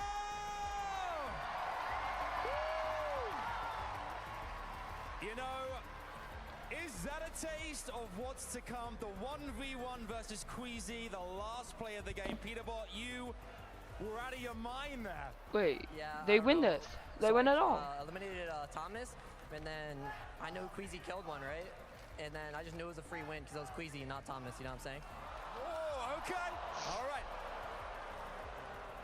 Poyo, I'm enjoying this. Are you enjoying this too? Yeah, I'm enjoying it. I mean, he solo clutched both our wins today, so, I mean. We started the day with you guys, a good 60 points in the lead. You guys have been toe-to-toe with Thomas and Queasy all day long. It goes down to the last game now. That has got to be the greatest way to kickstart the last game of this competition. What do you guys get? I mean, how do you kind of take in this moment? Everyone watching around the world, everyone competing together. This is your time. Do you feel this is your time as a duo as well? Yeah, I think they're gonna land on. Yeah, I think they're gonna land on us this last game, and then we're just gonna kill them, and that'll be it. Okay, you expecting that as well? Do you think there's a chance that Thomas and Queasy may make the play and go for you guys and land where you're landing and challenge you? I think so. Okay. Maybe. I was going to say, I've asked you guys so many questions over the course of the last 2 days. I'm going to ask you what your favorite color is, Peterbot, and is it gold? No, it's not, but that'd be nice to win, you know what I'm saying? It would be nice. One more time, would you give it up for Peterbot and Poyo? We could not have asked for a greater way to go into our final Game 12. It is so close now. FNCS Global Championships 2024 could not have asked for a better way to close things out. Do not go anywhere. Stay exactly where you are, because after this, we'll be crowning our champions. We'll see you in a bit.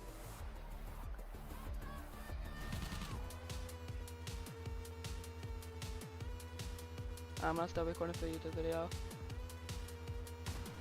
Kinsey, I'm gonna film a YouTube video, so try to keeping the volume down. Just like, don't talk. Talk in your head, okay? What is up, guys? Welcome to another video. Today, we're gonna be watching the last game of the FNCS Global Championship, and it's between Peterbot and Poyo and Thomas HC and Queasy. Because they're neck to neck, first place and second place. I'm not sure if third place could catch up, but we're gonna see what happens. It's gonna be the most intense game of the day.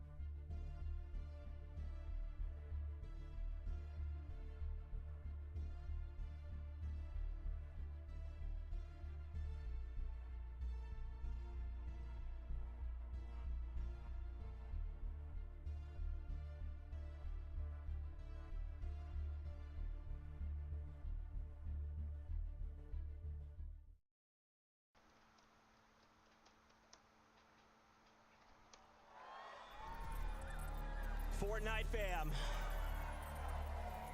Fortnite fam.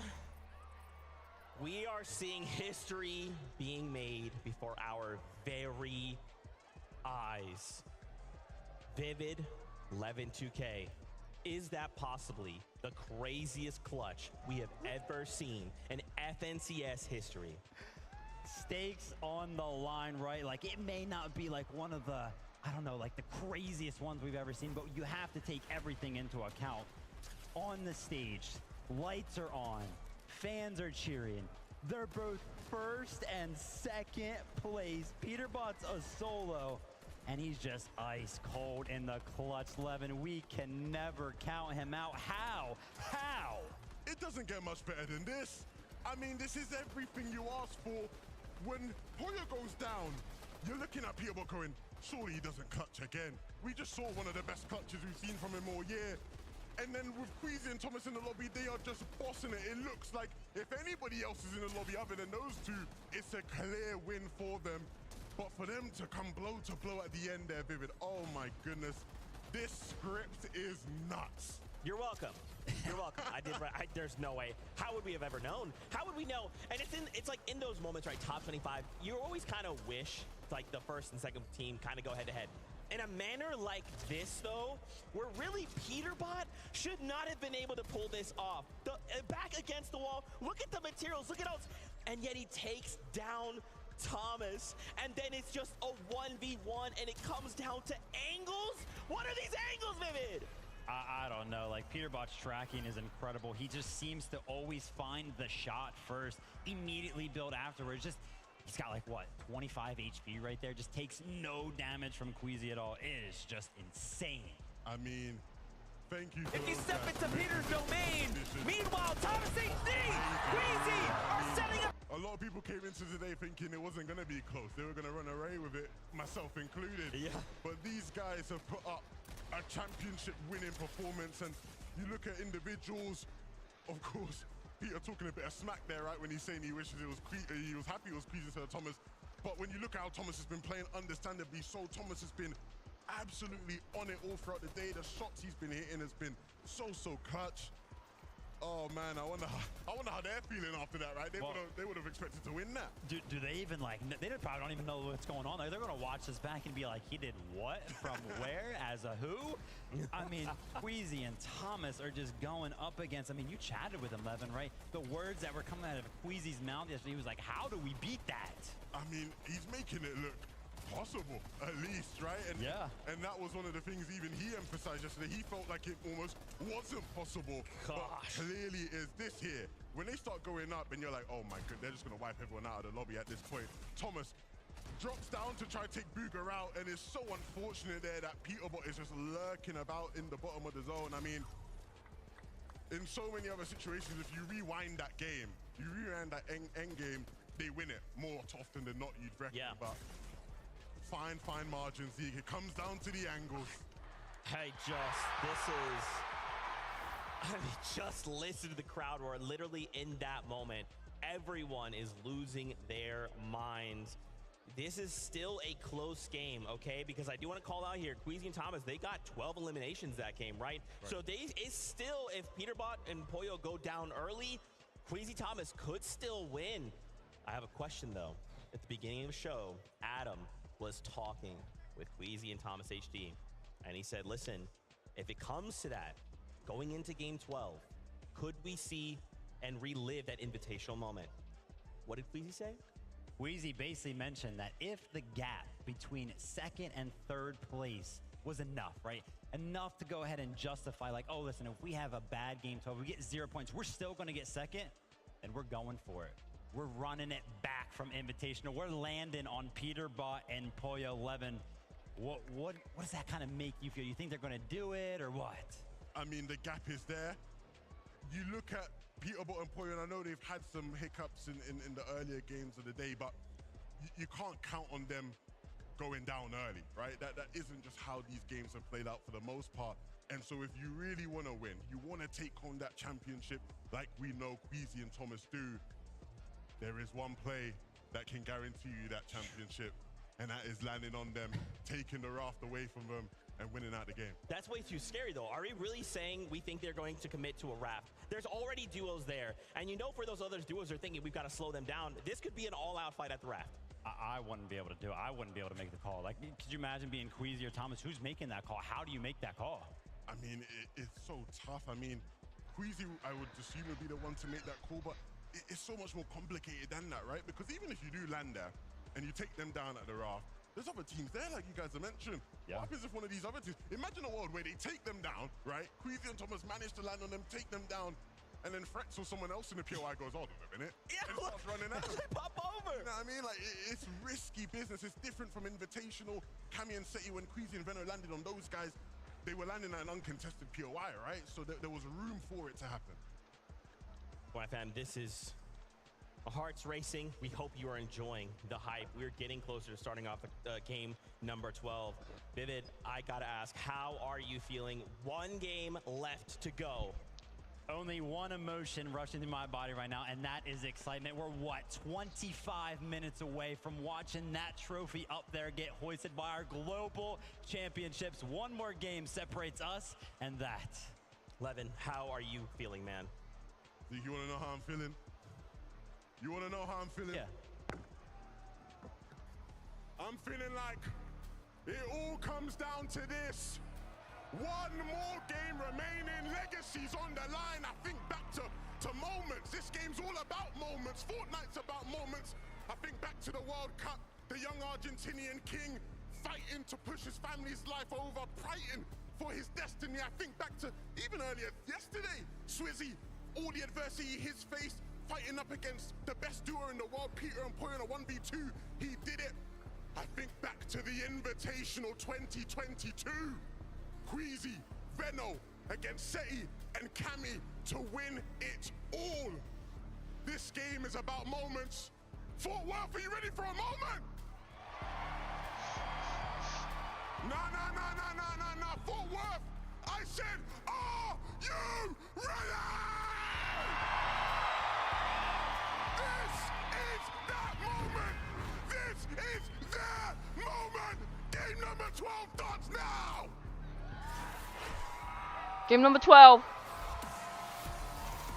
Last match. That's last match. And it couldn't be said any better. Match 12 is here, and the competition The last. has never been closer. Absolute Are Thomas and chills Queasy gonna land on listening to Levin, Peter and Poyo? But he has a point here, MDF. This game is all about seizing the right moment. Poyo and Peterbot flying in to the Raft. Company beside them, I don't see. but no Queasy and Thomas in sight. They didn't land You on do him. have Danath and Tinker still here. Peterbot and Poyo will have to make it out of the drop. They will have to make all the way to endgame here to meet Thomas, HD, and Queasy to run it back one more time. Eliminations are going to be huge here for Poyo and Peterbot as they get to have a chance to open up the point discrepancy. This is Who's winning? anything but a detriment, though, as Tinker's far as Poyo basically and one Peterbot tap. are concerned. Yep, they're winning their own drop. Nearly helping them tally up an additional 6 points if they're not careful. All the while, Thomas, Queasy, they've just landed touchdown home base here at Research Rock, Brawlers Battleground, and a whole game ahead of them to try and stamp their mark. And I know everyone at home watching right now, sitting on the edge of their seats. What is going to happen? Who is going to take it all home and lift the trophy at the end? The bragging rights of being the best duo globally across all of the Fortnite regions. Kovacs and Huddy still have so much to fight for as well, given that their podium finish is up on the line here. Let's not forget, third place is still a huge jump up in prizing and bragging. But for Kovacs and Huddy, they've been fighting this team every single game of the weekend so far. I'm so They've locked been in, though. relatively successful, but this is the last chance I'm now. so locked in. Neither side willing to budge, but for Sky and Scroll, they seem to be on the receiving end for the most part. Huddy, Kovacs trying to close in. They know just how injured they actually actually are, but Kovacs a little bit too ambitious. Sky, Scroll, they're gonna find the first knock. It's exclusively up to Huddy to keep that podium finish alive. It's not over yet, though. Huddy is way too healthy. Come on, and Huddy, they bro. recognize that this can go either way. This could go either way. Given how consistent he's been, beautiful tag right there onto one duo. Can he get the second? Surely He's dead. he can, but Wait, the damage he might has be been dead. done, He's so and dead. He's forced onto the back foot, starting to run out of mats now. Armor wall comes out. Things are looking really dicey now for Huddy. This guy's There's popping only Medi, I so think. many ways that Huddy could actually choose to escape from this current position, however, and Scroll recognizes Kill that them. fact. Scroll's gonna find that final GG's. elimination. Huddy and Kovacs have had a phenomenal run, but Cooks it's in come 16. short. Poyo, Peter Put on Bond doing Poyo. the same Sliding currently trashy. to Trashian threats. Touching And now, fats. there's no friends in sight. Everyone at the rack must go. Peterbot and Poyo need more points, and they want to start opening up the gap here. Trashy's going to be the first to fall now. That final elimination having been established there for Poyo and Peterbot. Cuisine Got Thomas. a moment to take a quick listen in at some of our teams. Wait for the cameras, I'm gonna more craft, yeah? I just know the streams are going like, is Queasy gonna do it? Is he gonna do it? Alright, bro. Let's get it. Fist bump, bro. Fist bump, man. Give me a fist bump, bro. Don't leave me hanging. He thought about it. He tried to bait us. But no, you know, I do respect the fact Queasy and Thomas HD and their ability to stick to their guns, not be pressured into a decision that can throw their entire opportunity away. They've known that Peterbot and Poyo have not played perfectly today. However, when Peter has been online, when Poyo has been online, it is just incredible to witness clearly the clutches that he's put down today have proven just that. Even when Poyo hasn't been there, the level of support that he's been able to provide for Peterbot and just fully trusting in his teammate, Peter, Okay, they're going to the other clutch tower. up Booksy and every Vico. single time without fail.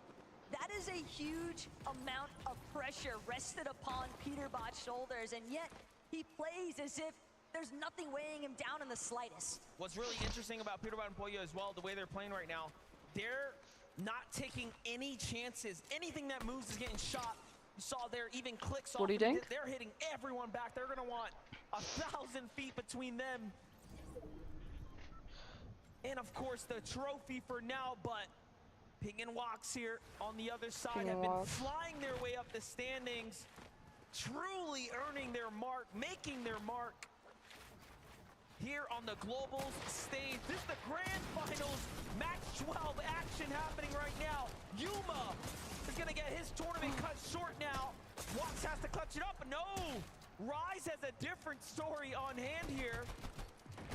Gotta be careful now. Damage has definitely already been done, though, by Wox and Ping. Even if Rise manages to overcome this 1 versus 2 scenario, without his duo, he's going to have to make a play for the reboot ban, and that's going to cost him so much time. Wox, Ping, though, they've got other things in mind, and that's continuing their streak here in the final hour. 2 eliminations already, a third party closing in. They've got ample amounts of shield, though. What they really need is more white heals and an opportunity to disengage, most importantly of all. Honestly, from Wox, that was Ping an and Wox incredible back to angle healthy. to counter the ramp that was thrown in the box right there. Quick thinking, swift action. It's gonna allow them to win that fight right there. Tinka has to be careful. They may have won an OCE championship, but here on the global stage, Ping and everyone Wox is at OCE? No, on that's Stanley equal from Tinka. footing. Whoops. Things slow down for a moment. Other teams Kazi lurking nearby, Aspect, listening, King and watching. Seiza, Brazil, OCE. Chicho and Truex. You never know who's gonna jump in first. Chicho and Trulix, though, they're just sticking to what's tried and true. Surge base up, scour the entire area, and apply pressure onto the teams down in Doomsday. Keep in mind, that's likely going to be Epic Whale, Muzz, Reap, Ritual one more time, having to deal with Trulix and Chicho's affairs, but Epic Whale. Chicho, Trulex, definitely trying to be wary. A couple of shots found their way from the flank positions, and despite how high up they've managed to build these surge bases, you could still be vulnerable when you got these open edits. No shots returning just yet, though. Everyone almost in Dukes and Sphinx. position for good reason. Sphinx and Dukes on the other side, playing the Storm right now, trying to, of course, secure what they can here. What a performance from Dukes this weekend here. Again, flying straight up to the top, not really looking back after making the top 5. He has just been so consistent with Sphinx. A duo that honestly we didn't even see coming out of nowhere. Back on over to Vico and Flixie. The Railways pushed out very early this time around with this far western pull. Part of the reason being, though, we saw Vico and Flixie last we checked in. They were trying to surmount a base around the forecast tower that spawns just a little bit next to Dopinhazen, but with Bryson Bolts right behind them, you almost have to imagine that Bryson Bolts potentially could have pushed them out of that position. Chapentini, on the other hand, they're trying to deal with the likes of Ed and Persa. Nitrodrome action only going to continue to pick up. There's a lot of commotion that both of these duos are making. I think that they're that boomog right there. On the outside of the zone, arrows. granted they have plenty of time to work with. TD and Chap could also always opt to take this flaming boost tube if they feel as though this battle isn't worth their time. Definitely are looking like it's time to get out of here. Couple eliminations, but time to just recoup, bounce back, get the materials, and find your way towards the mid game here. Meanwhile, Bugha falls to the hands of Muzz and Epic Whale, and they are racking up Mother and Epic the loot now. haven't been performing crazy, but they've been performing big pretty rotates well. coming in, it seems like, from Reet and Ritual. Mapoli and Zoyota as well, just lurking, trying to find an opportunity here to pounce in. That was a big set of eliminations, though, that Muzz and Epic Whale managed to find. And the fact that it was on to Aviv and Bugha can be crushing when you consider that they had started to surmount the comeback potential, trying to maintain the top 10. Aviv unable to get the revive. Respect the commitment, but Muzz and Epic Whale just a little bit too quick on the collapse.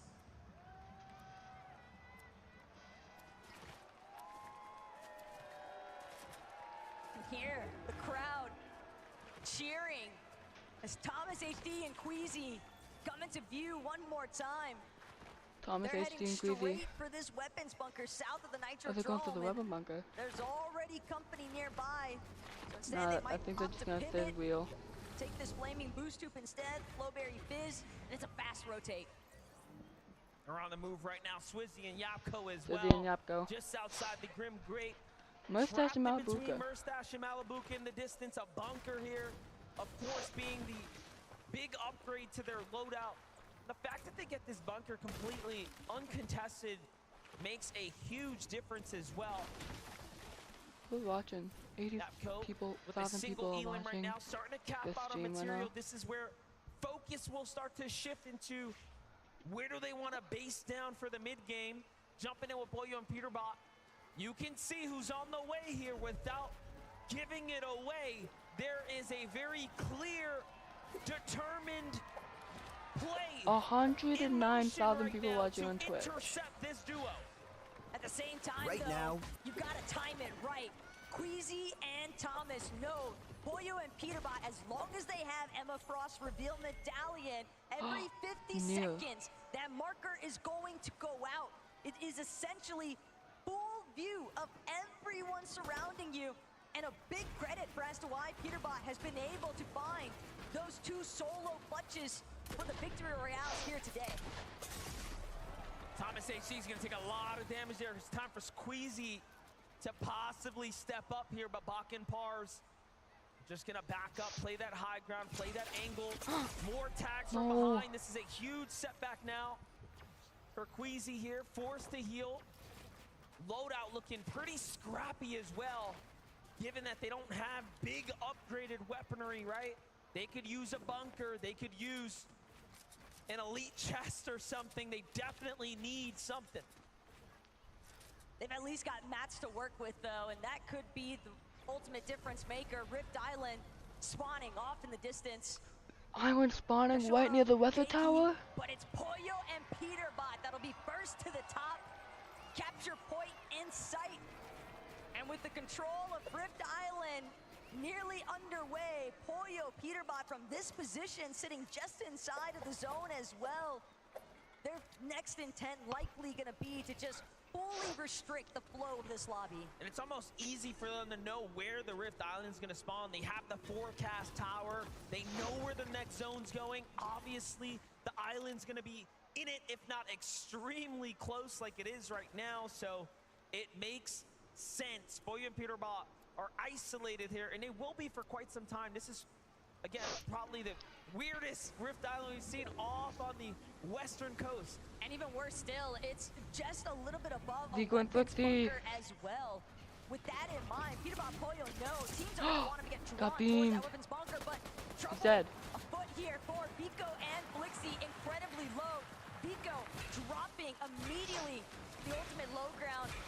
It's a risky play whenever you opt, try and glide in, but Casper, Prism on the other side of these walls, and they are looking for an opportunity to take this team out. Pinging walks. Pinging walks in a fight right now, continuing to key the lobby down. They want to jump up into those positions, and now they fight their way into 5th here as they're ramping it.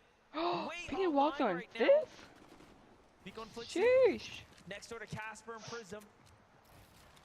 Paper and Victor V looking inwards, trying to see what's happening here. You have Kanata and the reigning champ, Cooper, there as well. Very, very contested spot here. Meanwhile, Bolts and Bryce, who are our 5th place team coming in, but now slipping down just nearby. But Bryce and Bolts, they're still slinking around restored reels, and they can hear all of the action, all of the shots being fired just west of them, sometimes a little bit south. Bolts, Bryce, scavenging everything that remains here Restored inside of restored reels. Football But seems to pull towards Peterbot and Pollo on the if island. anything, their primary focus is exclusively on just maintaining a strong placement to close today out. Oh my gosh, Chicho with the Great 84 dank. Chicho, every time we've jumped in, he is just on it with Trulex here. They have played very, very well. 11th, 4th right now. Third place spot is what is open for them right now.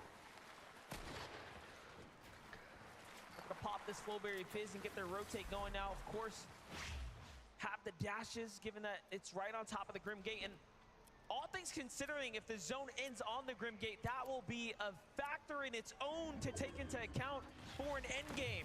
Well, don't count it out just yet, because we're seeing that river of sticks get further and further into the heart of these zones. Kligs Benno caught up currently with Malabuka and Murstache from one side of the map to the next, though. Murstache, Malabuka know that they're going to need some elimination points as well. They lost a lot of their footing they had after the conclusion of day 1. Day 2, just too many threats, too many times of falling victim to the power of Oceana, Alex, and Worthy. And now Thomas HD, Queasy, they've managed to work their way from that sticky situation of dealing with Pars and Baka at the ship-it station, but still more trouble afoot here because they are fully aware of the fact that this current surge base is not empty. It looks like they're looking to gear back up to take the fight again because they have to here. Queasy. Thomas HD and Queasy. Scarily leaving himself available and open, trying to tempt others to jump in. Meanwhile, Baka and Pars are going to bring it down and then go for the catch. This could be everything No. here. Thomas Okay, takes a they lot fizz. of damage. Okay, they Queasy fizz. is hurt as well. The lobby sees what's happening here. And a desperate spray of builds Is starts Thomas to come HD and out Queasy die? to try to keep them alive. Let me see them play Pollo wins. This is the There's no way. worst we've seen Yeah, their no, group. that's exactly what happens. They went for a risky maneuver really early They can't on die. for what looked like an attempt to intercept Peterbot and Pollo's pathing, but now instead they find themselves caught in Oh the no, they crosshairs, don't have too Surge. below the damage threshold. Got them Seemingly Surge. the first time it feels like this weekend that we've seen this duo truly struggle with their Surge management, but just like that, Thomas, HD, Queasy, they find a moment of relief, a chance to breathe here, regenerate their shields as much as possible. But the situation continues to remain Vico and dire Flexi. here for Vico. Vico. He's a solo, no Flexi. Flexi's dead. Vico's alive. Lot of Cooper and Kanata behind him. Top 3 right now in desperate situations for Vico here. What can you do? He's only 47 damage above the threshold. The damage needed starting to rack Vico up might here. be dead. He knows it, we know it. And now he moves. Goes back to where his teammate was fallen. Trying to get a little heal off here. And he is Thomas, missing every HD, and opportunity to rotate. Thomas, Queasy. HD, Queasy have to go for a Thomas fight is here. dead. No! They get caught and taken down. And just like that, the tournament run for Thomas, HD, and Queasy come to a close. No! Boyo and Peterbot effectively survived long enough to be your global champions. Boyo and Peterbot, they're not even taking a moment to celebrate. It is all business No as way. usual for these two. They want to leave it out with a bang. They're trying to find this last victory royale. Peterbot called it yesterday in interviews on socials. I will get 3 victory royales on the day. Peterbot's dancing in the box. He knows what just happened. He knows they have done enough. No way. Yeah. Hold on. Come on. Come on, bro. Let's go, baby. Let me look. He knows. They know. Boyo can't even hide the smile. What? You know, you got to think about it. Every single major this year, they have been at the podium top, including the back-to-back coming out of the majors, and then to win the in-person event for the global competition. The interviews that were racked up across all of the competitors here pointed in one direction. And that's to Peterbot. That's to Boyo. And they are still showing up in the last game, and they'll very likely win this at this point. Peterbot is an undisputed best player in the world currently, alongside his duo Boyo. They're still making sure to deal with the lobby as needed. Being Peterbot floated in win. the water here, but Peterbot and Boyo, second in Major 1. And then the Peterbot hat Boyo win. trick to conclude the year. The global First champion. place every single time. They win. What more could you ask for? And he's got some of the most victories actually the pulled best. here on the grand final stage. Just keeping it so The close win. as well. The winners. Nothing of a perfect performance by any means, but just so far ahead of the rest. Clearly, he's a cut above the competition, but for others, there's still a lot to fight for here as second and third are now out of the game. If Bolts and Bryce pull a big game here, they could very well jump their way up into some significant new prizing and maybe be called the third, maybe the second best team in the world. They're not the only ones seeking it out either. You've got to keep in mind Trulix and Chicho, Wax and Ping. Also, Spinks and Dukes. They had a little bit of a slip-in, but everyone is still within striking range, depending on who bolts with the elimination from afar. It's going to be Baka that falls. Pars now a victim of the surge damage takes as well as the focus of the lobby, and he's taken out. Bolt's on the move right now, looking to secure that loot. Nicely done for him, but they are barely holding on right now. The surge should turn offline here shortly. However, they still want to find damage just to give them that peace of mind. Meanwhile, Clix is still up, trying to navigate this game. So there's a lot at works here. Bolt's looking around, Bryce looking around. What opportunities are available here? Not many. Problem is how chaotic these final few moments are about to become. Everyone's got access to this river of sticks. Next to restored reels, the underworld dashes coming into effect. Teams able to conserve as much material as possible with these vicious rotates, not to mention the aggression avenues that it opens up with being able to immediately dash into somebody else's box. clone. Kramsu even taking full advantage, immediately charging at Seti and Cammy, but it's Chicho and Trulex who are trying to make the difference here. Janet's gonna be taken out. Monarch pistol accuracy on point currently for Chicho. He's just so good with it. The highlights continuing to rack up. Now Chicho and Trulex sitting underneath the box. The Sphinx and Dukes who have the high ground here, but a rotate has to come out. It's a long stretch from here to the new zone. Sphinx is on the move right now. 37 players in the game, 19 duos remaining. Peterbot and Pollo still playing the low ground right now. They have eyes on Batman, Booger, and Rapid. They have eyes on Kanata and Cooper. Who will be the next to fall victim to your champions at this point? Peterbot and Pollo are floating through this lobby. Quite literally, secondary height gonna fall under their control temporarily. They're still choosing a tarp forward, maintaining this front side position. They haven't challenged height just yet, but that scan bound to go out soon enough. They know Shadow Virgo directly underneath them. Bryce Bolts now trying to collapse into the same layers, but they got ended off they the thing, bro. realize it's Pollo, it's Peterbot underneath us. We've got to escape. They can't stick Peter around here for too much longer. Come on, you guys or gotta it'll win, be bro. disastrous. End it off with a bang. And what a storybook finish for Peterbot and Pollo 2. They used to be the kings of Grim Gate. Let's not forget it. They play very well with the underworld dashes at their disposal. Bolt and Bryce up against Phaser and King now. They are very, very weak. However, the Surge is online, and they're taking a lot of damage here.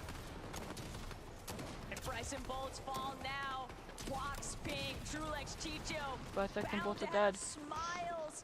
Peterbot Pollo should play for height. But the job's not finished. They've got to keep powering through. Same could be said here for Pollo and Peterbot. They've already secured the global championship, but they don't even care. They still want more. Still makes you wonder how much harder everyone will need to work. They want to win this one and take They're gonna put the height. They're playing for height. They're playing for height.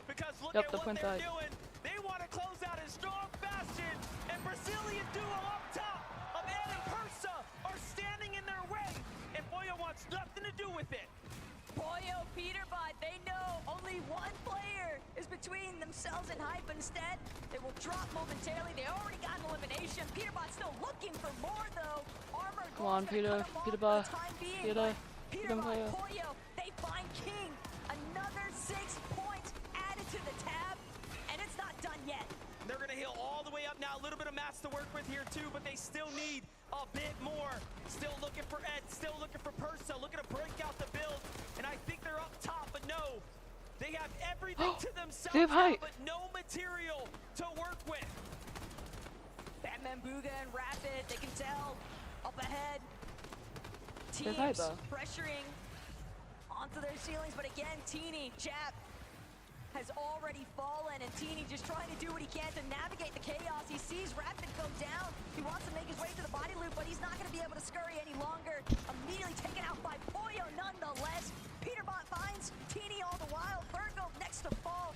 And Trulex, Chicho just doing what they can to survive. And look at who jumps down once again. Peterbot, Pollo finding all these angles onto everyone. Meanwhile, Chicho lurking on the low ground takes out the immediate competition, securing their 3rd place. Peterbot, though, wants to win here. He's looking to take it from Reek. Peterbot, he might die. He's dead. Things have to slow down now. Pollo comes up to support his teammate. The scan comes out. They know where everyone's at. The med kit is there. Get the med kit. Pollo, the perfect partner in crime for what is unfolding here. Come on, come on, come on, bro. Just a couple of duels left. Win, bro. They don't have a lot of HP. Come on. Pollo looking to show them what he is made of. Come on, come on. Pollo and Peterbot have had so much time now to recuperate what they lost as far as health is concerned. Peterbot's already got one knock on to Trulex. It's just Chicho standing between them at this point. And Peterbot they win. Victory royale on the day, but most importantly of all, a global championship. The undisputed 2024 champion, Pollo. They win. Taking home in the only way they know how, and that they win, Bo. Congratulations. Everything was for They're walking up to the trophy, Bo. They're walking up to it. That'll be the coolest moment ever.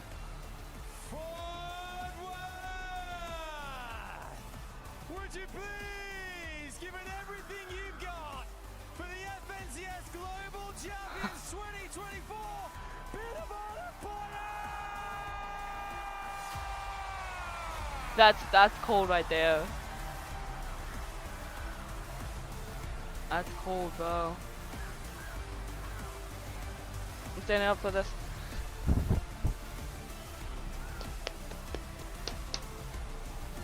Peter Bot Empire!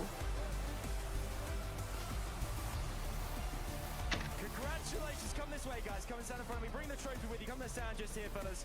Bring that trophy, because it is very much all yours. Wow, you've done it. The Global Champions! Mark just looks so casual about it, bro. Peterbot, I'm going to come to you first.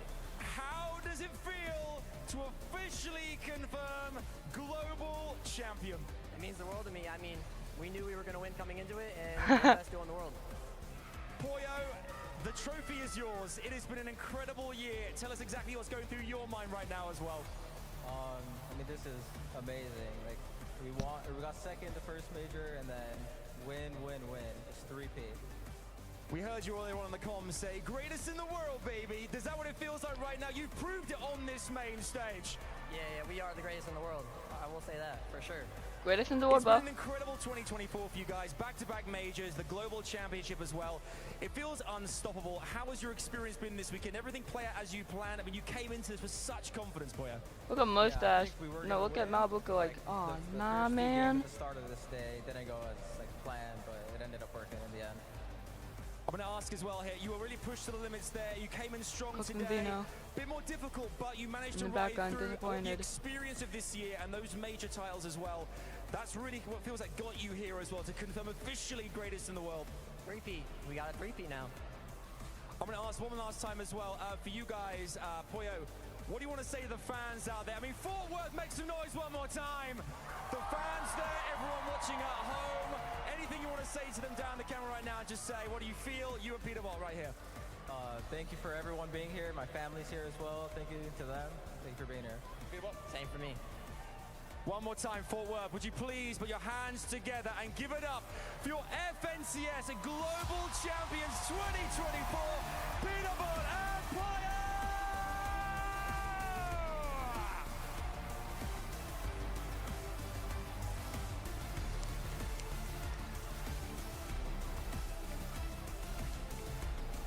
That's gonna be it for the video. I hope you enjoyed, and I'll see you all in the next one. Congrats, Peter. Congrats, Peter and Poyo. Peterbot, Poyo, from a record-setting major number 2 to the back-to-back champions. Wow. Coming in, defending titles. And now, here in Fort Worth, our global champions.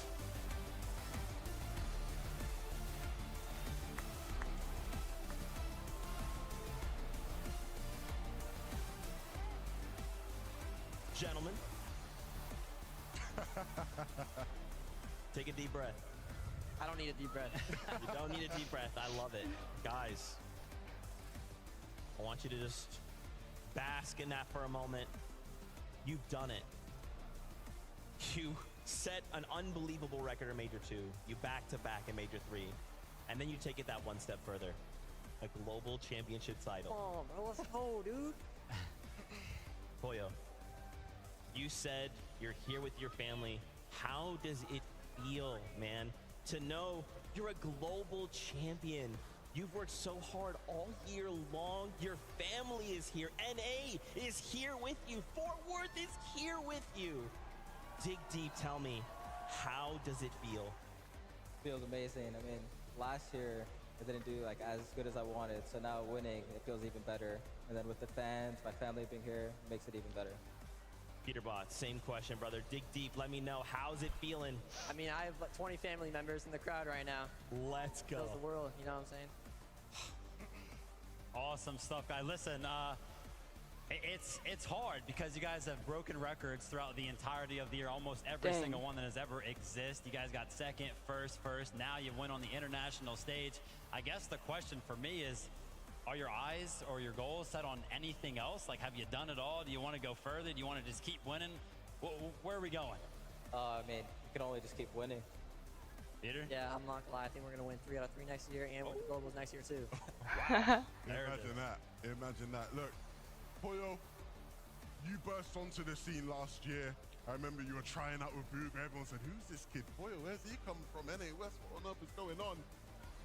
Your rise has been incredible, and of course, understandably, everyone looks at Peter and goes, "This guy's the best in the world." But for you to have achieved what you've achieved the past 2 years, right? Talk to me about how you've done that and advice you'd give to young up-and-coming talent who want to do what you've done. Yeah, so I got a good teammate, Spinks. We ended up getting 3rd, 5th. We got a coach that really helped us. So from that, and then I played with Peter. So then we won. So to the people like out there that want to play, just play, like just play every day, and then just watch people, watch pros, watch your mistakes as well. Guys, I want you to take a moment here. I just want you to just look around this stadium. Look at all of these fans standing up for you guys.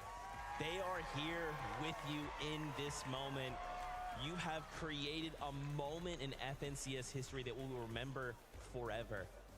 What do you guys want to say to these fans, to the fans at home who are watching and want to aspire to do what you do, who are literally yelling your name the same way these fans here have been yelling? Yeah, I'm not gonna lie. It's home court advantage. The fans, you guys are amazing, and I appreciate all you guys for coming out and watching. Same thing. Absolutely fantastic. Fort Worth, one more time, give it up for your global champions!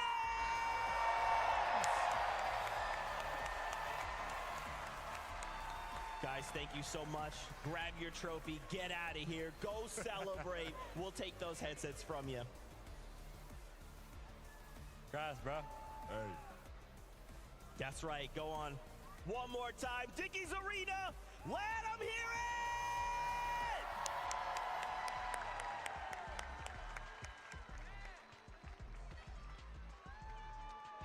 Wow. Man. Vivid. Levin, what do we even say? What else could we say about this duo? They have not allowed us to talk about anybody else. We've tried. We have tried. And yet, every step of the way, they have stolen the spotlight. And now they walk away as global champions. I mean, being closely associated with the NAFNCS throughout the year, there were doubts every single major for this duo to win it. Yeah, the first one they got second, but every single time they proved everybody wrong, and Levin was talking about it. I mean, there were huge doubts coming into the global championship this year. Peterbot not going to be as good in person. Well, I think this performance has shut everybody else up. I have no idea what negative things you could have to say about this duo. They seem unstoppable. I think everyone's pretty much established that, yes, these guys are the best team in the world.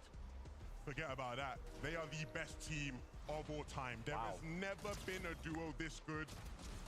Speaking of individuals, of course, the big man, Skinny P. There has never been a player that good.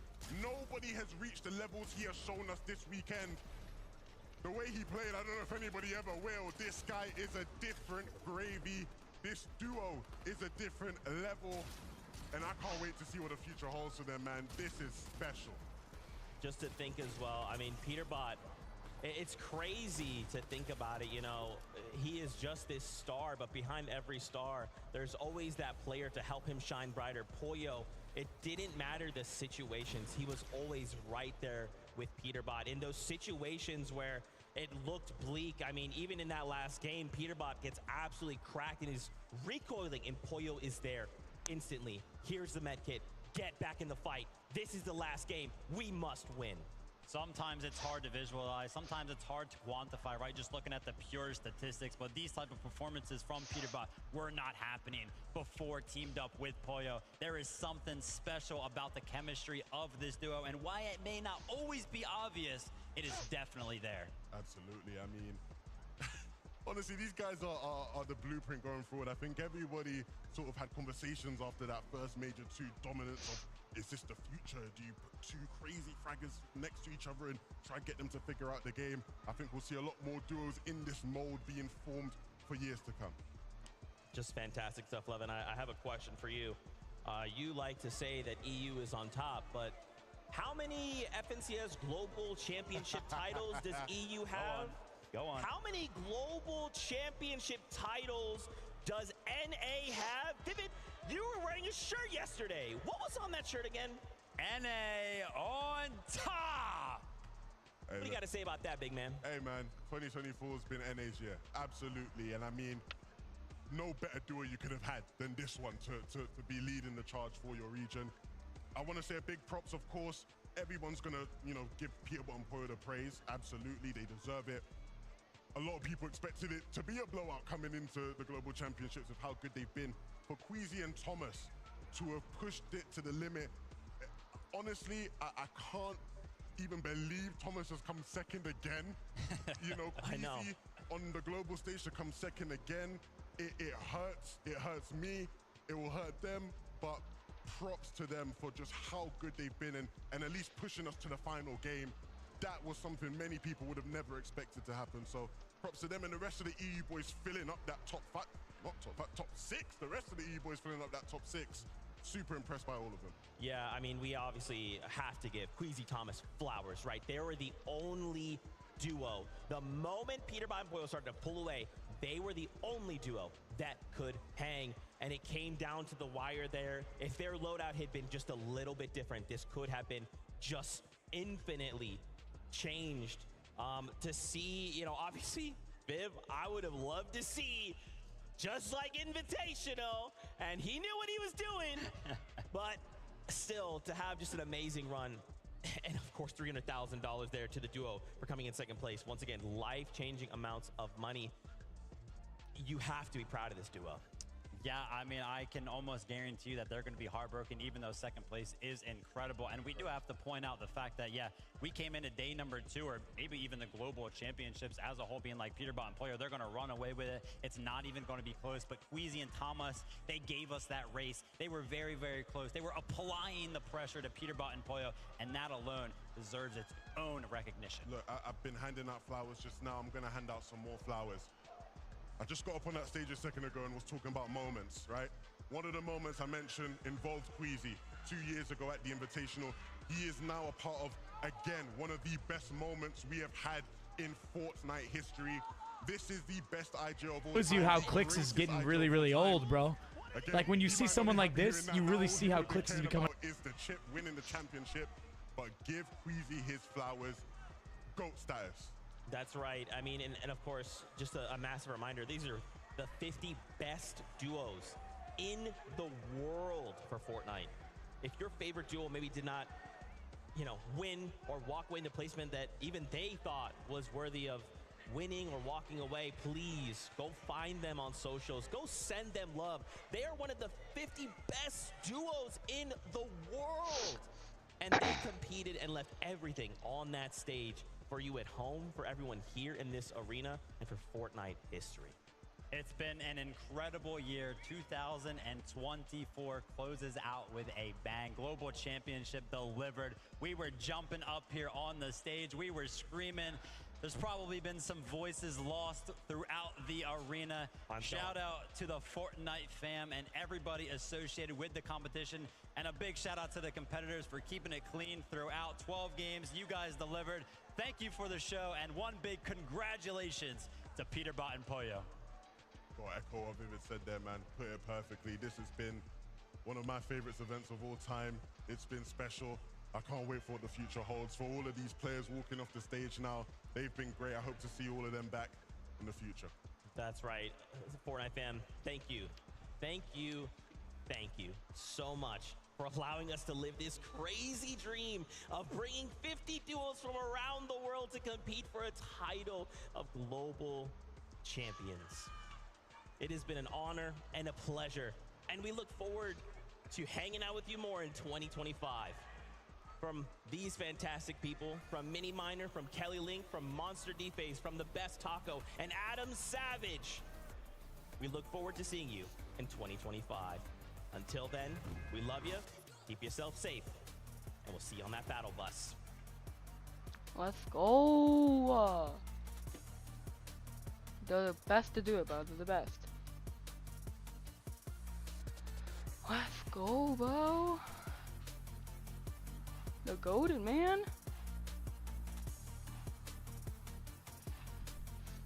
They're just too good, bro.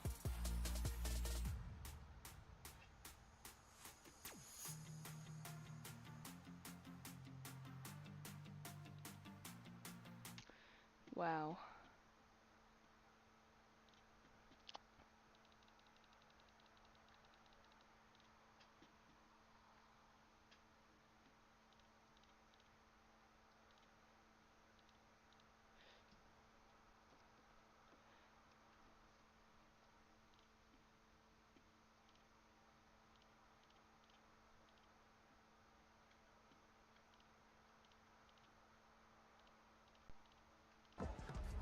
I'm feeling like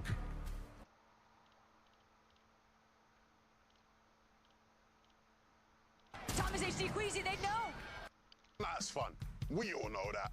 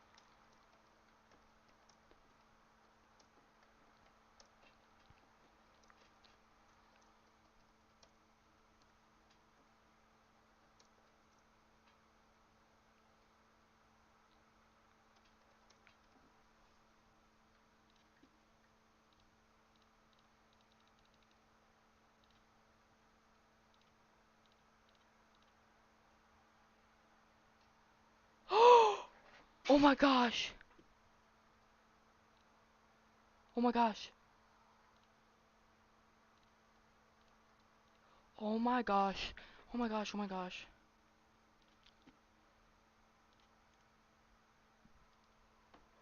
Oh my gosh. Oh my gosh.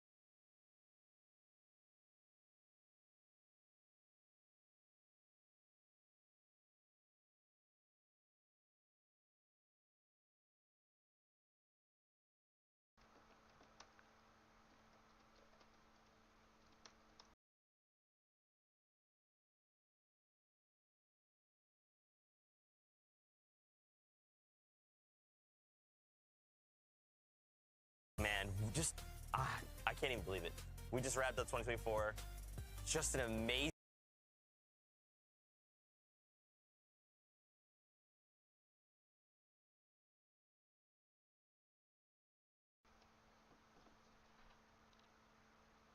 year.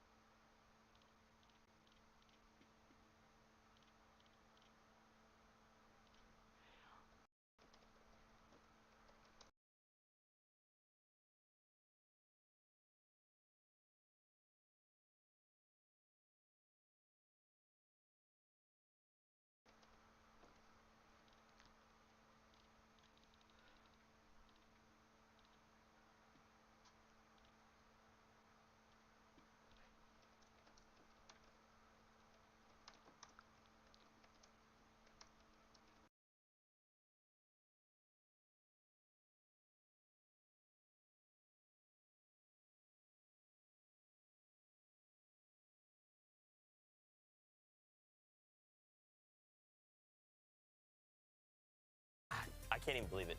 We just wrapped up 2024. Just an amazing year of Fortnite. I was kind of curious though. What's the plan for 2025? Oh, $8 million in prize pool. Dude, that's actually really awesome. The players are gonna be really excited to hear that. Wait, I'm sorry, step back. Did you say trios? We're going back to trios? Yeah. Did you say Siphon?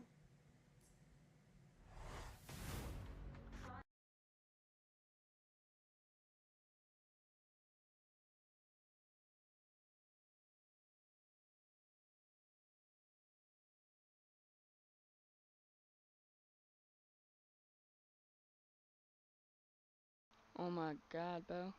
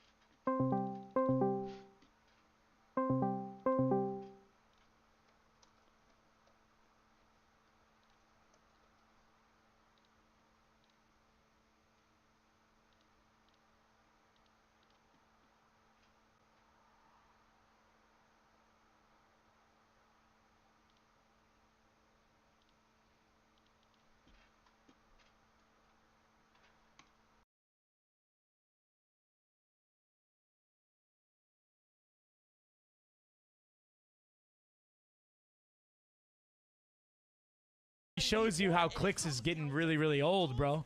Like when you see someone like this, you really see how Clix is becoming an old boomer, man. What's Clix, 20 years old now? It's crazy. Like it's just a completely different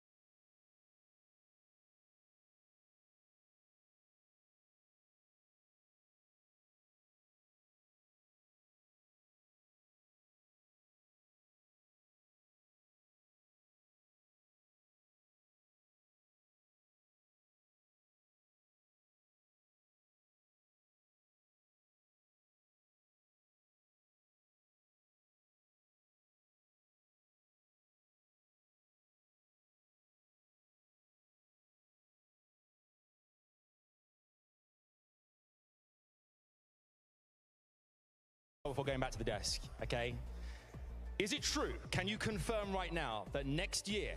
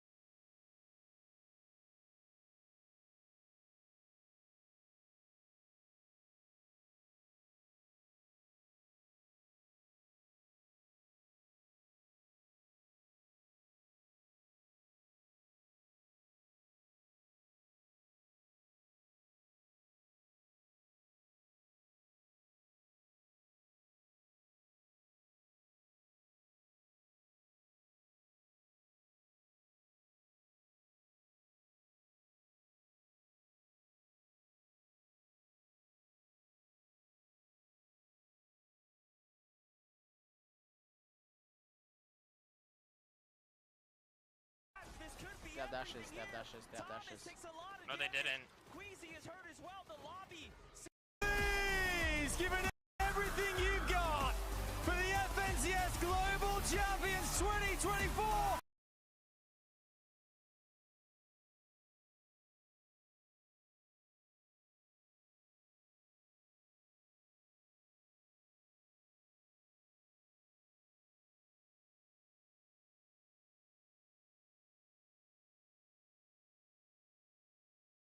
In the extra material, but no, he has to give it up.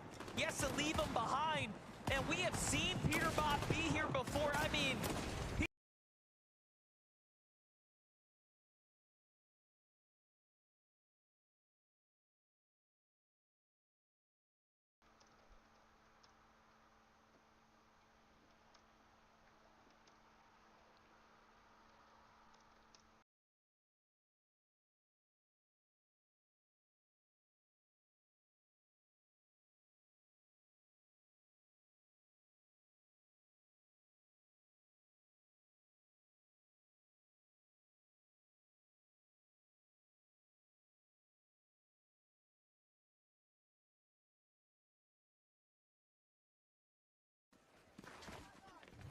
I just know the streams are going like...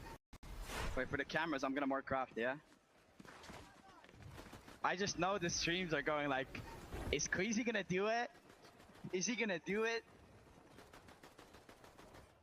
Alright, bro. Let's get it. Fist bump, bro. Fist bump, man. Give me a fist bump, bro. Don't leave me hanging.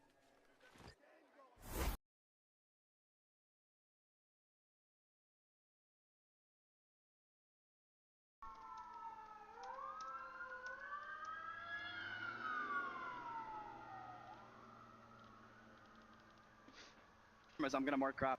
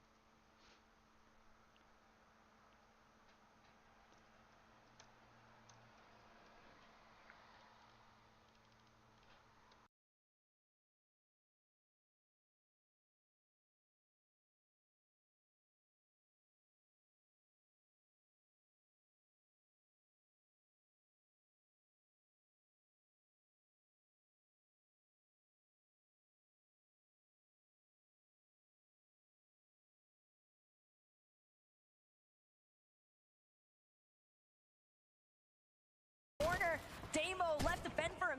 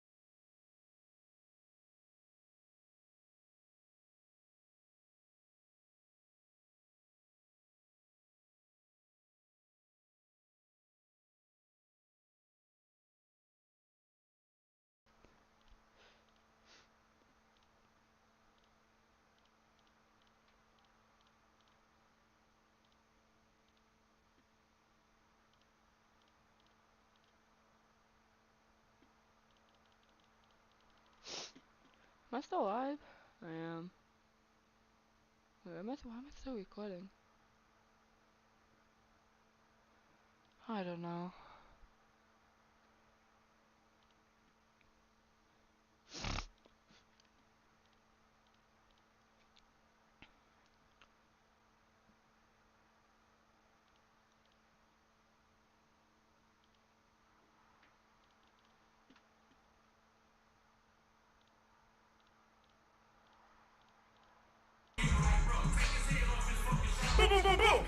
Hit the roller. My only like check again. The cameras, I'm gonna more craft, yeah? Boom! I just know the streams are going like, is Queasy gonna do it? You Is he cheeky gonna do it? motherfucker. That's so good. Bro, let's get it. This one, bro. Fucking W Queasy, bro. Fist A bump, man man. of the Fist bump, people bro. for the Let me content. What a legend. In that moment, bro, one of the biggest moments of his career. Thinking about what's funnier, what's more content. What a legend. The fact Queasy and Thomas HG